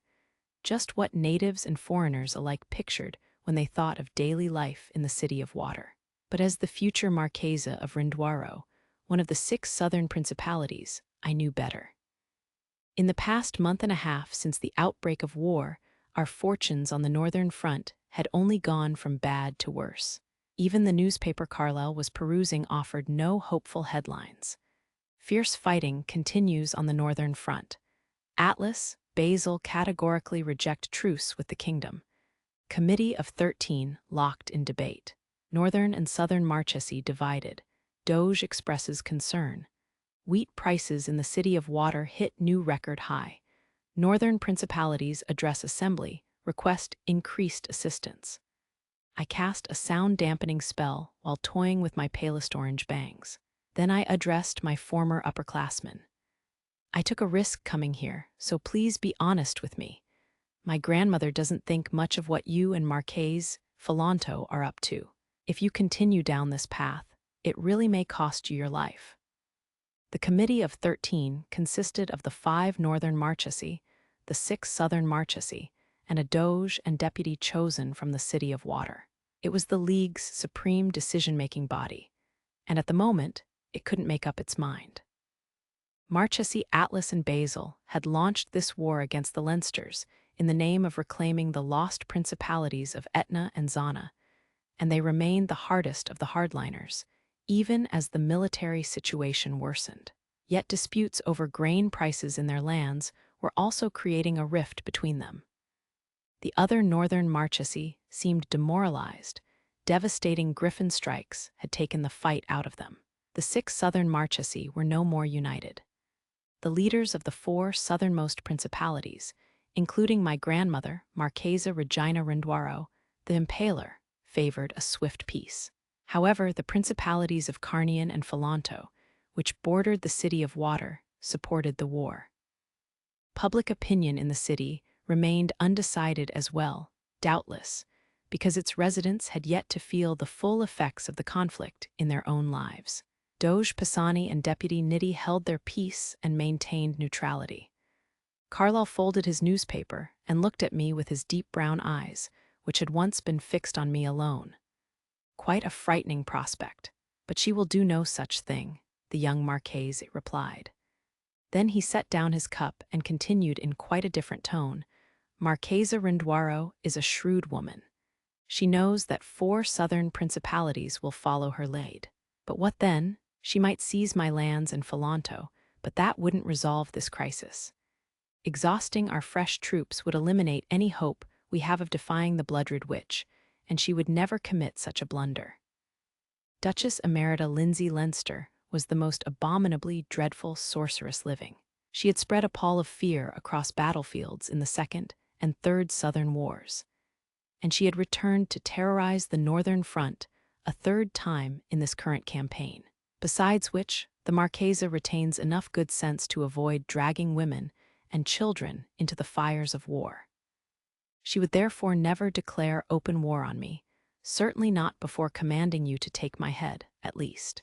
So when can I expect your lethal visit? Not tonight, I hope. I have important guests to entertain. I already know that uncanny adherents of the Church of the Holy Spirit frequent your house, I replied stiffly, and that a growing number of people are devoting themselves to someone calling herself the saint, both here and abroad. I take it the 2 are related. Have you taken leave of your senses? The Leinsters alone are too much for us. Really, said Carlyle, I expected more from the woman hailed as a once-in-a-century prodigy at the Academy of Magic. There's always someone better, I said, recalling the princess who had first made me feel defeated, and with whose nation we were currently at war. Although I suppose a dropout like you wouldn't know that. I merely hate to waste an opportunity. Will you still be saying that if prolonging this war costs us our country? I growled, my anger releasing a surge of mana that lifted my bangs and shook the table. A number of Renduaro agents marched with the northern armies under assumed names, and their reports revealed that our military situation was hopeless, to put it mildly. Retaking Etna and Zana was a pipe dream, while Atlas and Basel were as good as lost. Even if we managed to avoid ceding them entirely, they would be brought into the kingdom's economic sphere of influence and eventually absorbed. Carlyle gazed out the window at the harbor. His profile looked lonely. Don't mistake me, he said. I don't want to see the League destroyed any more than you do. Then, that said, he continued over my objection, if we maintain the status quo, then our nation still won't be long for this world. The kingdom is simply too powerful. The man with whom I had once walked side by side resumed the face of the sagacious Marchese Carnian. I was at a loss for a retort. When had our paths diverged so? The Marchese donned his hat, which had been resting on an empty chair, and stood up. The League must change, he said, and an existential external threat is necessary to make that happen. Once it does, I can finally speak of, but let us leave it at that, Donna Renduaro. This pose doesn't suit him in the least. And how is your lovely wife? I asked indifferently. I hear that she has been bedridden for some time. Excuse me, but I take no interest in her. It was merely a political marriage, and I've secured my position in the family. I no longer need her to make me Marchese Carnian. No doubt I will receive word if she dies. Carlyle had gained his title by wedding an innocent and unworldly young woman.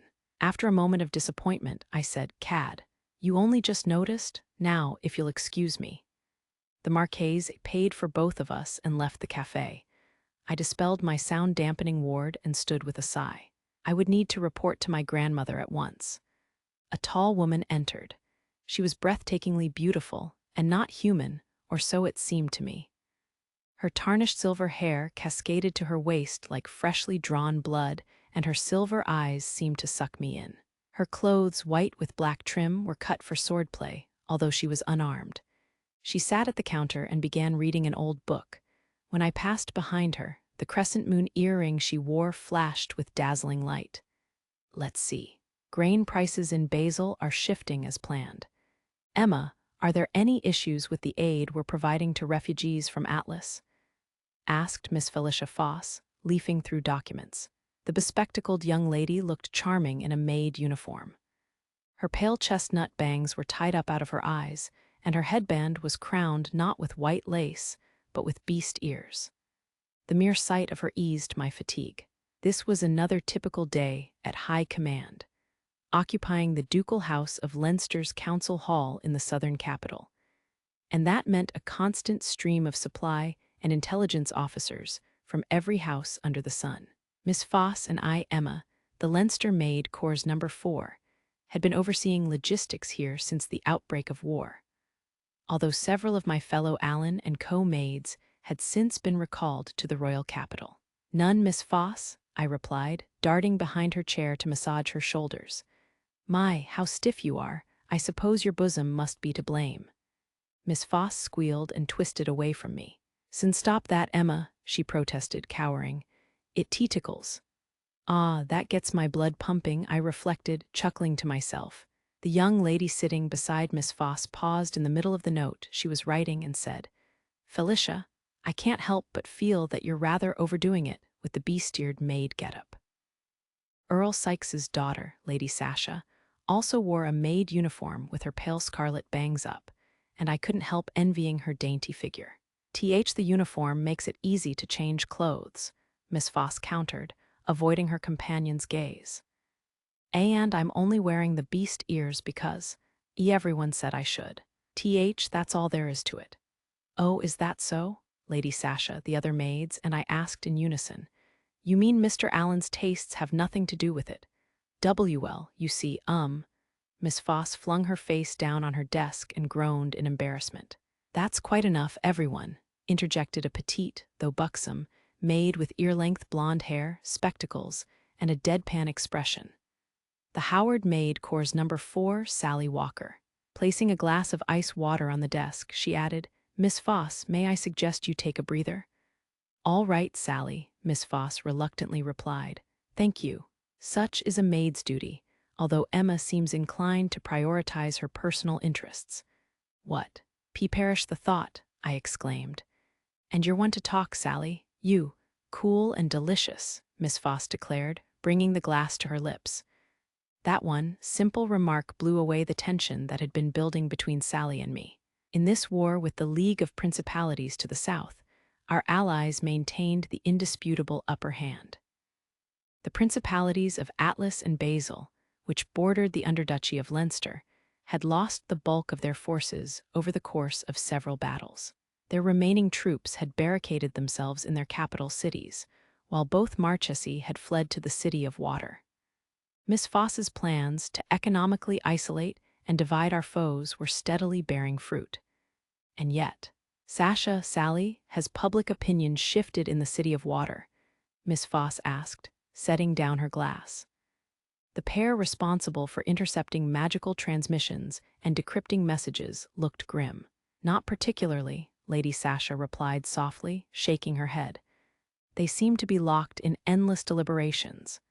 Their leadership is disunited, split into hawks, doves, and fence-sitters. That said, Sally hesitated and let her words trail off. A growing number of transmissions are encrypted with that Eastern cipher, Lady Sasha explained, and it's updated frequently. So, as much as I hate to admit this, I doubt that I'll be able to break it any time soon. These are the only words I've managed to decipher. She quickly jotted something on a sheet of notepaper and held it out to us. Apostle. Cornerstone, we all looked perplexed. The Church of the Holy Spirit was clearly involved, but that was all we could tell. Miss Foss removed her spectacles, lowered her gaze, and murmured, "Alan would know what that meant." We fell silent, unable to comfort her. The Eastern capital was back in friendly hands, and Lady Sasha's fiancé, Lord Richard Leinster, was safe and sound. Concerning Mr. Allen's safety, however, we had yet to receive any word. "Miss Foss," I said, bending down and taking her hand. "Please rest," Sally added, following suit. Lady Sasha joined in as well, murmuring, "I don't know what we'd do if your health gave out." But Miss Foss replaced her spectacles. "Don't worry about me," she said courageously. "Now, let's get back to—" The doors of the council hall crashed open. Sita, a maid in training with her lustrous brown hair in pigtails and the emblem of the great moon's cult on her necklace, rushed in and stared around, panting. Once she had caught her breath, she held up a bundle of letters and shouted, "FR from the Eastern capital for Miss Foss." While a stir ran through the hall, Miss Foss rushed to the entrance, and we hurried after her. "Here you are, miss," Sita proclaimed, holding out 3 envelopes. "Thank you," Miss Foss replied breathlessly. "One from Stella, one from Karen, and one from—" She clutched the envelopes to her chest for a long moment, "Alan." Her tears of joy infected Sally, Lady Sasha, and me as we cheered for her. "Congratulations, Miss Felicia." "Oh, Miss Foss." The other maids of the society, for covertly smoothing the way for Miss Foss's romance, were equally moved. A moment later, Miss Foss collapsed to the floor and began sobbing like a child. "Thank goodness," she wailed.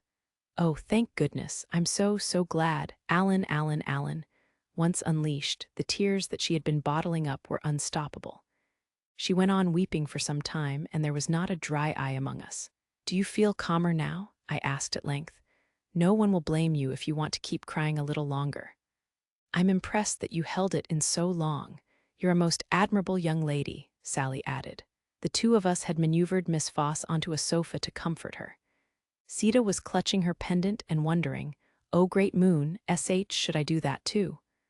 I'm fine now," Miss Foss replied, turning recalcitrant now that she was back in control of herself.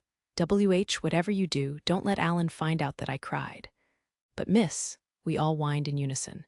"Don't but miss me. You have to promise me you won't tell him." Pouting, Miss Foss unsealed Mr. Allen's letter and ran her eyes over it. She was tearing up again right in front of me. Then she removed her spectacles, dried her tears on her sleeves, and summarized the message as calmly as she could manage. "He writes that he's hospitalized in the Eastern capital and that he'll come here once things calm down. The rest was just him being a worrywart about me," and tears spilled from her eyes, smudging the letter. "He says thank you. I couldn't save anyone. I was no help at all, but he thanks me. Me."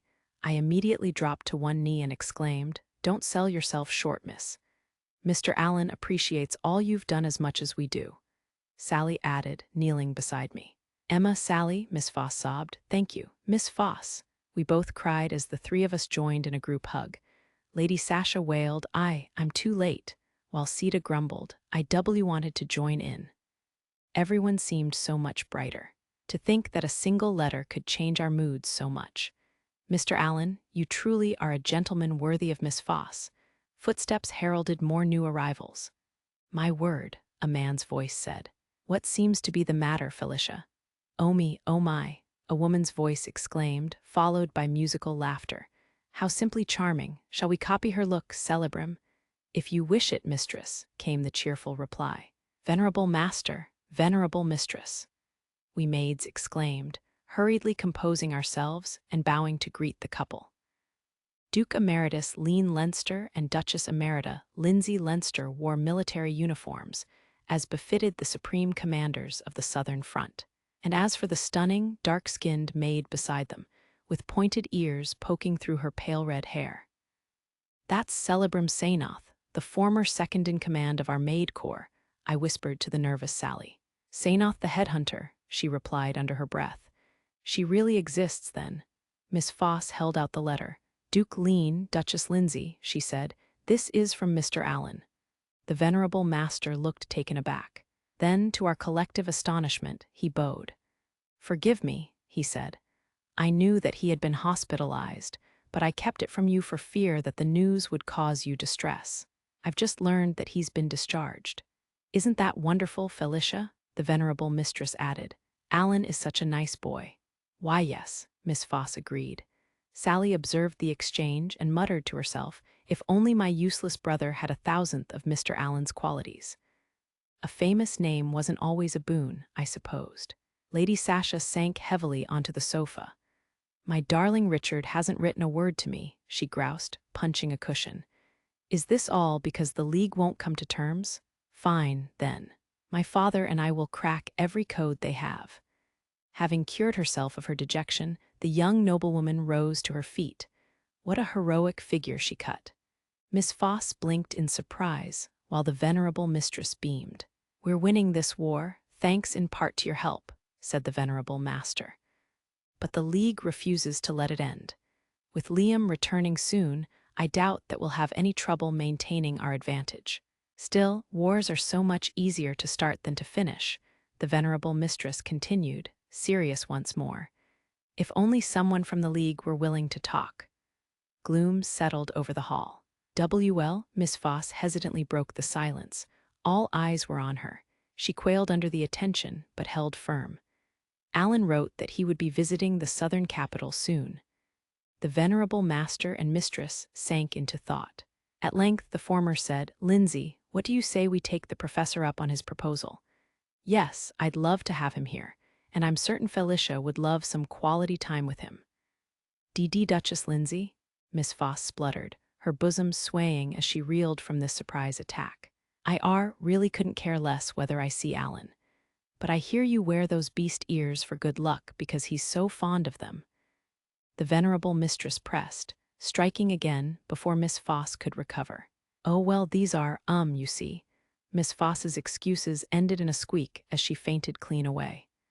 Sally, Lady Sasha, and I all cried her name as we dove to catch her. The other maids responded swiftly as well.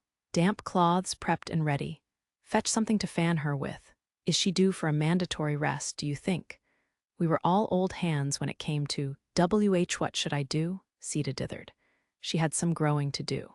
Miss Foss slept peacefully in my arms. She must have felt so relieved. Thank goodness.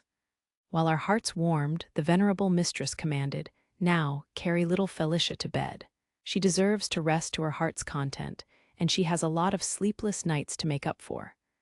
Come on, you can move faster than that, Gil shouted, swinging his wooden halberd. Ellie and Lynn cried out in surprise, forced to retreat in the face of this ferocious assault.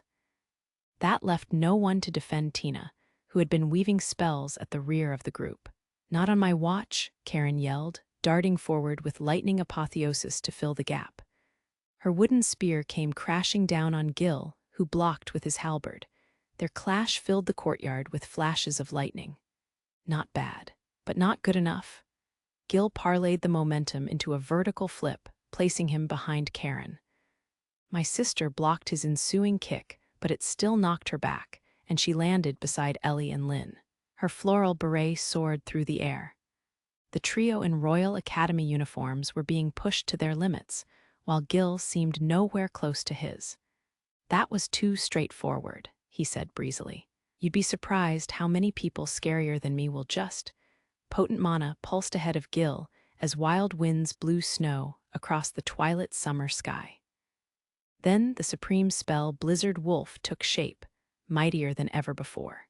With her rod held aloft and the mark on her right hand shining, Tina roared, I've got you. No, you don't, I interjected from my chair near the veranda, as to the astonishment of all 5 combatants, I dispelled the supreme magic with a twirl of my pen. Holding up a warning finger, I continued, Tina, I told you that Blizzard Wolf is off limits. I expect to see polished elementary spells. Be but, sir, Tina whined. No buts, and that goes for you too, Lynn. Dismiss that firebird and focus on your swordplay. Yes, dear brother, the red-haired noblewoman responded as, shamefaced, she adjusted her school beret and resumed her sword-fighting stance. While I was at it, I threw in a few gentle words of advice for the angelic maid. Ellie, try to keep calm. Your last spells had too much wind in them. Good luck. Why, yes, sir. Thank you so much. Ellie chirped, beaming. No matter what the future held, I would defend her smile against all comers. The maid's classmates fixed her with stares of silent reproach. Lady Tina, Lady Lynn, she stammered. Your SC scaring me. The trio launched into their usual antics. From inside the house, I heard Lydia, Stella, and my mom laughing. Evidently, they were baking dessert. Lisa and Duchess Emerita Letty had left that morning to attend a council at the Great Tree in preparation for the Duke's arrival.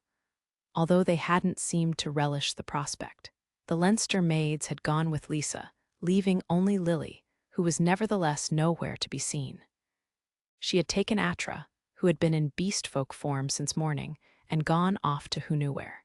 You rely a bit too heavily on lightning apotheosis, I warned Karen, catching her airborne beret with a wind spell and depositing it on the round table.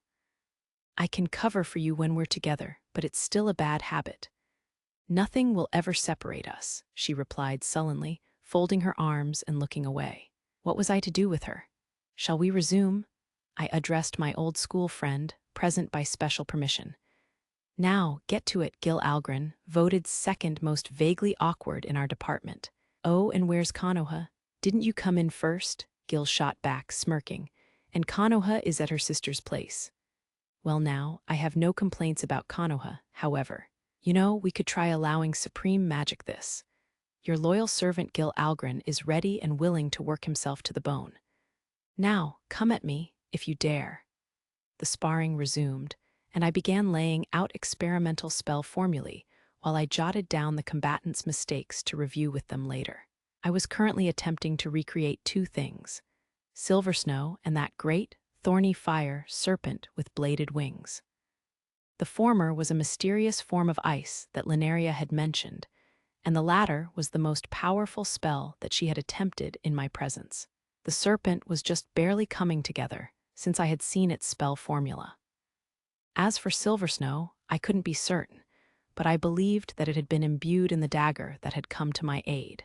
Using water and wind, I created ice crystals in midair. Next, I added light. So far, so good. Then to the gleaming slivers, I added a drop of darkness. To my dismay, the formula unraveled, disintegrating completely. This is quite a challenge. I couldn't cast Linaria's spells. My mana fell hopelessly short. Her staggeringly intricate formulae guzzled mana and demanded superhuman control of their wielders. To make matters worse, they were encrypted, and it would take me some time to decipher them. You won't catch me that easily, Gil hollered. Running away is one thing I know I'm good at. Karen grunted and Ellie wailed. I can't keep up with him. As the young Algren lord bamboozled them with his nimble acrobatics. Lynn's stay still or ended in a sharp cry as he gave her a light electrical shock. And he never allowed Tina a clear shot at him, as her frustrated "He's too fast" made plain. I wonder if I could get him a place in the guard, I mused. The Knights of the Royal Guard were a strict meritocracy. They set no store by past deeds, requiring only that their recruits display resourcefulness and knightly resolve. And while objections from other quarters would be formidable, my own achievements should suffice to cancel them out. Stripping Gil of the style Highness and leaving the ducal succession undecided to be judged on the basis of his future deeds struck me as a plausible compromise. The ducal house of Algren was the linchpin of the kingdom's eastern lands. As with the earldoms of Harclay, Hayden, and Zanny, it would be foolish to simply dismantle it. The kingdom would do better to preserve the title by passing it on to the next generation, treating the succession as a model case for meritocracy, especially since, while the two northern marquises were apparently holding the eastern border for the time being, they could hardly garrison it permanently. I would need to speak with Richard and Duke Walter about "We've got you," shouted two girlish voices. Ellie, who was already acquiring the rudiments of flight magic, startled Gil with a flurry of rapid strikes. He let out a cry and withdrew, only for Tina's ice blasts to pelt him from behind. Then Karen and Lynn joined the fray. If there are to be monetary rewards, I must see that the families of the war dead get their share. And I can't forget the railroads and lines of communication that Lydia destroyed. although I suppose I'll need to throw myself at the mercy of the professor and the headmaster for that. Our department motto, Gil recited, launching a storm of lightning blasts. Obey Lydia without question, revere Anko with all your heart. When Alan asks you for a favor, say only, "It would be my pleasure." I agree with the second and third parts, but I suggest you cut the first one.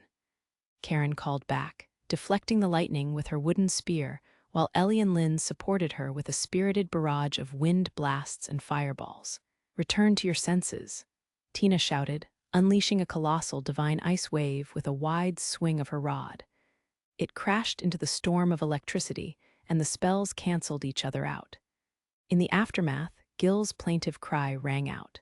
"You're too young to know better. You wouldn't talk like that if you had any clue how scary she can really be. You think I didn't challenge her when Alan wasn't around."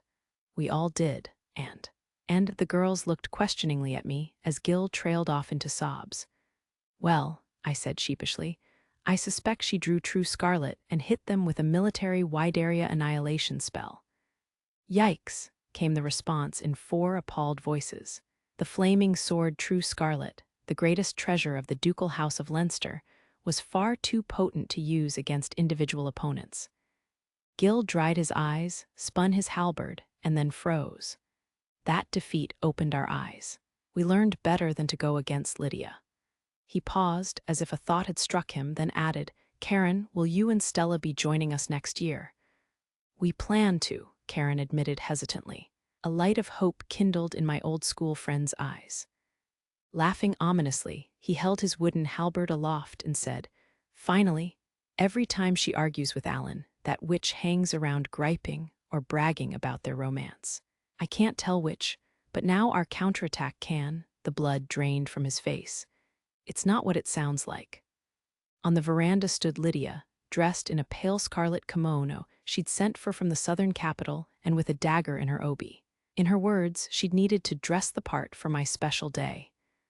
The girls gaped at her outfit in wonder and delight, although not without envy. "Any last words?" she demanded icily. Mental anguish suffused Gil's face as he racked his brain for an answer that would save his life. Then, as the girls, Karen, and I looked on, he steeled himself, raised his head, and bellowed, "Once, when you and Alan were fighting, Yen and I spent 2 days and a night with him at a hot spring near the royal capital." "Gil," I cried, "it's up to you now, Alan. Good luck." Having chosen to involve me in his downfall, Gil bounded onto the roof and bolted away with a sunny smile on his face. I felt a murderous glare on my back and turned, trembling, to find a beautiful smile on Lydia's lips. She approached, saying, "You'll still be paying for this in your next Lee." Her threat ended in a cry as she tripped, stepping down from the veranda. I caught her before she fell, but I could tell without looking that Karen and the girls were shocked. "You're still not well," I chided the monodeficient young woman. "You shouldn't lash out so quickly. A servant who doesn't put his mistress first has no right to—" Lydia was interrupted yet again as a little girl with a violet ribbon in her hair dove between us, flickering with white light. "This is Stella's Mana. I know that Atra slept with her last night, but could that be why she can assume her beast folk form?" "Mind your manners, Atra," Lily scolded cheerily, setting a pair of sandals at Lydia's feet. My dad waved from the hallway, on his way back to his workshop. Apparently, the pair had been watching him ply his trade. "You arranged that interruption, didn't you, Lily?" Lydia demanded accusingly. "Whatever do you mean?" her cousin replied, giggling cheerfully as she dodged the question. Lydia glared at me, but what did she expect me to do? "Tina, Lynn, Ellie," I called, "I've written down some homework for you. Be sure to practice it later." "We will," they answered in unison, raising their hands as they took their papers from me. Atra mimicked them with enthusiasm. "You don't need written notes, do you, Karen?" I asked. "No," my sister replied, "but go over it with me later. You sure crave attention, as any little sister should." Once we're back in the royal capital, I must remember to give Karen my old school burr. A little bird alighted on my shoulder. It was one of the headmaster's magical messengers. "Sir," Tina asked hesitantly, "does that mean—" "Yes, it does," I replied, surveying the girls. Dukes Walter Howard and Leo Lebufera have arrived in the city. A public council will be held in the plaza before the Great Bridge, and their highnesses wish us to attend. Tina, Ellie, please call Stella. Dessert will have to wait. A crowd was forming around the vast plaza, in the center of which a large pavilion offered shelter from the sun's rays. Beneath it, chairs encircled a round table, while magically constructed stone walls and military barriers guarded its perimeter. Lisa, Duchess Emerita Letty, and Duke Walter sat with their backs to the great tree. As a matter of protocol, Lydia and the girls had reluctantly seated themselves on that side as well. Stella, Tina, and Lynn wore military garb, and Ellie, her maid uniform. Atra sat on Stella's lap, while Lily waited respectfully behind the group. I supposed that the handsome young elven man to Duke Walter's left was Duke Lebufera. Powerful northern and western nobles also occupied seats at the table, as did the beast folk chieftains and influential eastern humans. Even the chieftains of the dwarves, giants, dragonfolk, and demisprites were in attendance. The choice of this open-air venue was, I supposed, a show of courtesy to the giant delegation. The headmaster was just about the only notable absentee. Although my parents had also stayed home, they weren't fond of crowds. "You'll regret this, traitor," Lydia's disgruntled voice announced from the communication orb in my left ear. "Mr. Allen, please sit with us," Stella added, sounding no happier. "We really ought to cut communications now," I replied, removing my orb. I had expected this sort of whining from Lydia, but never Stella. "Allen," Karen urged, tugging at my sleeve. "Right," I said. "Let's go." As we wove our way through the crowd, I spotted a cloaked Gil with Konoha and Mamaji, young Lotta of the Fox clan, and Karen's old friends, Kaya of the Squirrel clan and Coco of the Leopard clan. Strangely, neither Sway nor Richard ambushed me.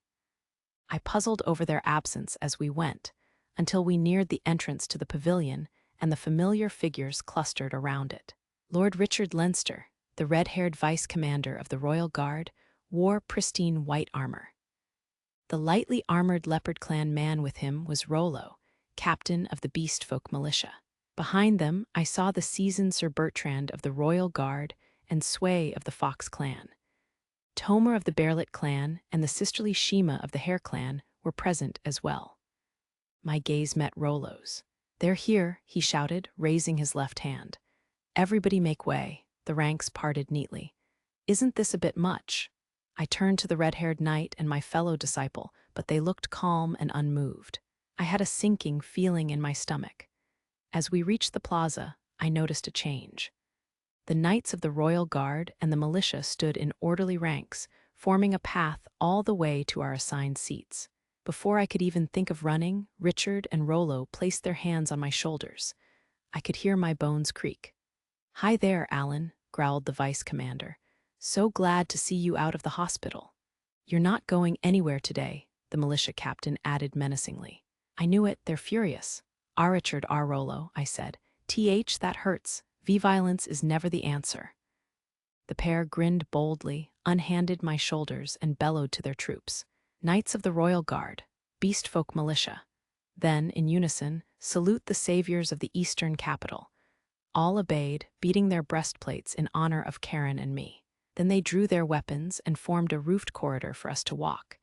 Even Rollo raised his spear. And to top it off, a formal tune began to blare. A military band. Karen sidled nervously closer to me. "Richard," I hissed, giving the vice-commander a reproachful stare. "Ceremony matters," he retorted, "especially at times like this. Oh, and don't even think about running for it." His Highness led the way, and we processed awkwardly behind him. Beside the pavilion, battle standards flapped boldly in the breeze. One stood out from the rest. Massive, stained, and time-worn, it bore a design of a shooting star. We arrived at our seats and found that they were set exactly across the table from Duke Walter. "Allen, Karen," Richard motioned us to sit, so we nodded and complied. The music ceased, and I heard the clatter of many weapons being lowered at once. The red-haired knight withdrew, and a burly, platinum-haired man in uniform, Duke Walter Howard, began to speak. With the aid of a communication orb, his voice carried well. "Thank you all for gathering here today," he boomed. "I am Walter Howard, charged with governing the north of this realm.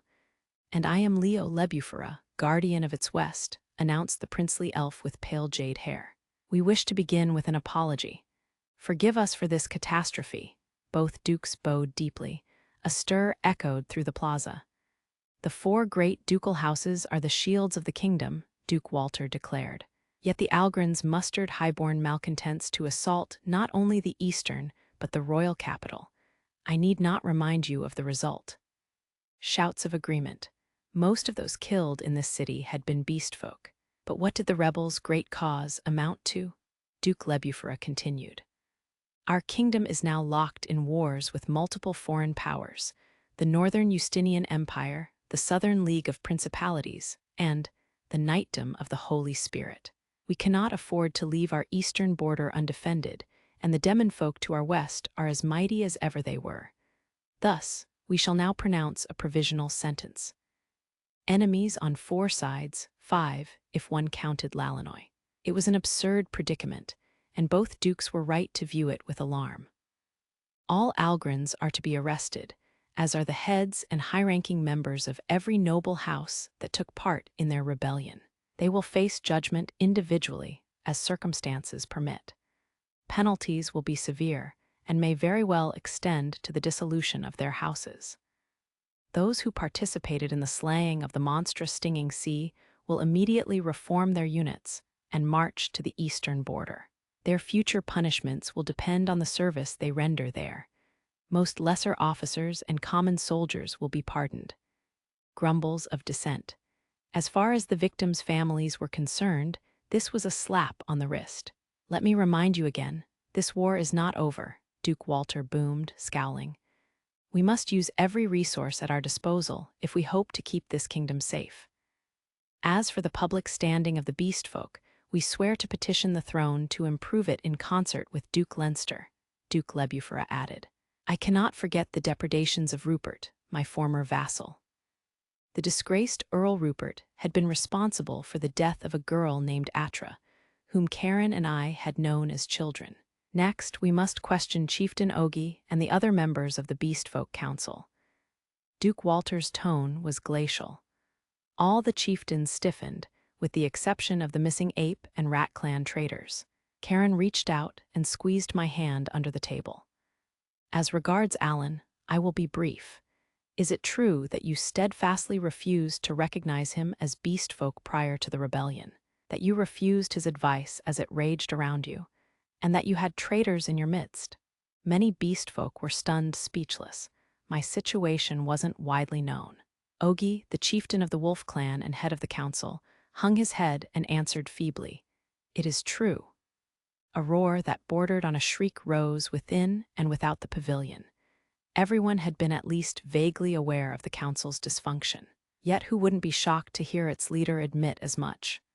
"We spent the rebellion in helpless panic," Ogi continued dejectedly, although the admission clearly cost him an effort. "The great tree held out thanks to the selfless courage of the Royal Guard and to the militia, volunteers, and common citizens who banded together to defend it. We could not even make up our minds to invoke the old pledge until children gave us the push we needed." The screams faded into a gloomy silence. Ogi shook his head. "Fortunately, the city was delivered, yet our crimes remain, Your Highnesses, Duke Walter Howard and Duke Leo Lebufera." All the chieftains stood as one. They were prepared for this. "We wish to resign our posts as soon as the end of the reconstruction is in sight. This is a time for young chieftains who can join hands with the humans who share our city." Ogi paused. Then, with a look of profound regret, he bowed low to me and said, "Alan, I'm sorry. We have made unconscionable mistakes, yet you still risked your life to save so many of us. Thank you for defending our city and all of us in it." I couldn't find the words to reply. If only I had managed things better. Karen dug her nails in and shook her head, on the verge of tears. Via my communication orb, I caught Lydia's whispered "unbelievable" and Stella's equally concerned, "Mr. Allen." Tina's and Lynn's mana seemed stormy, while Ellie and Lily strove to calm them. Both dukes raised their hands. "Be seated," Judgment will be rendered in due course. Duke Walter allowed the chieftains time to comply, then bellowed, "This matter concerns the other races as well. The Knights of the Holy Spirit now pose the gravest threat to our kingdom. If the eastern capital is disunited, they will strike again. There are great changes in this kingdom's future," added Duke Lebufera. "Let none of you forget that." For better and for worse, he spoke the truth. The Church of the Holy Spirit was so uncanny and so powerful that it could not be otherwise. Duke Walter's expression softened as he turned to me. "Alan, His Majesty sends word to you from the western capital." I froze in shock. "Alan," Karen hissed, tugging on my clothes. Clumsily, I rose to my feet. His Highness Duke Walter Howard straightened and began, "In honor of the magnificent service that he has so lately performed." I didn't like where this was going. Alan, the brain of the Lady of the Sword, may henceforth claim the title Shooting Star. A stir ran through the Western nobles, although the 4 Western chieftains showed no reaction. I heard mutters from outside the pavilion. "What does he mean? Just an honorary title? I thought for sure they'd ennoble him."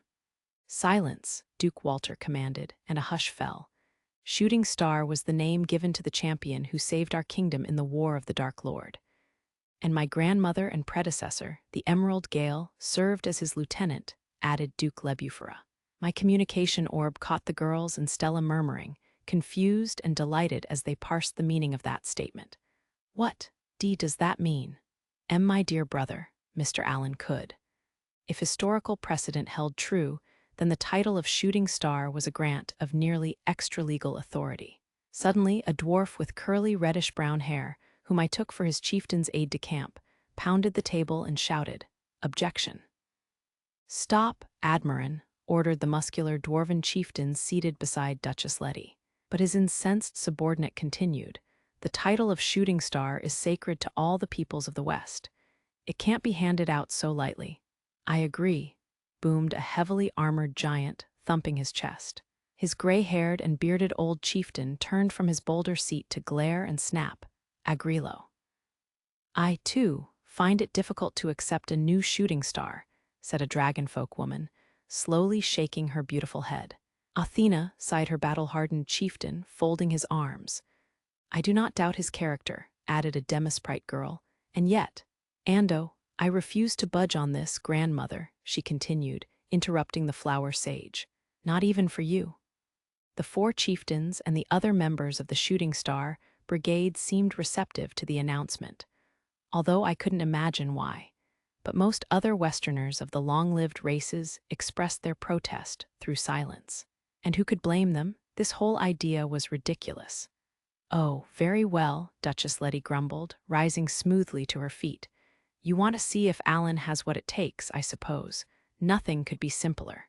The living legend met my gaze. The most ominous chill of my life set in as I recognized the gleam in her eyes from my sword lessons with Lydia. Oh dear, this is a disaster waiting to happen. Duchess Letty struck the ground with her time-worn spear wrapped in black cloth and bellowed, "I shall test his mettle myself. Look on and draw your own conclusions." The crowd was flabbergasted, while the panicked Duke Lebufera shouted, "Grandmother." The 4 chieftains' aides looked sour. "Well now," Duchess Letty exclaimed, her eyes widening. "Is that displeasure I see?" The living legend roared with laughter, and it suddenly became difficult to breathe. Baring her pointed canines, she asked, "Shall I face you first, then, O little lads and lasses?" The quartet turned pale. Tina and Lynn seemed to be suffering as well. "I suppose I've got no choice." "Duchess Letty," I said, "would you kindly leave it at that?" "Oh, pardon me," she replied, and her aura of menace lessened. Karen exhaled deeply. "I accept this challenge," I said, nodding to the 2 dukes. "Please reserve judgment concerning titles until it is finished." "Very well," Duke Walter reluctantly agreed. "We must set the stage at once," added Duke Lebufera. While a growing commotion filled the plaza, Duchess Letty inquired, "Oh, Alan, why do you smile?" "What?" I responded, taken aback. "Have I been smiling? I had no idea." "Honestly," I answered, "you are the Emerald Gale, second in command to Shooting Star, or should I call you the Peerless Comet?" The thought of trading blows with a hero out of my childhood storybooks makes me positively giddy. I see. How like a man, and I've not heard that name in a long while. Now, the legend turned her attention to the girls. You there. Those who flinched earlier will only slow Alan down. Yet if you still wish to challenge me, I'll play with you before our bout. Think on it while they ready the arena. I just can't accept it, Tina exploded. We ought to fight on Mr. Allen's side. I agree with Miss First Place, Lynn joined in. We won't be a burden to him anymore. Be big, sis Stella, Ellie pleaded from between her irate friends. My father and Duchess Lisa stood a short distance away with Mrs. Ellen, who had come running as soon as she had heard the news. Mr. Nathan was apparently unable to join us, being in the middle of crafting a magical artifact, so Atra had withdrawn her calming presence to Mrs. Ellen's side. She was currently frolicking atop a chair that the flower sage had hastily conjured using botanical magic. I wonder what's come over her. Karen raced over to our seats. Tina, Lynn, you felt Letty's mana, didn't you? She cautioned the pair. And besides, my best friend squinted at the elven beauty, who stood alone with her spear in the center of a great, circular stone arena constructed with giant magic. Duchess Emerita Letitia Lebufera, the Emerald Gale, was a warrior among warriors. She had even traded blows with the Dark Lord. And now she awaited Mr. Allen, whom Lord Rod, the headmaster of the Royal Academy, had summoned to the great tree. She's a genuine legend, straight out of a storybook, Karen concluded. We couldn't hold a candle to her. Tina and Lynn groaned in frustration. Say something, Lydia, Karen appealed to the scarlet-haired, kimono-clad noblewoman currently sipping tea beside me. The Lady of the Sword handed her cup to Lily and said, 65 out of 100. Suffering can be a good teacher, Karen. Tina froze, while Lynn ventured a nervous, dear sister. You're such a harsh critic, Lily pouted. The Howards and Leinster's youngest are still fuming, I see, Duchess Letitia called to us. Come then, I'll amuse myself with you until Alan returns. Lynn, Tina growled. Yes, the girls nodded to each other and leapt up onto the stage. My ladies, Ellie cried frantically, while I shouted their names in equal alarm. Karen sighed. They'll live, Lydia remarked indifferently. I saw my father and Duke Leo press their hands to their foreheads, while Duchess Lisa seemed delighted. We won't take that lying down, Tina shouted, tying her ribbon onto her rod. We're more than a match for you, Lynn added, drawing her sword. The crowd stirred, but Duchess Letitia was unfazed. Her unmoving composure drew more shouts from the girls. What are you waiting for? Assume a fighting stance already. No need, the former Duchess replied. I can't fight seriously against chicks with bits of eggshell still clinging to their tail feathers. Trembling with anger, Tina and Lynn swung their rod and sword wide. Gusts of freezing cold and scorching heat pierced the barrier as the supreme spells Blizzard Wolf and Firebird descended on the battlefield. Shock was spreading through the crowd, yet Duchess Letitia held still. We'll make you regret that, Tina shouted. This fight will be over before my dear brother arrives, yelled Lynn. Unleashed, the two supreme spells launched themselves furiously at Duchess Letitia. Watch out, Ellie and I cried. Lydia and Karen held their peace, while Lily gave one of her usual merry giggles. The legend's ancient spear flashed. First the Firebird disintegrated, run through. Then Duchess Letitia effortlessly seized the Blizzard Wolf's fangs as it bore down on her, and slammed it into the stones of the arena. An ice storm sprang up, but a sharp gust soon dispersed it. Tina and Lynn stood frozen in wide-eyed surprise. Not bad, Duchess Letitia opined dispassionately, especially in this age of weakened magic, bereft of the elemental's blessing. You have talent, and you've worked hard to refine it, as has Karen. But above all, I suppose that you must be an excellent teacher. An intricate spell formula materialized before the girls. Short-range teleportation. Their own talent and hard work deserve all the credit, demurred the brown-haired sorcerer who emerged from it, enchanted rod in hand. Thank you for waiting. I had an urgent matter to discuss. At the sight of Mr. Allen, relief flooded Ellie's and Karen's faces, and mine as well, I supposed. Thank you both, he said calmly to Tina and Ellie. Please allow me to take it from here." After a dejected "yes, sir," and "yes, dear brother," the pair vanished, only to land with a squeal back in their original seats. I traced the mana and found the headmaster seated beside Duke Lebufera. "If neither combatant objects, I propose that we begin," my father announced. "What say you?" "I have no objections," Mr. Allen replied. "Likewise," declared Duchess Letitia. "Very well," said my father. The duel would start at any moment. I cursed myself for the inexplicable condition that left me unfit to fight. If only I could have stood at Mr. Allen's side. But as I ground my teeth in frustration, my father swung his hand down and cried, "Begin." Immediately, Duchess Letitia raised her spear. "Prepare yourself, O would-be legend of a new age," she said. "Let us begin with a simple test." Magical Emerald Wind's world as a series of tornadoes materialized from thin air. "Are those all advanced spells?" Karen murmured in amazement. Tina, Ellie, Lynn, and I couldn't even speak. Screams rose from the crowd. She calls this a simple test." "I question your use of language," Mr. Allen said wryly. "Oh, this is but child's play," Duchess Letitia retorted. "Pray try to give me a challenge." Dozens of tornadoes launched themselves at Mr. Allen, their mighty winds kicking up fragments of wood and stone that blocked my view. "No, a direct hit." Abruptly, Duchess Letitia spun and grunted. With an effortless sweep of her spear, she tore through the storm of divine light shots bearing down on her. But even as the elementary spells kept coming, razor-sharp icicles sprouted from the ground. An icy mist formed as well. "Too easy," Duchess Letitia barked, balancing one-legged and on tiptoe atop an icy point as she continued to intercept the barrage. What about Mr. Allen's mana? It was no use, I couldn't sense it. The tranquility of his spellcasting beggared belief.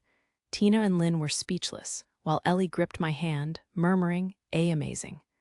A dark shape emerged from the thick mist behind Duchess Letitia.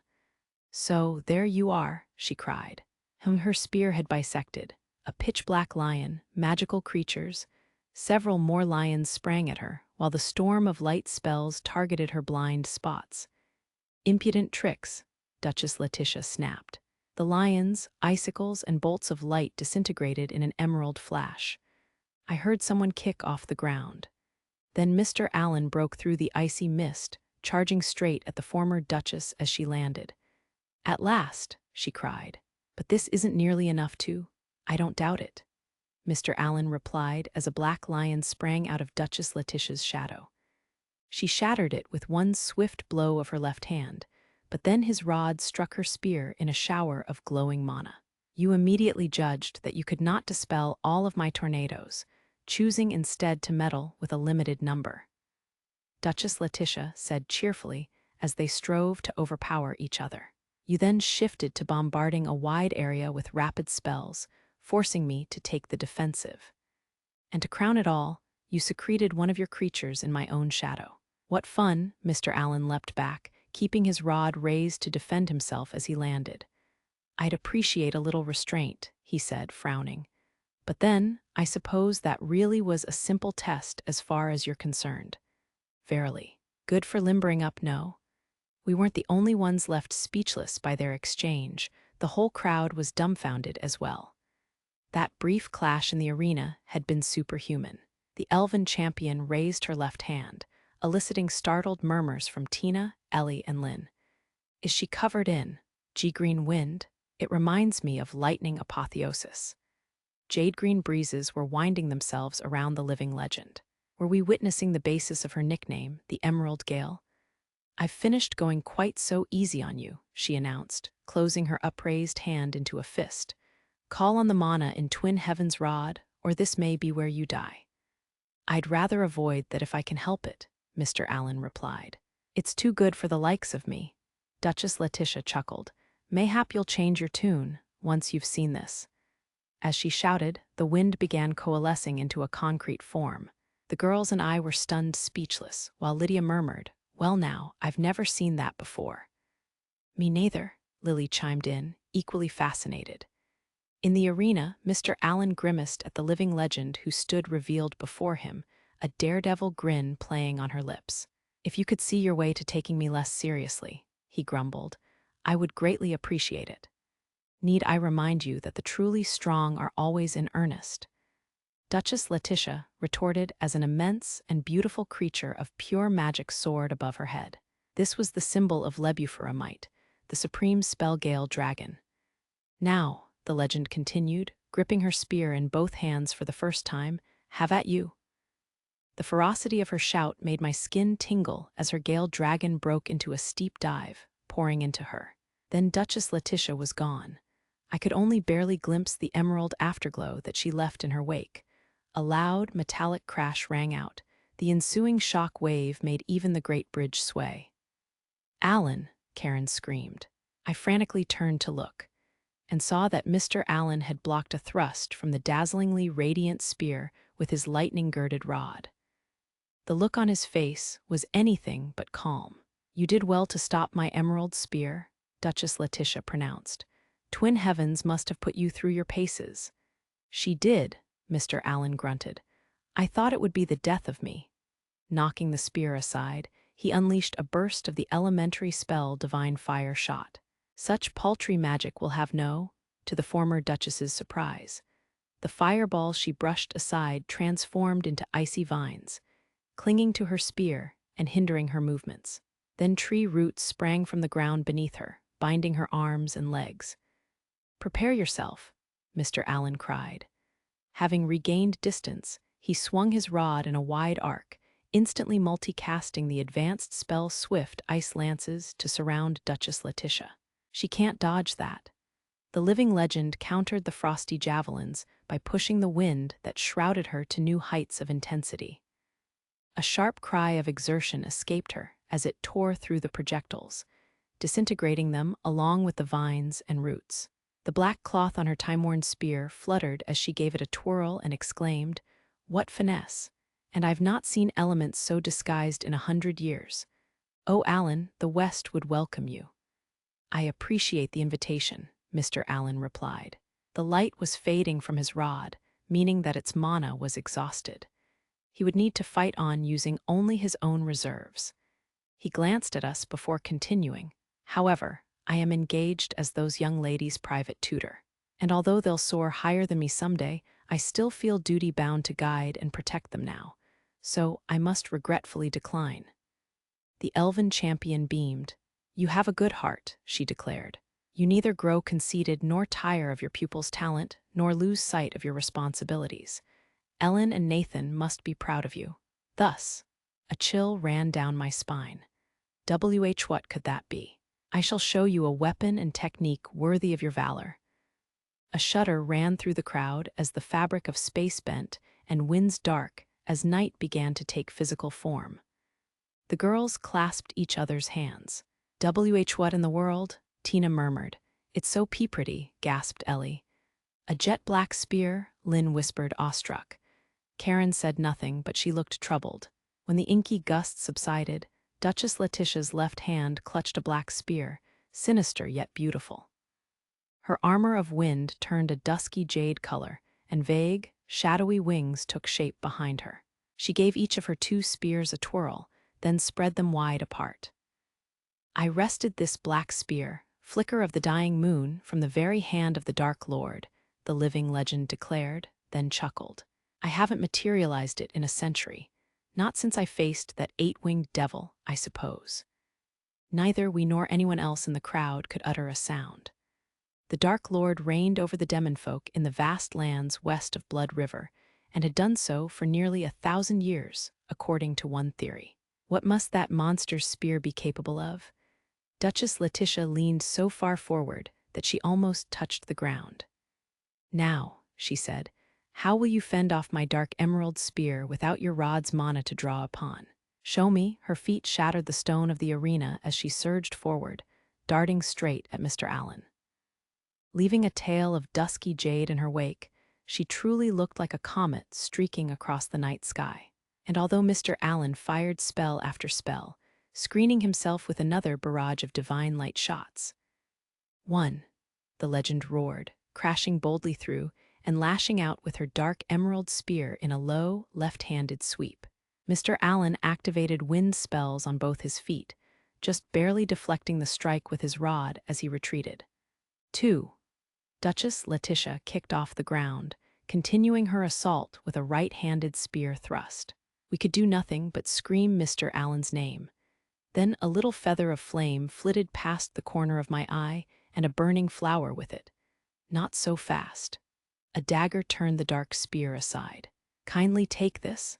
A greatsword came crashing down on Duchess Letitia. Not even the living legend had expected this. She hurtled backward across the arena and crashed into its stone wall near where the two dukes sat. The entire barrier shuddered. A broken dagger slipped from a young woman's hand. "Lydia, Lily," Mr. Allen gasped, taken aback by this timely rescue. "Why, excuse me. Have you forgotten already?" Lydia demanded, clasping her hands over the one in which Mr. Allen held his rod. "I'm your sword and no one else's, and I'll never, ever break that promise again. What does it matter if my mana's running a little low?" Karen, the girls, and I bit our lips, mortified by this display of superior determination. Apart from Lydia, only one of us had acted without hesitation. Lily, who stood with her greatsword planted in the ground, smiling at Allen like a child who had just gotten away with some mischief. "Remember," she said, with a smug little laugh, "I'm a maid and a bodyguard." Mr. Allen looked perplexed. "What do you— Oh, I see," he said, grinning ruefully. "I'm the one you've been guarding all this time." I felt a pang in my chest as I sensed the unconditional trust behind his words. Duchess Letitia burst out of the stone wall and leapt, spinning in midair on her way back to the arena. "Splendid, magnificent," she cried with an ecstatic smile. "I'd not have it any other way. Now I demand greater satisfaction." "Lydia," said Mr. Allen. "Huh?" He waved his left hand, and the enchanted sword cresset fox appeared from thin air. Lydia drew it without the least hesitation. Then the lady of the sword and her brains stood shoulder to shoulder. "And don't forget about me," Lily called, pulling her greatsword free with a lilting laugh. One flash of her blade conjured more fire flowers than I could count. The girl's eyes were locked on her, and I felt a flicker of light magic as a torrent of emotions surged through me. I've never felt more frustrated. Not ever. Why couldn't I have raced out there too? I swore to protect Mr. Allen. What does it matter that I can't cast spells? Neither can Lydia. In that moment, I realized vividly, far, far more vividly than ever before, that merely standing by his side was not enough for me. Pressing my feather to my chest, I knew that I wanted the strength to defend him. I couldn't do that yet. I had neither the right nor the resolve. But, "Are you all right, Stella?" Karen asked, eyeing me with concern. "You're leaking mana." What had Mr. Allen told me in the royal capital, at the cafe with the sky-blue roof? You don't have to think about doing everything yourself. For just a moment, I closed my eyes, calming myself and reining in my mana. Then I turned to my best friend and said, "Karen, I want us to grow much, much stronger, together." "So do I," she replied. So, with renewed determination, we gazed at the trio in the arena. The true contest was about to begin. "So, what's the plan?" Lydia asked, glancing at Duchess Letty. The living legend was more eager for a fight than ever, and a fresh torrent of mana revealed that she still had strength to spare. "Unfortunately," I replied, "our best option may be to use a certain over-energetic self-proclaimed maid as a shield and rush her." "Out of the question," Lily cried, sulkily forcing her way between Lydia and me. "And I'm a real maid. I am." I had seen this look on her face often enough during our adventure in the southern capital 5 years earlier. "I mean that we're counting on you," I said, tapping her lightly on the cheek. Lily giggled. "All right, that's enough of that," Lydia declared, pushing her aside and fixing me with a childish glare. "You have some nerve, flirting in front of your mistress. We're on the ropes, but I can't see us losing." I gave my rod a twirl and began weaving spells. "Ready, are you?" Duchess Letty asked, crossing her spears. "Then see what you make of this." Enchanted dark emerald gusts coalesced into 4 gale dragons. Their formulae were in constant flux. So that first salvo of advanced spells was a ploy to get a look at my interference. Lily was gathering her tiny flower petals into a blazing shield. "An uncommon spell," the former Duchess remarked, scrutinizing it closely. I see both witch and Wainwright blood is strong in you. Lily touched her floral hair clip, setting her lovely locks fluttering. I learned it from a mean-spirited boy a little younger than me, she answered in a mature tone. When I debated giving up on my dream, he gave me the push I needed. Annoyed, Lydia interjected, "Listen." Then she gaped at my right hand, a moment before the ring on it surprised us by releasing a burst of crimson light. One of Linaria's spell formulae. The flash split into 3 rays, one to Lydia beside me, one to Tina, and one to a little girl in the spectator seats near her. Lily, Lydia, and I all murmured at once. What gentle voices! Is that Mother and Atra? My mom was singing along with the child perched on her lap. Atra's long violet hair and ribbon radiated a faint glow. Dad always said that Mom was the best singer in the clan. And this Mana, I murmured as we looked up to see hundreds of sea-green griffins circling in the sky above. They're singing, aren't they? Lydia asked slowly, rubbing her shoulder against mine. Yes, I replied, I believe they are. While we all stood in awe of this mythic spectacle, Lily cried, "Look," and pointed to the great tree. The world tree, as Linaria had called it, blazed with sublime radiance. Can it be? Duchess Letty whispered, wide-eyed. Has the world tree answered the great elemental's prayers? Atra's, my mom's, and the griffin's voices joined in harmony. Light showered down, only to be absorbed into Lydia and Tina. Twin heavens will flowed from the ring into my mind. You're a key, aren't you? Then act like one. That witch doesn't know how to mind her own business, but I'm grateful for her. Alan, Lydia said, holding out her left hand. Yes, I squeezed it tight and linked our mana. As the singing stopped and silence descended, I felt her presence more distinctly than ever before. And then, plumes of pristine white flame danced over the plaza. For the umpteenth time that day, a thrill ran through the crowd. Lydia let go of my hand and gave a fearless little laugh. I'll just pop over and give her my regards, she announced cheerfully, and charged at Duchess Letty. The 8 wings on her back burned an angelic white. Between them and her kimono, she was the most gorgeous person I had ever seen. I've seen such plumage before, Duchess Letty cried, startled, as she maneuvered her gale dragons to intercept. But Lydia bellowed and destroyed all 4 dusky emerald creatures with a swift downward stroke of her enchanted blade. Then she came on even faster, slashing at the living legend with superhuman speed. Duchess Letty blocked the strike with both of her spears, but its force was still too much for her. She flew backward into the wall again, and a shower of shattered stone buried her. She drove my grandmother back in a frontal charge, without trickery. Duke Lebufera exclaimed in disbelief. The veterans of the Shooting Star Brigade seemed equally stunned. How long has it been since the vice commander lost a test of strength? Since she marched to the royal capital 100 years ago, I'll bet.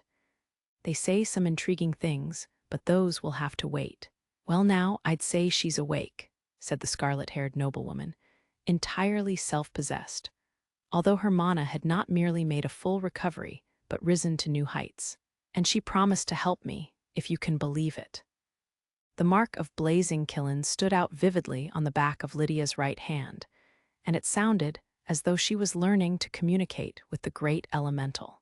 But why hadn't she been able to sooner?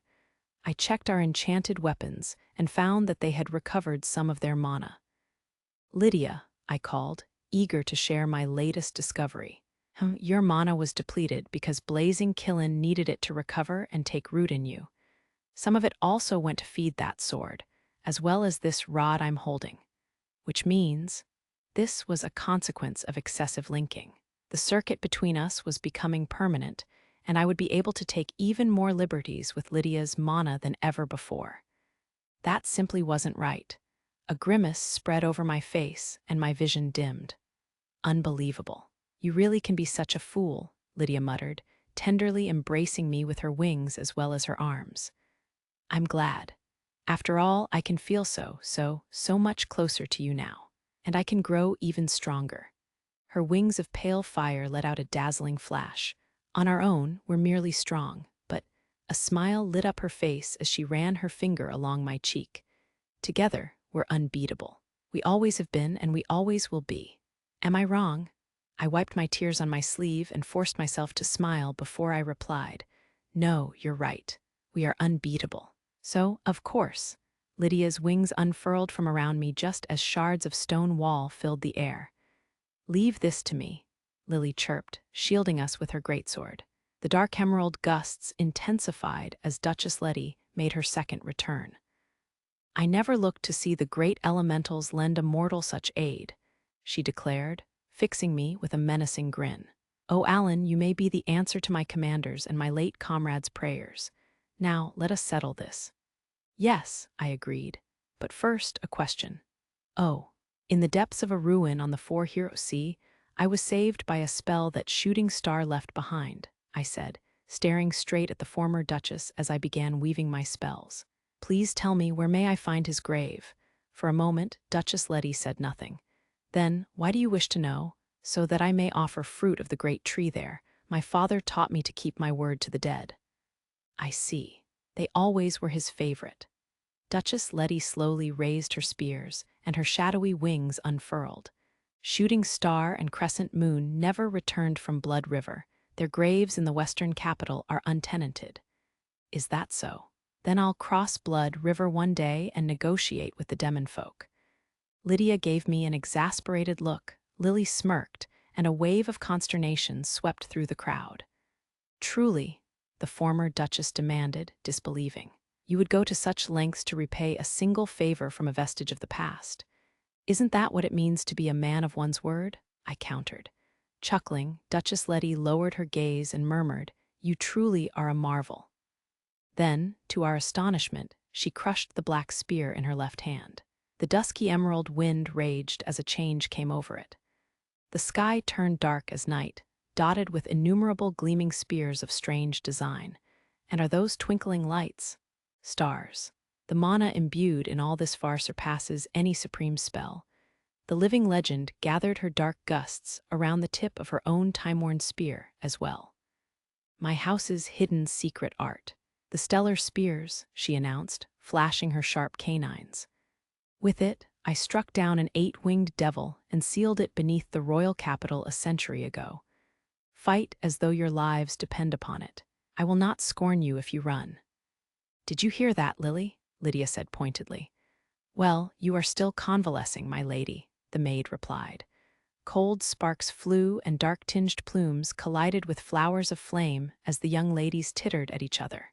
Ah, for the good old days, came a slightly pained murmur from across the arena, so unforgettably bright, and yet so brief. We shared such days as well times when we had someone to protect with every fiber of our beings. Yet, daughters of the Lady of the Sword, what will you do when you cannot defend the one you must, when you are confronted with an impossible choice? You have to ask, Lydia replied. It's plain as can be, Lily chimed in. Then in unison they answered, We'll slice, burn, and slice some more. Alan can sort out the details.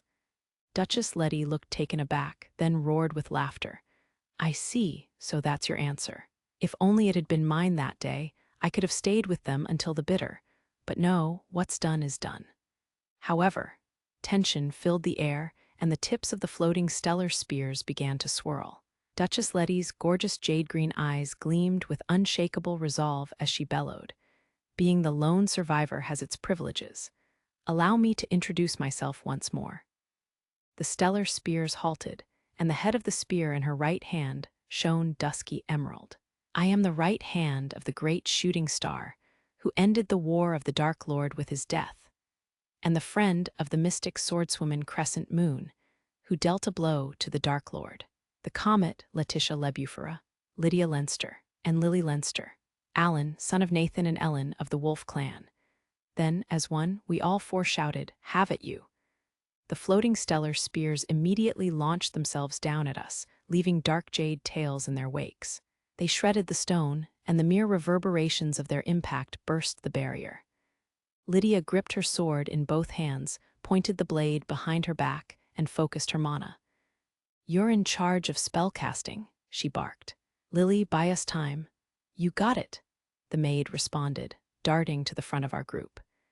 She conjured a rapid stream of fiery petals, overlapping and combining them as she cast my first experiment in simplifying Linaria's formulae, the bi-elemental spell Scarlet Blossom Shield. Lily intercepted the spears with her flaming floral barriers, then brought her greatsword to bear when those failed, swatting javelins aside with brute force. The dark emerald gusts assailed her as well, becoming blades that tore rents in her sleeves and the hem of her skirt. Blood sprayed from her skin. I wished that I could heal her, but the spell that I was weaving was beyond intricate. If I gave it any less than my full attention, it would misfire. Yet the stellar spears kept raining down until I could bear it no longer. "Lily, you've done enough," I shouted. "Please fall." "No," she shot back instantly in a tone that brooked no argument. She thrust her left hand out straight to one side as the scarlet of her hair deepened. "I'm a maid, and a maid protects her master." A flame-wreathed greatsword materialized in her left hand. "Another one, a maid, has pluck." Her fire flowers gained power, and she went on weaving more as she shouted, "Lydia." "Well done, Lily." The lady of the sword praised her cousin, flapping her wings and zooming toward Duchess Letty. Lydia's scarlet sword, shrouded in pale fire, clashed with the stellar spear in the living legend's left hand. Both noblewomen roared as fiery feathers met emerald gusts. Enormous fissures split both the barrier and the stone arena. Then Duchess Letty grimaced as her stellar spear cracked and shattered. "Now," Lydia shouted, while Lily cried, "Alan." Both young women darted out of my line of fire. Quietly, I held out the enchanted rod's silver bloom. I know that spell," the legend exclaimed, her eyes widening. "This is it," I yelled, unleashing my completed spell. A great, thorny serpent of fire with bladed wings. Unbelievably, its spines trapped and incinerated all the stellar spears that moved to intercept it. I had cast the thing, and it still gave me chills. All this before I've even come close to perfecting the formula. "Not yet. You've not bested me yet." Duchess Letty roared as she gathered all of her mana into the spear in her right hand and struck out at my serpent. The stone arena crumbled, unable to withstand the strain. Around its edges, the two dukes, the headmaster, and the western chieftains let their mana do the talking, deploying barrier after barrier even as each one went up in flames. And they were still only barely containing the destruction. Then Linaria's ring flashed, and without warning, the scene before me changed. On a hilltop beneath a shining crescent moon, a long-tailed comet, and a rain of shooting stars stood a young Wolf Clan man and a girl. The latter was human, with short hair of pale silver, and she wore a curved sword at her hip. She looked more or less the same age as my younger students. A large, fluttering banner marked this as a field position of some kind. It bore the emblem of a shooting star. The girl stalked away from the young man in a huff. "Alan," a voice interjected. "Don't worry, Letty," said the man, who wore daggers in his belt. "I'm sure she'll come round." I've heard this voice before in that ruin on the Four Heroes Sea. Am I in Duchess Letty's memory, then? "Which reminds me, have you heard?" he continued, grinning. "People have taken to calling me Shooting Star lately." "What difference does that make?" Duchess Letty asked, toying with her long hair. "Well, I was thinking that if I'm a shooting star, then you must be a comet." "What? Are you calling me headstrong?" "You always. That's not what I mean. You know how shooting stars vanish in a flash, but comets return again and again." "Enough riddles, get to the point," Duchess Letty demanded, pouting. "I mean that Alan of the Wolf Clan can trust Letitia Lebufera to carry on for him," Shooting Star answered, smiling. "If I don't survive this war," the stone arena returned. Spear and serpent, wind and flame vied for dominance. I struggled frantically to maintain control of my spell and to keep it from being driven back. But as Duchess Letty and I cried out with exertion, the fire was slowly but steadily eating away at her weapon. She dropped her gaze to the black cloth on her spear, then looked at me. I saw affection and delight in her eyes as she murmured, "I sincerely commend you." Then the balance broke and my spell exploded. A flash of inferno and fiery blades dyed my vision red and white as Lydia Lily. And I dug in, pouring all of our strength into wards and fire-resistant barriers. When at last the flames died and I opened my eyes, the plaza had become a scorched field. Even a portion of the great bridge was burning. Did we maybe overdo it? Lydia sheathed her enchanted sword and latched on to my left arm. I take it you have nothing to say in your defense, she asked. Have you ever heard of a mock battle? Lily added, planting her greatswords in the ground and seizing my right. I groaned, and they both laughed, merrily prodding my cheeks. Then a sharp breeze cleared my view and revealed Duchess Letty unscathed, although her clothes were somewhat worse for wear. Good grief, she exclaimed. Was that any way to treat your elder? I thought I was a goner. I beg your pardon, I stammered. As you should, Lydia scolded me. Definitely, Lily chimed in. Oh, honestly. Duchess Letty acknowledged my plight with a rueful grin, then held her old spear aloft. I have lost, she announced. Let all gathered here bear witness. All eyes turned to her. In my name, I confirm Alan of the Wolf Clan's right to inherit the name of Shooting Star.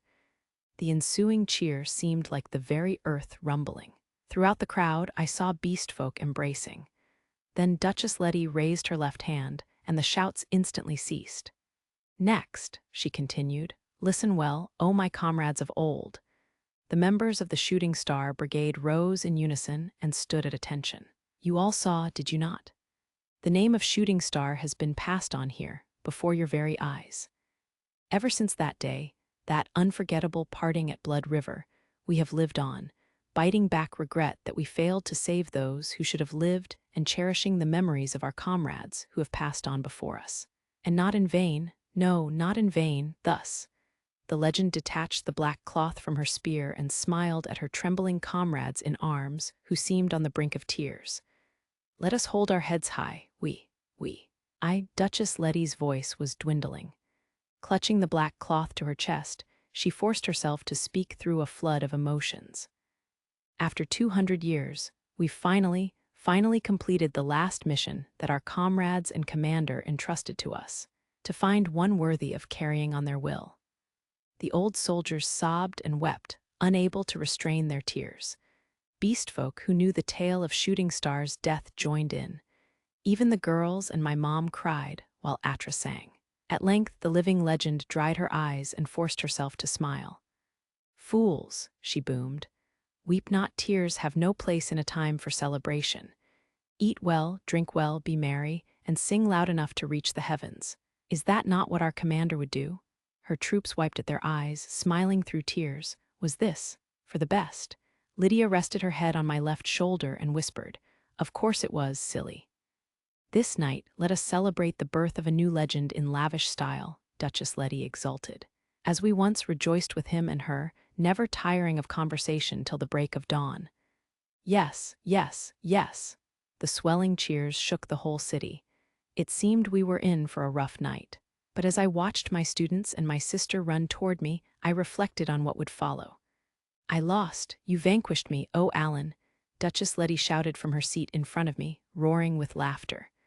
Oh Lisa, oh Ellen, won't you cede him to the Lebuferas? I'd choose him the finest bride in all the West. She then drained her brimming mug of northern liquor, despite the several bottles that she'd emptied already. So these legends are true too. Alan, sir, oh once more for good luck. Ellie cut in before I could respond, bombarding me with healing spells.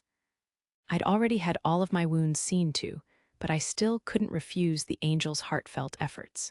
In the night, mana lamps illuminated the vast plaza and the many cheerful celebrants who filled it. Some drunken beast folk broke into loud singing, while humans from the eastern capital and their western rescuers of all races cheered them on, and a northern marching band joined in. I enjoyed watching them. Keep talking like that, Letty, and you'll be fighting my mother and me next, cautioned Lisa, who had forced Lydia into a seat beside her while she chatted with my mom. A duel with Scarlet Heaven and the Bloodstained Lady? Duchess Letty replied, grimacing. That sounds like a fatal proposition. While the living legend was distracted, the kimono-clad noblewoman shot me a look that said, Save me from this already? I shook my head, refusing aid. Surely Lisa wanted a chance to talk with her daughter. Atra sat on a sofa that Lily and the Leinster maids had brought out, looking small as they pampered her for all they were worth. While I watched her, my mom replied airily, I let my son choose his own future. I see, Duchess Letty said slowly. Oh, Ellen, oh, Lisa, let us drink. Yes, let's, agreed, drinking with Duchesses past and present.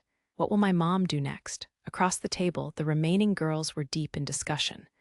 Lynn, we have a long way to go, and we've barely even started, Tina pronounced. Yes, Lynn agreed. Ellie, won't you join us? Why, yes. Why, you're right as rain, Alan, sir, Ellie declared, bobbing her head to me before she sprinted off. Beside the trio, their upperclassmen were immersed in a talk of their own. We need to work harder, Karen said grimly. We'll catch up to them together, Stella solemnly reassured her. They would grow by leaps and bounds, but I would need to do something about Stella's malady first. Perhaps Atra could point me in, excuse us. A woman's voice sharply interrupted my reflections. The 4 division leaders of the Shooting Star Brigade had arrived, and they were frowning. Lily, Lisa commanded. Okay, let's give them some privacy. The maid lilted as her barriers rose. Yes, ma'am, her subordinates responded, casting sound-dampening wards of their own.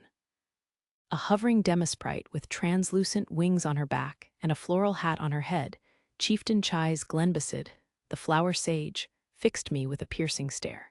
I don't object to one loved by the great elementals inheriting the name of Shooting Star, although I will fault you for being so young. However, that wolf lass there delivered a plea to us, continued the dwarven chieftain Legvobble, the fiend slayer, sitting cross-legged on the ground. She asked us to save her brother, added Chieftain Dormer Gang, the mountain hurler of the giants, stroking his gray beard. But you freed yourself. The battle-master, Chieftain Egon Io of the Dragonfolk, lashed his tail on the ground as he gravely declared, Our old pledge remains unfulfilled. Name your wish, Chieftain Chais demanded. I swear on our late commander that we'll do everything in our power to grant it. And as I told you the other day, so will the Lebuferas, added Duchess Letty. Leo has already consented. I had already consulted Duke Walter about Gil's treatment, although he had glowered at me and barked, You deserve to take things at a slower pace, but you still can't have my daughters. And I had dumped all of my various requests for investigations on the headmaster. The Royal Academy, it seemed, would not reopen its doors for a little while yet, so I didn't have much left to wish for, personally. Perhaps Richard would like, oh, Lydia had slipped free of Lisa in time to give my left arm a pinch. There went my hope of escape.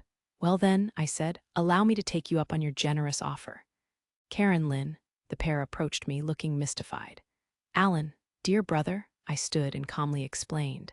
I hear that the dwarves and the giants, along with the elves, once forged the Leinster's greatest treasure, the flaming sword True Scarlet. So I have 2 requests for you. Karen, hand your dagger to Chieftain Leg. Here you are. The aged dwarf made a noise in his throat, and the old giant murmured, the commander's trusty blade, as they squinted at the weapon. My first request is for you to reforge this dagger and restore its edge, I concluded. Alan, Karen exclaimed. This is my wish. Next, Lynn. Dear brother, demurred the red-haired young noblewoman, I don't really want. A pat on her military cap silenced her as I continued. My second wish is for a flaming dagger at least the equal of True Scarlet. The 2 old war heroes broke into grins and bowed. Consider it done. I swear we will succeed. I look forward to it, I responded. Ellie, why yes, sir. I guided a blushing Lynn to a seat beside Lydia, then turned to Chieftain Chais. The botanical magic you cast to help set the stage earlier impressed me deeply, and I would like you to instruct this girl in its essence. Ellie let out a startled squeak. Be but Alan, sir, I see can't use botanical magic. Not yet, certainly, however. Botanical magic requires a mastery of all 8 elements. Chieftain Chais responded, narrowing her eyes. And few can cast it without the great tree's blessing. Not even the beast folk can do much with it outside of the royal and eastern capitals.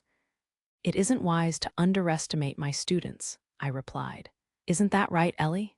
The maid blinked in surprise, then bowed deeply to Chieftain Chais and shouted, Please teach me, ma'am.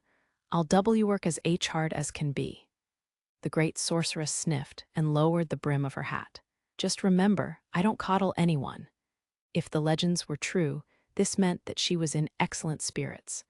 I next turned to Chieftain Egon.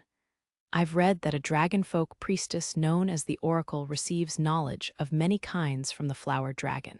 Is this true? A flicker of surprise crossed the legend's stern features. It is true, he replied.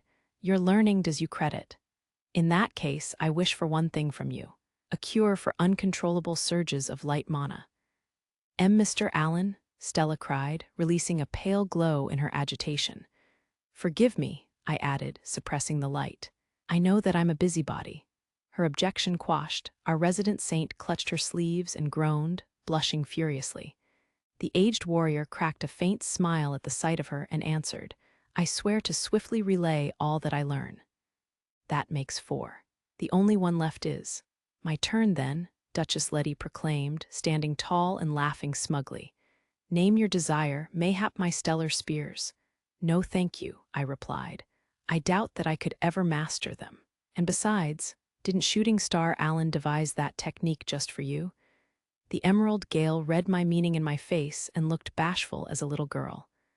Come, out with it, she pressed. None will blame you for putting yourself first, you know. Thank you, I will, if it comes to that. I screwed up my courage and said nervously, when a cursed child recovers after nearly falling, is there any danger of a relapse? Everyone gasped. Lydia pressed her hands to her chest and looked ready to start crying at any moment. Do you mean to say, the living legend who had once been known as a cursed child herself replied quietly, that the answer to that simple question is all you wish for? I realize that my question is impertinent, but please, would you tell me? We all held our breath while Duchess Letty gazed up at the starry sky. At last, she replied, these 200 years and more have seen the birth of 20-odd cursed children of whom I know. Of those, only 2 returned from the brink of devilhood, Crescent Moon and I, 3 counting the Lady of the Sword. Both of Shooting Star's lieutenants nearly fell. Thus, I am your answer, Duchess Letty continued, giving her chest a few thumps. A cursed child who returns has gazed into darkness and can do so no more. We would never survive the attempt. And most importantly, she has you. Relief flooded my heart. I didn't know if the sigh I heard was my own or Lydia's or perhaps Lisa's. Thank you, I said. Did you hear that, Lydia? I felt a warmth on my back, followed by an admission that only I could hear. Allen, you big, unbelievable oaf. I'll never leave you again, do you hear? If possible, I'd like some information about the great elementals as well. But first, Lily, please take charge of Lydia, I said, and strengthen the barrier. You got it. With Lydia in the maid's capable hands, I approached another noblewoman who waited dejectedly on her own, her platinum hair drooping. She looked about to cry. Tina, give me your hand, I instructed. Do you remember the mana you received from the great tree earlier? Let me show you what it means. Sir, she asked hesitantly. We clasped hands and then I cast my spell. Water, wind, light, and darkness intermingled, and the ground began to audibly freeze over. As all assembled gave a start, I went down on one knee. Tina, Stella your mother, Duchess Rosa, had an incredible ancestor. I informed the stunned, highborn sisters. I believe that this is the true ice, silver snow. My rod's mana is now exhausted, but please accept this key.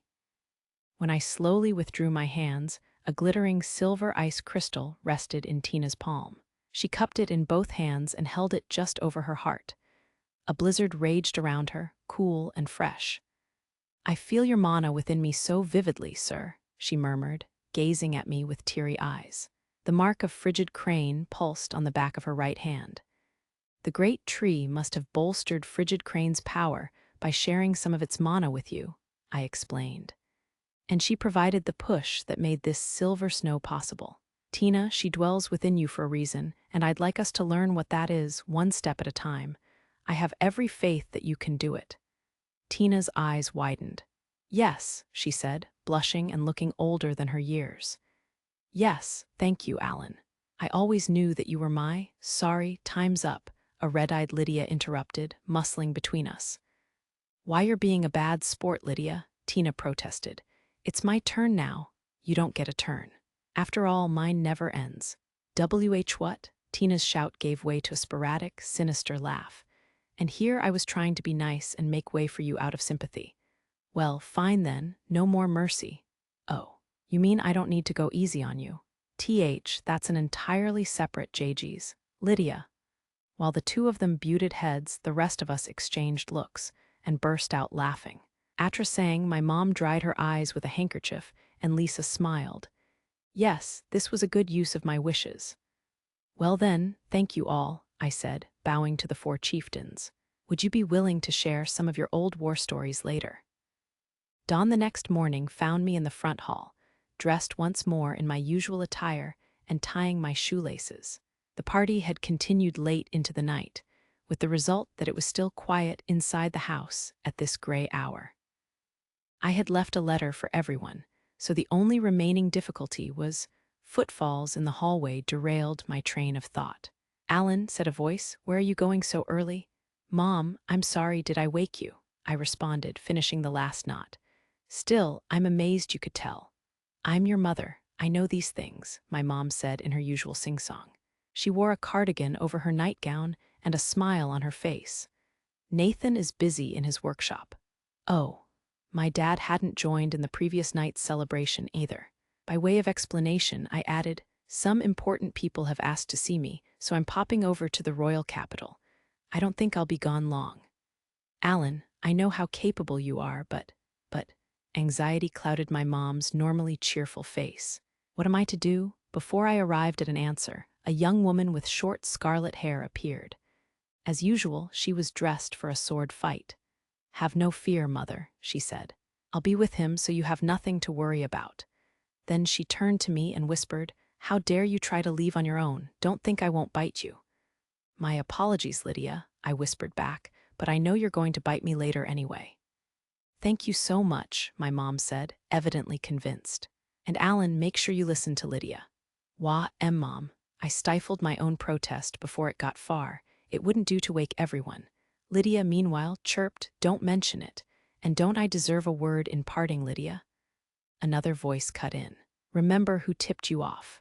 Mother, I thought you were asleep, Lydia exclaimed as Lisa appeared, also wearing a cardigan. Duchess Letty put in an appearance as well. Oh, Alan, leave matters here in my hands, she said. And when you return, I'll whip you into shape. I'll pretend I didn't hear that last bit, I replied, with a strained laugh.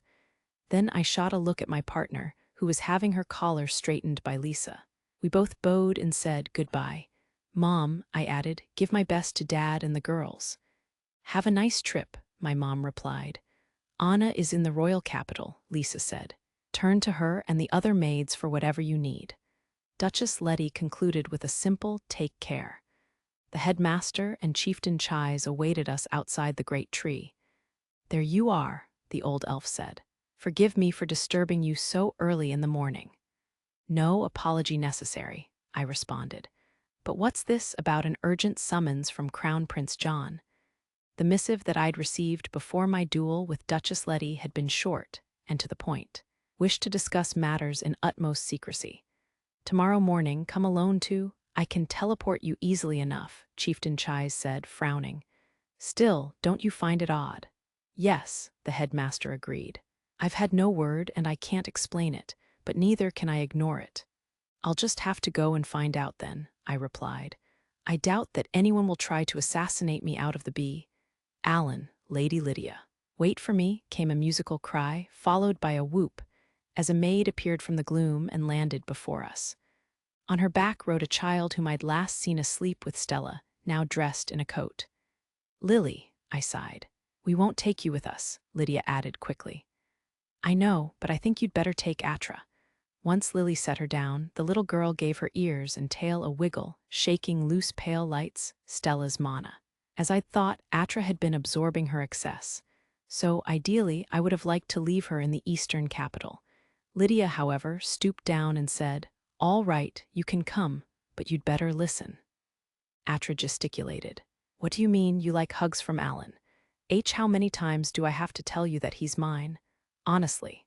Lydia was lecturing in earnest, and she'd only just begun. I suppose there's nothing else for it, I decided and signaled to the pair readying the teleportation spell. After a moment, the headmaster replied, Very well. I've got you covered, added Chieftain Chais as an arcane design shaped like a flower spread out from under our feet. Alan, Lily called. Yes, I said. Do you? Lydia looked up from playing with Atra. Her cry, followed by a sharp curse, rang in my ears as Lily threw her arms around me. Her warmth and softness made it hard to think, but I noticed her slip a silver bracelet onto my right wrist, while fire flowers kept Lydia at bay. Lily's satisfied, elder sisterly grin filled my view. She ran her slender fingers over the bracelet, then produced a pair of pocket watches. That's a charm imbued with my mana, my way of saying thank you for the hair clip, she announced. The watches are from Mr. Nathan. I just barely managed a thank you. Did that give you a thrill? Lily asked, smugly noting my expression. Is your heart racing? A loud crash marked the end of the fire flowers as Lydia roared, Lily. Ah, that was quick. Whoop, to Lydia's and my surprise, the maid evaded her cousin's bare-handed chop and hopped onto a nearby railing. Then the headmaster and Chieftain Chais cried, brace yourselves. Atra jumped up and down as the glow intensified. Lily winked mischievously at Lydia, who had already retrieved her watch from me, and said, just one last thing. Her lovely long scarlet hair flashed in a ray of sunlight, and so did the bracelet on her left wrist. Now we match, Alan. Lily, Lydia spluttered, her face a mask of surprise. You never learn, but this is no big deal. I'll slice it off and incinerate it in. Ah, really? You're going to break it. Mr. Nathan made that bracelet himself, you know.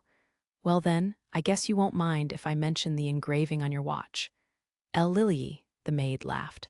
I'm your big sister, so you ought to know I'm no pushover. No doubt this was exactly how she had cheered her lonesome cousin when they were children. Lady Lily Leinster spread her skirts in an elegant curtsy. Take care, Alan, she said. I'll keep an eye on the young ladies, so please mind Lydia and Atra for me. Just then, a radiant flower enveloped us. Epilogue: the light of the strategic teleportation spell faded, and I opened my eyes on a courtyard. Myriad flowers bloomed through the morning mist, and Atra raced around them, yipping musically. Her ears and tail were twitching in delight. This looks like my house's place in the royal capital, Lydia remarked from beside me. Slowly, I said, yes, I think you're right. There was a commotion indoors, presumably from Leinster servants who had remained behind. Lydia glared at Lily's bracelet as though it had done her a grievous injury. Then she took my hands in hers and touched her forehead to mine. Closing her eyes, she let out a low, fair enough. Better safe than sorry. I lightly linked our mana, and Lydia opened her eyes. That's all, she asked, pouting. It's already more than I'd like. Stingy, Lydia grumbled, slowly releasing my hands. Miss Atra, it's time for your hug, Anna announced, catching the child as she passed near the house. Atra gave a start, but then squealed happily. May I have her next, ma'am? Asked her second-in-command, Romy, adjusting her spectacles. More maids came out to join them, all officers of the corps. Was this much force really necessary? A woman with chestnut-brown hair and a gentle expression gave me a slight bow, which I acknowledged with a nod. She reminded me of my mom. I have business to attend to, said my beautiful companion in the dawn light, and I'd say that Atra is better off here, wouldn't you? Take my watch and silver bloom too, I replied. Just in case, if you say so. Anna approached, securely holding the child, who nevertheless made her wishes known. Atra, would you keep an eye on Lydia for me? I said. Anna, they're in your hands. You may depend on me, Mr. Allen, Anna crowed, while Atra expressed her assent without words. What's that supposed to mean? Lydia asked sullenly. Exactly what it sounded like, I replied. We're dealing with the royal family, and that means absolutely no rampages. I know that. Don't you have any faith in me? Lydia fumed, sulking like a child. This side of her hadn't changed since the day we'd met. I believe in you, I said honestly, probably more than you believe in yourself. Atra's ears twitched. Oh me, oh my, Anna exclaimed. Well spoken, Romy said contentedly. Lydia blushed furiously, opened and closed her mouth a few times, and then started pummeling me to mask her embarrassment. You don't say things like that where other people can hear. Ow. That hurts, I grabbed her hands, but she switched to nipping at me without missing a beat. Honestly, has the Lady of the Sword never heard of restraint? Once I'd managed to peel her off me, I said in parting, "The meeting will be held at Marquis Gardner's villa. Lydia, Atra, I won't be gone long." Life really is full of surprises. I smiled bitterly to myself in the vast council chamber on the Gardner villa's third floor. The hostility in the looks I got was palpable. Speak, brain of the Lady of the Sword," a rotund nobleman barked impatiently. "What is your answer?" I waited a moment before replying, "Very well, permit me to speak."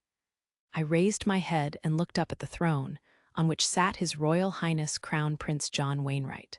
Behind him, court sorcerers and his own personal guard stood warily, arrayed in their finest combat gear.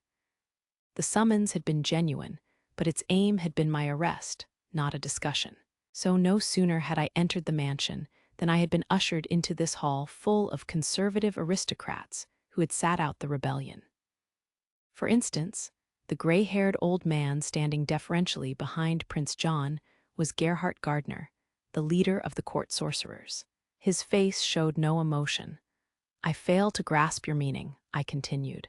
"You say that if I wish this incident to be overlooked, I must hand over everything, and that if I do so, I will receive fair treatment. Would you be more specific? Do not feign ignorance. The Lalinois Republic has lodged private complaints about your unlawful trespass on their soil. And about the island in the Four Heroes, see that you so abruptly wiped off the map. This is a serious matter. We cannot afford to make war with all of our neighbors." My overweight interrogator, Viscount Uckerbury, a powerful player in the central government, pounded the table. The Crown Prince winced slightly at each blow. He lacked his half-sister's courage. I expected someone to make a fuss, but this is too soon. As soon as I'd entered the chamber, Gardner had coldly informed me that, in this time of crisis, His Royal Highness Crown Prince John governs in His Royal Majesty's stead. Her Royal Highness Princess Cheryl has departed for the Eastern capital. In other words, they had sprung into action as soon as His Majesty, the three dukes, and Cheryl were out of the city. If only, I thought disgustedly, these nobles were as responsive when it came to anything other than their own power struggles. "And what, precisely, do you mean by everything?" I pressed the Viscount. "I told you not to feign ignorance," he roared. "We are already well aware that you escaped from an ancient ruin on the Four Heroes Sea, kept secret by the Algrins. Give us all the knowledge of the fire fiend that you acquired there, and we will speak no more of this matter. We may even consider showing you greater favor. Except His Royal Highness's benevolent, I respectfully decline." "I beg your pardon," Viscount Uckerbury stammered, disbelieving. The possibility of a refusal must never have crossed his mind, nor those of his fellow blue bloods, to judge by their muttering. Did they honestly think I would agree to that? "I respectfully decline," I repeated. "Excessive power and ambition invite destruction. Reconstruction and clearing, the kingdom of dissidents should take priority at present. Would you let old Duke Algrin's devotion to the kingdom and the royal family go to waste?" Old Duke Guido Algrin was a man to be feared. Having discovered 3 of his sons plotting rebellion with powers both domestic and foreign, he had hatched a scheme to exploit the conspiracy and purge the East of hardline nobles with ties to the Church of the Holy Spirit. By leading Lord Grant to believe that his support for Gerard had come to light, the old Duke had tricked him into launching his insurrection prematurely. And with the aid of loyal retainers, this counterplot had succeeded. The old Duke had been a harsh taskmaster, but not for nothing was he Gil's father. "The words of a rebel are not to be trusted," screamed Viscount Uckerbury. "Simply give us everything and be done with it." "And if I refuse?" I asked. Impudence, the court sorcerers wove spells, while the Crown Prince's bodyguards gripped their sword hilts. Mentally, I heaved a sigh. Why did it have to come to this? Softly, I said, "You heard him, Lydia." Immediately, a section of the ceiling collapsed in a flurry of sword strokes. The knights and sorcerers attempted to deflect the falling debris, but with a beat of her bright white wings, Lydia darted down through the hole from her perch on the roof and made short work of them. She carried an enchanted sword in one hand, a rod in the other, and an excited little girl on her back. "So, where should we defect to?" she asked, handing me the rod. "Lalinois." The city of water? The whole assembly was struck speechless, and I could sympathize. Lydia Leinster, the Lady of the Sword, had just announced her intention to forsake the kingdom. "You shouldn't joke like that," I replied hesitantly. "Who's joking? So what now? Slice them up. Incinerate them. Or maybe slice them up after all." Her Highness sounded as if she was having the time of her life, and the mark of blazing kiln shone on the back of her right hand. Pale flames sprang up throughout the hall, igniting furniture and curtains. I shrugged, turned back to face the Crown Prince, and placed my hand on Atra's head. "Your Royal Highness, I could never share even the least scrap of what I gained in that place with the sort of people who would spring a thing like this on anyone. I gave her my word that I would keep this child safe, and I mean never to break it again." The Crown Prince stared at me in silence, his face pale. In his steady gaze, I saw ... profound intelligence. It reminded me of something that Cheryl had once said. "I can't help feeling that my brother John is acting a part. Could it be?" "I believe that you are far from the only person concerned in this matter," Gardner said, breaking his long silence. "Have you considered that the blame may extend to your associates?" His gaze was as icy as it had ever been, and for some reason, I found that comforting. I forced a grin and squeezed Lydia's left hand. As our link deepened, I felt the most intense joy. "If you ever attempted any such thing," fiery plumes, ice crystals, arcs of electricity, and emerald gusts whirled through the hall. All eyes widened as 4 supreme spells, Firebird, Blizzard Wolf, Lightning Lord Tiger, and Gale Dragon, all materialized at once. My erstwhile interrogator, Viscount Ucavery, toppled from his chair with a shriek. His fellow nobles were equally ready to flee. The knights and sorcerers raised their weapons even as the blood drained from their faces. "What a nuisance," Lydia muttered, taking one careless upward swing with her sword. All that remained of the roof burst free, falling as a shower of fiery rubble. In the resulting confusion, capturing us was the last thing on anyone's mind. This can't be happening. Retreat. Retreat, defend His Royal Highness. Extinguish those fires. I can't, they won't go out. How can they resist advanced water spells?" "Your Royal Highness," called a female knight whose helmet partially concealed her stunning face. "Evacuate at once," added a court sorcerer, not even trying to hide his panic. The Crown Prince, however, never took his eyes off me. I was right. "What are you waiting for?" Lydia demanded, backed up by a gesture from Atra. "Oh, right." I struck the floor with the butt of my rod and prepared the experimental tactical teleportation spell, Black Cat Promenade. Then I cast a levitation spell on Atra and wrapped my arm around Lydia's shoulders. My partner let out an odd little cry, and her body temperature spiked. "If you do anything to harm these girls or my family," I told Gardner, "I'll see that the kingdom and the royal family regret it. Please bear that in mind. Now, if you'll excuse us." I released all 4 supreme spells at once and listened to everyone except the Crown Prince and Gardner's shriek as the teleportation spell engulfed us. Crown Prince John gave the slightest of nods. "There," I said, still feeling Lydia's warmth as we landed on the roof of a nearby building. Then I grimaced and groaned, "Oh dear." The Gardner mansion was a towering inferno. How was I ever going to explain this? "I feel so refreshed," Lydia declared, sheathing her blade in one masterful motion. "We should have just done that from the start." A bright-eyed Atra seemed equally enthusiastic. Looking at them, I couldn't bring myself to voice my own concerns. I stored my rod, still groaning inwardly. Then I sensed 2 people behind us, one familiar and the other new to me. "Mr. Allen, Lady Lydia, Miss Atra, everything is ready for you." "Anna?" I asked. "Anna Maya," Lydia exclaimed. Perfect timing. There stood the Leinster's head maid with a suitcase in her hands and Anko, for some reason, on her left shoulder. The maid who had struck me as gentle was with her, bearing white hats and traveling coats. Atra, ever curious, eagerly seated herself on the luggage. "Oh, isn't she precious?" Anna cooed. "Here you are, my ladies," said the maid called Maya, helping Lydia and Atra into the hats and coats. "Excuse me, Anna," I said hesitantly, still unable to process the situation. What on earth is all this for? Isn't it obvious? Lydia replied, suddenly seizing my right hand. Now, get ready to fly. Lydia, I woe. Have a lovely trip, the head maid called. Leave matters here to your humble Anna. And Maya, added her companion. Then, while both women curtsied and Anko let out a meow, Lydia grabbed the suitcase with her left hand, flapped her pale wings, and shot skyward. I hurriedly teleported Atra onto my back and worked wind magic to ease Lydia's flight. The child's happy song rang out in the dawn air as Lydia beat her lovely, angelic wings, picking up speed. And she was heading south. Lydia, I said weakly, we should at least let the girls know what. Well, we won't. We'll let our elders worry about all those annoying little details. The scarlet-haired young woman, whose birthday was fast approaching, hugged me tight in midair and laughed with all her heart. It'll be just the two of us for a while, and I'll see to it we make up for lost time.